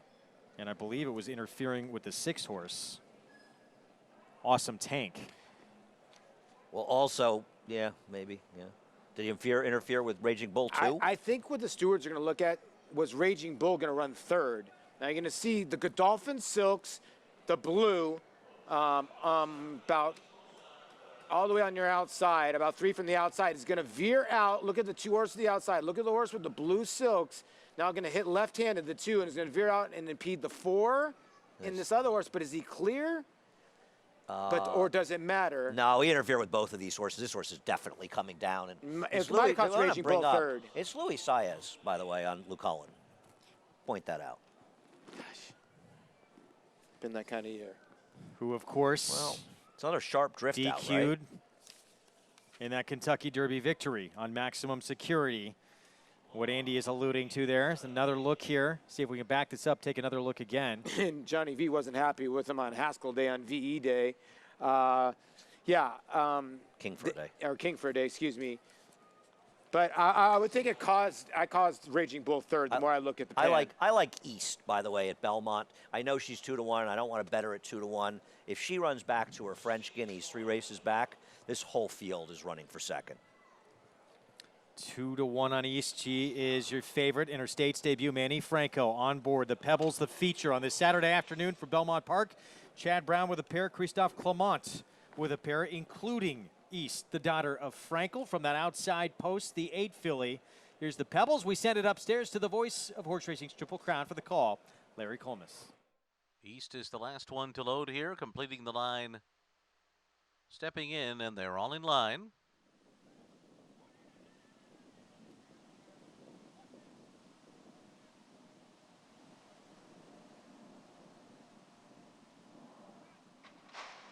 They're off in the Pebbles. And it is blowout on the inside, out for the lead. Eye in the Sky, Seek and Destroy, and to their outside it's passing out away, running in 4th. And they're being followed by Alasail, Feel Glorious, and East is taken to the back of the field and hard held by Manny Franco to come off the pace here, about 7 lengths off of front-running Blowout and John Velasquez, who will lead the field up the backstretch with Eye in the Sky a length and a half behind through a 23.3 opening quarter mile. Then Alasail, far outside, passing out, going up, and going up quickly now is passing out all the way up into second up the backstretch. Seek and Destroy is right in behind her. East continues to race well in hand here, 6 lengths off the lead, and then comes Feel Glorious. So the half mile as they race into the far turn is led by Blowout, who went 46.24 for that half. And now passing out is only 3/4 of a length behind. Then Eye in the Sky, Alasail, Seek and Destroy, East in between horses, Feel Glorious on the inside, 5 lengths from top to bottom as they make their way around the far turn. Blowout by a neck, passing out is second. Eye in the Sky comes up third on their outside. Alasail saves ground behind them. Seek and Destroy goes wide. East is right in contention here. In behind a wall of horses, 3 lengths off the lead. And on the far outside, it's Feel Glorious. Still wide open here, but it is Blowout who's trying to fend them all off.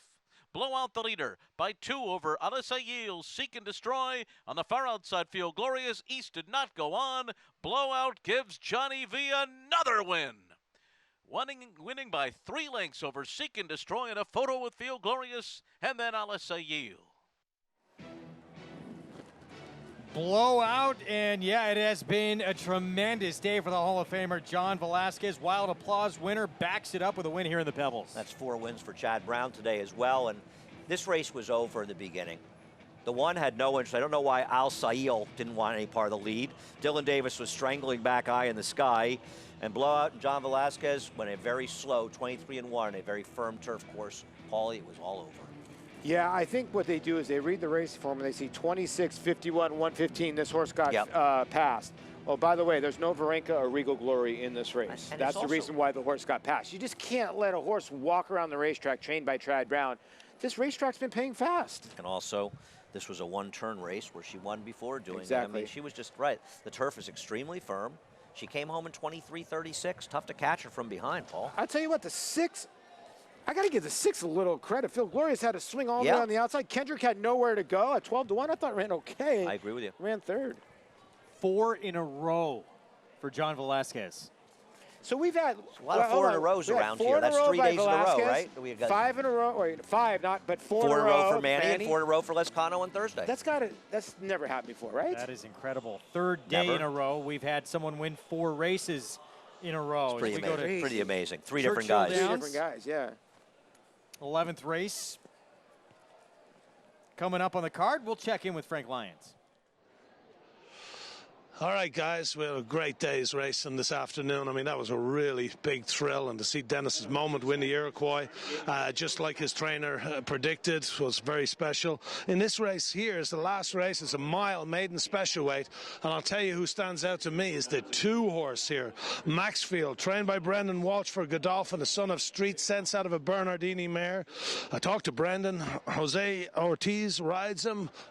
Brendan said that he's a very, very nice horse. He may just need a little bit, it's a mile, so he may just need the race, but he said he trains as good as any horse that he has, so that's the 2. Meanwhile, the 3 is favorite, trained by Billy Mott, son of City Zip, owned by Claiborne Farm and Adele Dilsnyder. This one is 8-5 right now. It was 5-1 in the morning line, so a lot of money there for Sprawl, but I like the 2, Maxfield. Frank Lyons, thank you. 11-1, 3-2 favorite. Those next door. That is Sprawl, the 3 for Belmont. Let's go to Travis Stone.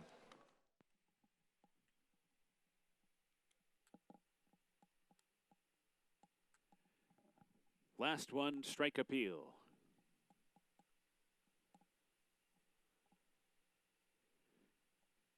They're in the gate, and they're off. Ice Cap at the far outside, off to a good beginning. Continental Clash racing through toward the inside. That one comes on to take over the lead now. Celtic Mischief is up close, racing in between. Ice Cap a third of the outside. Go Slower settles in 4th, well in behind. Strike Appeal comes away 5th, racing in the clear. Twixie Cat is racing in 6th. Accession is pulling at the bit from 7th. Sprawl settles in 8th, in tight there. Followed by Maxfield in 9th down the backstretch run. Hill the Deluxe running along in 10th, just ahead of Bracketologist, who's about 10 lengths behind as they move up the backstretch. The quarters on the board in 23 1/5 seconds. The pace is solid enough. And Continental Clash racing for the far turn, in control by half a length. Celtic Mischief tracking the pace on the outside in 2nd. Ghostler continues on, covered up while 3rd. Ice Cap is 4th. Accession has pulled up into 5th, only 2.5 lengths off the lead, in some traffic still. And then it's Twixie Cat 2 lengths farther back, followed by Strike Appeal, who's wide on the far turn, outside of Sprawl, who's given more rein and started to make some progress. Farther back in the field, Maxfield is winding up and is going wide. So they race for the top of the stretch. Continental Clash is still in front with a 1/4 mile to go. Ice Cap on the outside. Ghostler cuts the quarter off the turn. And here comes Accession now with clear sailing. Center of the track, Maxfield. A relentless rally down the center of the track. It's anyone's race. Furlong to go. In very tight there was Ice Cap. Had to check out of it. Coslor comes up the inside. Maxfield outside. Accession in between. Maxfield on the outside with a narrow lead. Coslor tried to sneak through down inside, but Maxfield with a strong rally from off the pace to win. Coslor was second. Accession was third. Strike Appeal and Continental Clash. Maxfield, first time out. Brandon Walsh, Godolphin, Jose Ortiz, and Frank Lyons gave this one out. Tremendous call by Frank Lyons, giving this one out. A nice price and circles the field. Some trouble, Paul, for the 4, Ghostlore. Yeah, look right down on the rail. Watch Brian Hernandez get shut off right there. Now watch the 5 in the middle right here with Tyler Bates. If something happened, he lugs in, and there's a bunch of bumping going on right there. And you can see the outside horse starts rolling. So I don't know if they're going to take a look at the 5 who hit the gray.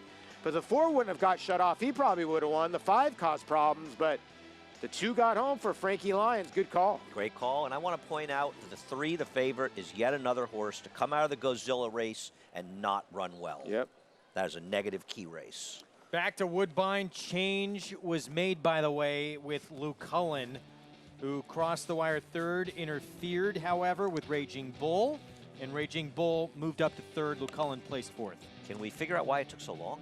Yeah, but wow, $91.40. And that's going to blow up everything. The pick 4s, the pick 5, even the 20-cent variety. But Eureka Rosa de Silva, man, 91 to 1. That'd be like getting like Jose Ortiz out here. That's how good he is in Canada on big race days. But got Stormy, I think really no excuse. She just got beat on the square. Raging Bull, got impeded late there, but I think that was the right call by Stewart. To be fair, Got Stormy ran very well. Yeah. I mean, she lost. She ran very well in defeat, but let's little applause for the winner and a great ride. And you know, you brought this up earlier, Andy, as we were going through this field. It tells you how strong this field was. This was a Group 2 winner who was 44-1 in this race. Right. If you just start handicapping the race, the first thing you look at is you look at the PPs, you know, in order. You go, geez, El Tormento looks okay. You leave the horse in. Now you start going through the race and say, okay, El Tormento is probably not good enough to win, but it's not like the horse is some sort of bum. Yeah, exactly. Wow. So got Stormy. The streak is over against the boys, but winds up, runner-up finish. Still a good effort. That's a long stretch. Does she come back in a few weeks, though, when it's going to be 3 weeks back to Keeneland, that First Lady? I doubt she comes back, right?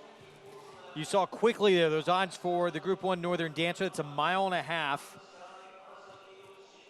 on turf. We'll talk more about that in just a little bit. Let's give you prices from the Pebbles. Blowout, $7.70, taking the feature race today at Belmont Park. Yeah, just a theft by Johnny V. 4 in a row. And when you allow him to go on the front end like that, the race was over. 133 and change.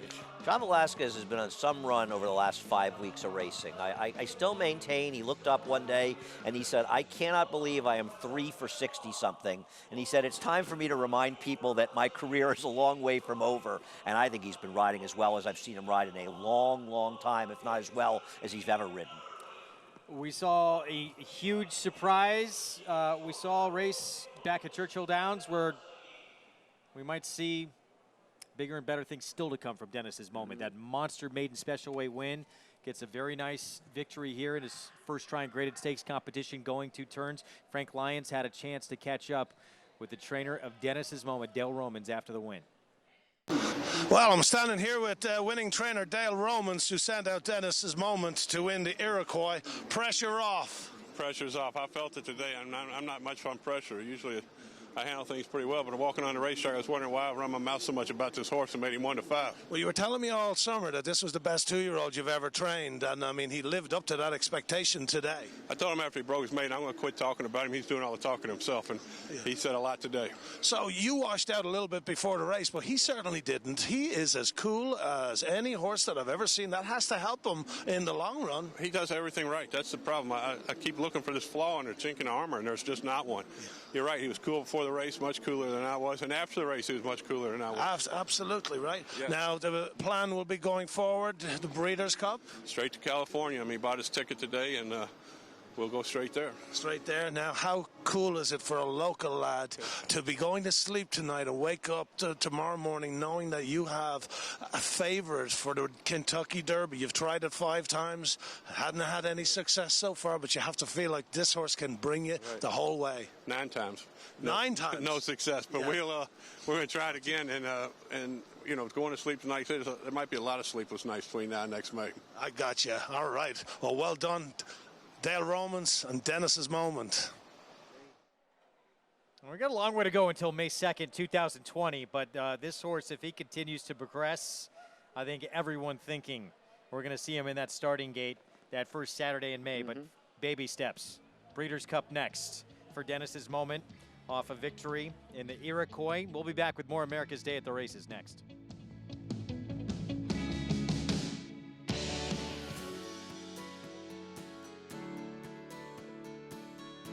Run Happy was a really nice racehorse. The biggest attribute that I see about him is the way he stamps his foals.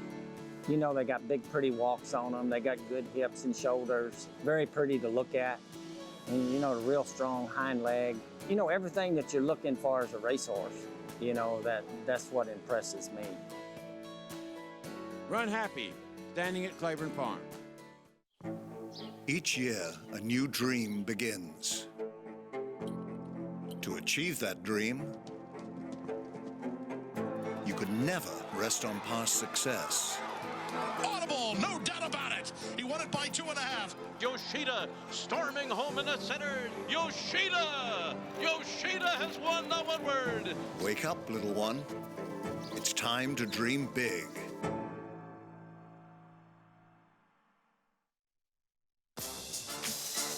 Categories covering the best of the sport and lifestyle, all decided by the fans.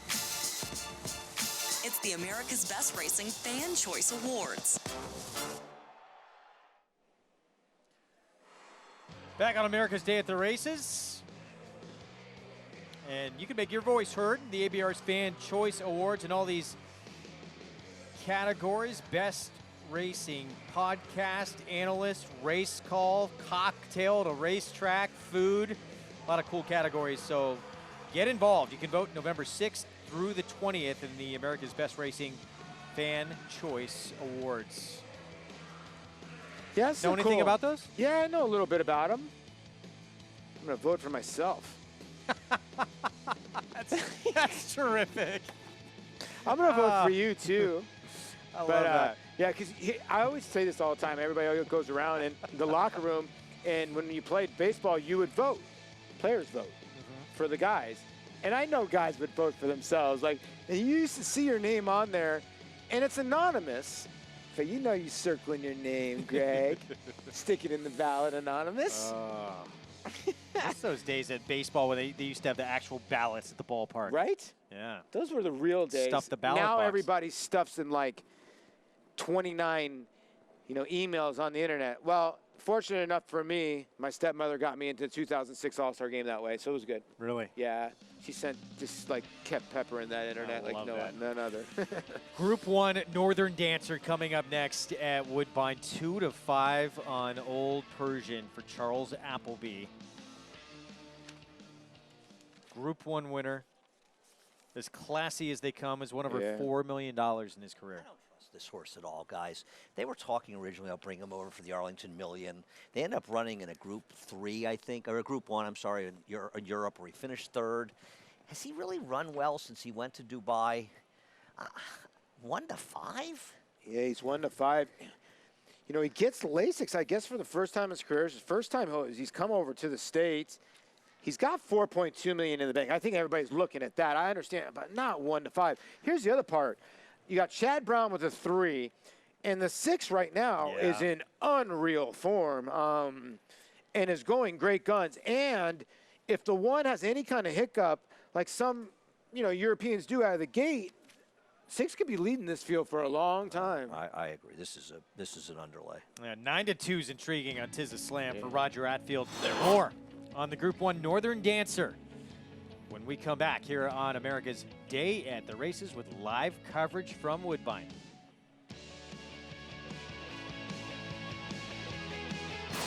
They're off. Bet the horses anywhere, anytime with Naira Bets. Rushes out of there to take the lead. It's easy on your computer or Naira Bets app. Earn valuable reward points on bets. Play in our exclusive promotions and earn cash rebates. Sign up now. Bet $200 and get $200. Then at any track, anywhere, anytime. NyraBets.com. This gleaming chestnut wins by 6 on debut, with the promise of bigger things to come. Justify, he's on a dizzying ascent to greatness. What do you do when the experts compare you to legends? Justify has won the Kentucky Derby. He's unstoppable. He won the Preakness. Justify is the 13th Triple Crown winner. You justify it. Racetrack Television Network brings you every race, from every track, on every screen, every day. With monthly packages starting as low as $5, RTN gives you great value and access to more live HD streaming and race replays than anyone. Visit RTN.tv today to sign up and watch on almost any device, including Roku and Amazon Fire. Use promo code TRYRTN for a 5-day free trial. Mastery retired undefeated, winning his 4 starts by a combined 20 lengths. A 6-figure September sale purchase, he won impressively in his 2-year-old debut at Santa Anita. From there, he captured the Grade 3 Bob Hope Stakes and completed his juvenile campaign with a dominant performance in the Grade 1 Los Alamitos Futurity. At 3, the top-rated son of Candy Ride sizzled in the San Felipe. Now his much-anticipated first crop has arrived. Mastery, standing at Claiborne Farm.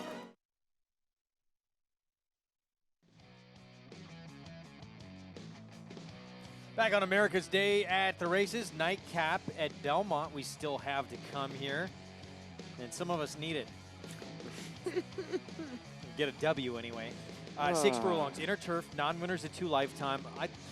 Andretti's favored right now. Andretti could be really tough in here. Javier Castellano will ride. Andy, I know you don't agree. Well, no. I think I picked her second in this race. Okay. And I absolutely, listen, if she runs her race 2 back, she's going to win. I think that's pretty clear.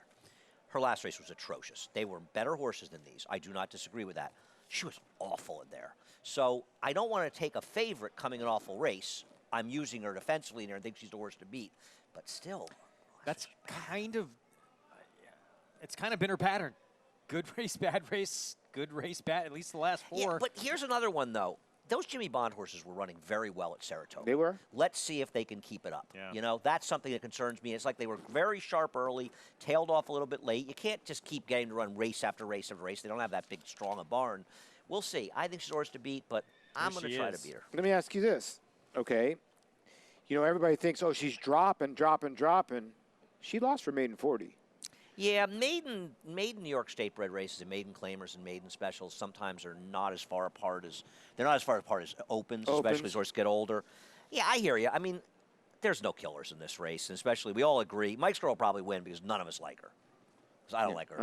I don't like the 4 at all on Mike's girl. I just don't. I mean, I understand she won for 40. It took her 10 times to get the job done. She wired a field in pretty fast fashion.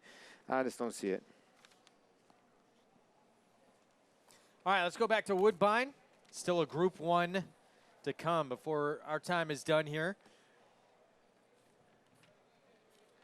I want more, Greg. In Old Persian, 1-2. No question his best race is going to win here, but I think there's a legitimate question of whether or not we can expect to see his best race. Well, 3rd beetle length last time out in a Group 1 in Germany, but was a beaten favorite that day. Yeah. But you could say, well, maybe the short price because of who he's facing here, but there's a couple legitimate horses in this race. I couldn't agree more. I think he's a very dubious, heavy favorite. 3-5. He has come up from this thing. We'll see. So of the group that's in here, focus group, the 3 for Chad Brown. What do you think about his chances of scoring upset? You know, he has not been as good as a 5-year-old as he was as a 4-year-old. But to be fair, he was in a tough, big field with no pace last time out. He's in a much smaller, more manageable field today. He's kept some good company. I like that he gets Joel Rosario. And if Tiz Slam finds the company a little tougher, and if Cooler Mike, the number 2, maybe makes him go a little faster in the year, I think Focus Group is a major threat in this race. The distance is the key for him, right? Yep. I mean, he likes the distance. The farther, the better. I think 1.5 miles is the best for him. Now, it's hard to say it's not for Old Persian, considered $4.1 million has been in 1.5 miles. Most of it was Dubai. Yeah, though. most of it was winning Dubai. that one Dubai race. When you look at Focus Group, the one race, at Saratoga, mile and 5/8, and the John's Call was very good. And in the Canadian International right after that, horse had no chance. It was very wide. But if you look, that was actually his best number as a 4-year-old. So maybe he can run back to it because last time out, he had a brutal trip. He was wide in that race, too. Back to Elmont, New York. Our post parade coming up for the finale on this Saturday afternoon. And we're going to kick things off with Overtime Olivia. She has had only one turf start. She showed speed and then backed out of it against State Bred A other than Allowance. Yeah, she has some speed, but questionable whether or not she's really a turf horse. Something joyful last couple of starts. She's sort of been going backwards for Jeremiah Engelhardt. She'll drop in class. She's had a couple not so good trips, but I think she might be able to get away with a better trip today.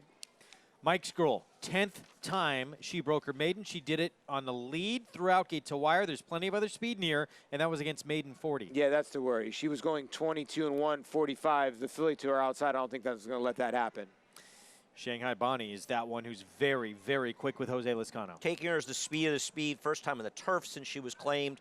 6 furlongs, though, maybe stretching it. I thought Bidju would do a little interesting in here at 12-1. She tried turf in her debut. She actually had the lead in the stretch before she got caught late. I'm actually with you, Greg. And, you know, she might have moved a tiny bit early, and Tom Morley claims this one. Manny Franco, hot rider, getting bet, too, 12-1. Reclaimed by Original Connections. Yeah. Javier Castellano on Andretta, who is our 9-5 favorite. We've already been through it. She runs her race 2 back. She's probably going to win. She runs her last race, a little more questionable. 9-5 is a little short, though. Appreciate John Toscano Jr. Ran at this level last start, ran 3rd. You know about it. Don't hate it. Appreciate it. This horse does have a win here at Belmont. It's a keeper. Keep the rhymes coming. 16-1. Luis Reyes, Tom Albertrani. I thought this one interesting, too. Thought it needed to get a little bit faster, but maybe a fringe player. It was knocking on the door against State Bred Maiden Specials, trying to break her maiden. That's where she did actually break her maiden. Yeah. Tradable, the 10, 15-1, Rajiv Mirage. Can you get to this horse? I mean, drop for 30 when Chris Engelhardt got the horse, then went above his head at Belmont, now back in. What, Rajiv aboard? 15-1? Not a bad price. And Roses from Ben on the outside at 24-1, one at Aqueduct at 6 furlongs on turf to get that maiden score. Looks too slow to me. That's why she's a big price. I love the owners, though. Say a prayer stable. They might need one here at 24-1. Might need 4 of them. Honestly, I didn't think anyone would shock me in this race. I get what you're saying, but when you look, Andretta, like Andy said, runs 2 races back, wins the race. I think the 2's got a shot. I just think I get what you're saying. The winner, I think, comes from the 2, 4, 5, 6, or 7. We're all trying to beat Mike's girl, but I think they're the right ones. Group 1, Northern Dancer. Here is Old Persian. $4.2 million in the bank. Yeah, it's a big race, though, is in Dubai. Most of those earnings in Dubai. I want to see it to believe it. Cooler Mike. It's won close to $500,000. Yeah, Patrick we all got a Cooler as a friend. Might be Cooler Andy, but this horse does got a good race at 1.5 miles last time out. Joel Rosario on Focus Group for Chad Brown. I think Focus Group, the real Focus Group, shows up today, and he's a major player. Nessie, 4-time winner on the turf. Luis Saez rides. Yeah, this is a horse that ran in Ellis Park last time and was way out of it. The 1.5 I get it, but it's going to have to really run Monster today. in Scotland. Ooh, you're right. Yeah. Sir Sahib, Kevin Attard, Luis Contreras. Local horse taking a shot to get a piece of this. He'd have to improve. And they want to try and run down on the front end. 5 for 9 at Woodbine, 4 for 8 at this distance on turf. We talk about Queen's Plate. Eureka Silva wins them. Roger Atfield usually trains the horses that win the Queen's Plate. He can train a horse on big days. And like you said, Tizza Slam is in great form and is going to have a lead for a long time. Back-to-back Group 1s. Post time here for the Northern Dancer. Now, this horse has done some serious traveling across the globe, Old Persian.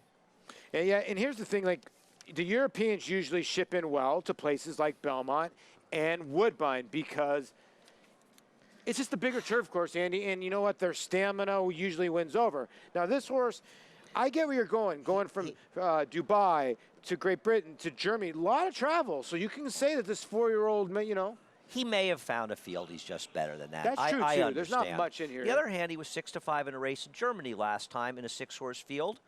and he was a mediocre third. So maybe he's tailing off, and he just, the Godolphin horses have run very well in Dubai and not always reproduced that form in other places. Now, he has run in some tough races and given a good account of himself. I'm not saying he's not the horse to beat.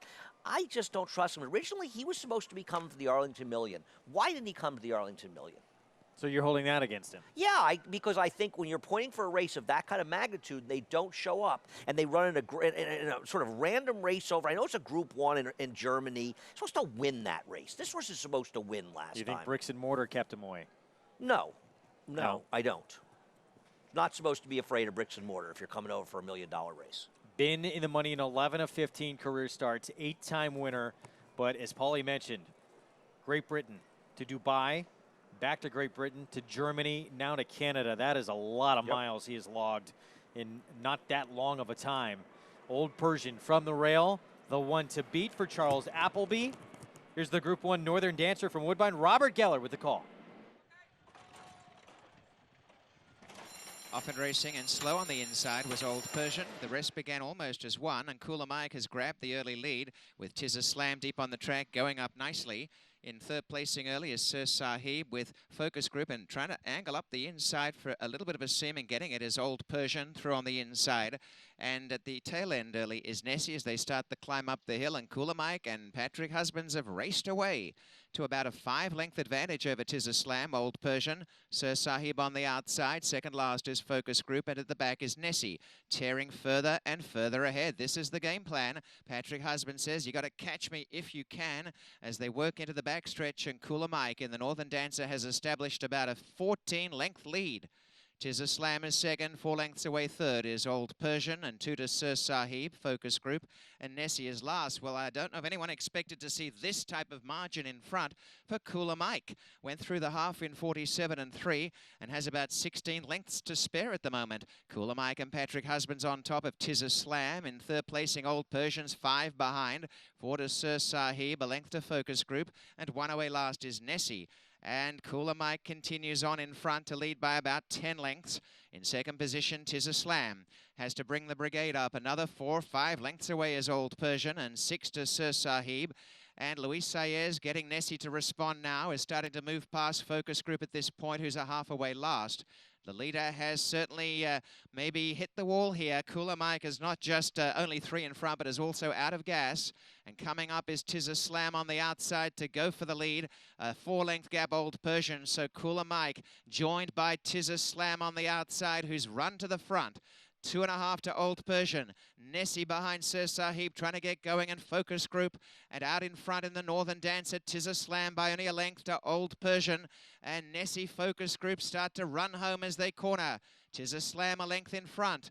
Old Persian is second. Down the centre are Focus Group, and between is Nessie. Old Persian's gone to the front. Tis a Slam on the inside. 2 lengths away is Nessie. Focus Group the outside, but it's Old Persian. A furlong to run. Went to the inside, 2 in front. Tis a Slam in second.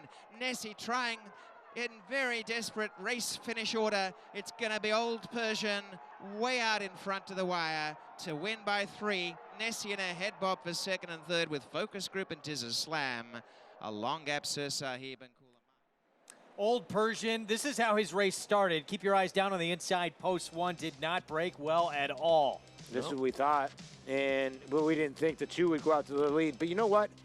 Great job to get him in. Actually, a great trip. The rail opened up, and he sat right behind in third, and the break was able to settle, and then he kicked away easily. Well, once Tis a Slam, they took away his advantage with another speed in the race. Focus Group clearly is just not very good anymore. He was very mediocre. This horse just too much for these. I got to give Nessie credit. I mean, 23-1 to battle and in between. I think I actually got the bob for second. Robert Geller is so good at calling bobs. He's such a good race caller. I think he got it right. And this is 3-5 over 23-1. Very disappointed in Focus Group. Supposed to be second at least here. He was bad. Yeah, everything goes his own way. 3-5 favorite. Old Persian misses the break. Does not matter in the end at all. Does he look like he's like twice the size of the other horses, or is it me? Big boy, isn't he? Yeah, he is. He's only a 4-year-old too. And What do you think? He's got, Worth a shot in the Breeders' Cup turf? I know what I think. He's got $4.5 million in the bank. Unreal. Unreal. Yeah, a lot of that. Well, one pocket's the other, right? Yeah. Right, it's Godolphin. Yeah. So, like, yeah, I mean, like, proven he can ship, obviously, with the way he's shipped everywhere. So I wouldn't see why not. Yeah, you're right, Greg. Back to Belmont. Loading up for our nightcap. And Andretta 2-1. Top choice on the board, Javier Castellano. See if he can deliver the James Bond barn of victory. Jonathan Kinchin putting his check mark there. Jonathan's pick 5 ticket, alive to the 2 and the 7. Okay. I'm alive to just the 2. I bet the 5. And box Paul, 5, 6, 7, 5 and 7. Something joyful, the 2. You concerned a little DOB, right? No, you know what? It's Mike Luzzy aboard. Nothing against Mike, but I'm telling you right now, this horse is going to run better today. She's been terrible in her recent starts, but maybe the drop will help her. The drop will help her, I'm telling you. Nightcap coming up. Andretta, the 7, the 1 to beat. We set it upstairs to the voice of horse racing's Triple Crown for the call. Here's Larry Colmus. Roses from Bend comes up to the outside stall, and they're all in line. They're off.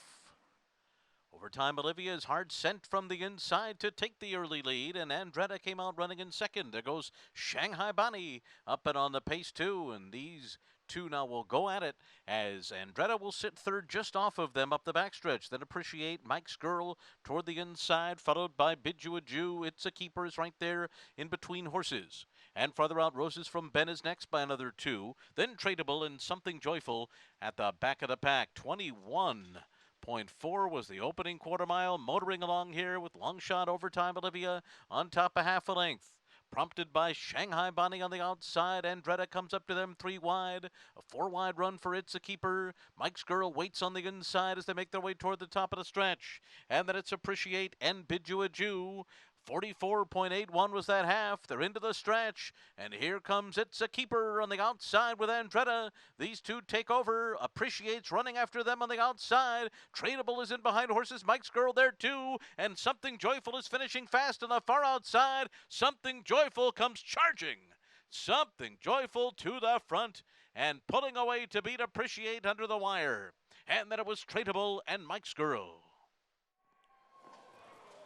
Did you say something to me, Greg Wolf? Something Joyful takes the nightcap. Mike Luzzy, Jeremiah Engelhardt drop down in class and wins at 5-1 to close out this card. Well, they went back to the old tactics of taking this horse back, and they went crazy fast up front, these horses. So the horse got a perfect setup. The 8, if you had the 8, Appreciate, that's a bad beat. That horse ran a big race. The 2 just swung off the 8. No, I agree. This horse got a very good ride by Mike Luzzy, and as you said, the pace just collapsed at the end, and horses like Tradable were running at the end. Appreciate, maybe moved a little soon, but it was best. Back to the winner's circle. Hold that thought. Old Persian, 4 point, make it close to 4.5 million now in the bank. Dubai Shima Classic winner adds another Group 1 to his resume. Yeah, and got Lasix for the first time, and I don't think that really mattered as he crushed that field. Nessie checks in second. You get a $38 exacta. That pick 5, yeah, if you were able to beat Got Stormy, $6,100. Not easy. So it looks like a little, is it 2-8-10 or 2-8-10-4? El Tormenta a little tough to come up with. Yes. A little tough to come up with. You had to be one of these people that just pressed, take a shot. A friend of mine used all except for the favorites. Can I make a public apology to Paul Duca? I asked him before we came on air, can you give me one single on today's card? He gave me the 2 Something Joyful, and I did not listen. What a nice, patient ride, too, by Luz. Great call by you, too, Paul. He did. You know what, this is the deal. Mike Luzzy's ridden a ton of horses. And what ends up happening, people look at him and they go, oh, you know what, he's getting a little old. The guy's been in the winner's circle before, and when he has the horse, he has the horse. He gives the horse a perfect ride. John Velasquez rode this horse. We'd be praising him for another great ride by John Velasquez. Yeah, so let's tip our hat to Mike Luzzy. Just as you said, the old pro knows how to ride. Yeah. He was patient. He waited inside, and he said, they're going fast up front. There's going to be a seam, and he just waited. He looked like Joel Rosario. No, he was great good ride. as any rider here on this ride. Well done, Mike Luzzy. Only mount of the day. Sticks all the way around to the 11th how about place that? and gets Make the W. Most of your opportunities. Yep. We had one good call. We didn't like Mike's Girl. No, that was the key. Mike's Girl was a bad favorite in there. And Tradable, Andretti, You know, too. for Engelhardt on the drop, you know. I didn't love this horse. She was my fifth likeliest But you did winner like of the 8 a tiny bit. Appreciate it. Yeah, I threw her in. But my 5 horse, once my 5 didn't break and the pace was so fast, she had no shot. Yeah. Not that she was going to win anyway. That was a horse that was a bit of a shot with me. It was a bad pick. I have a lot of them. We all do. It's horse racing. That's right. Jeremiah Engelhardt, John Spinello, Mike Luzzi are winning connections here to close out this Saturday card at Belmont with a win. And she was 3-1 morning line. She was dropping in class for Jeremiah Engelhardt, and she goes up to 5-1 in the end. I'm surprised because when you look at her efforts earlier in her career, she just went a little sour her last 2 races, but the drop for 30's key. And she's a 5-year-old mare, Andy, so the drop was okay, you know, at 5. Did you have the pick 5, Paul? Yes, but it did not pay as much as you think. It's 160, but the pick 5? Nobody that tough. 239, wasn't that tough? We are back on FS2 at 12:30 tomorrow. MSG Plus at 3. Fox Sports Prime ticket 3 to 6.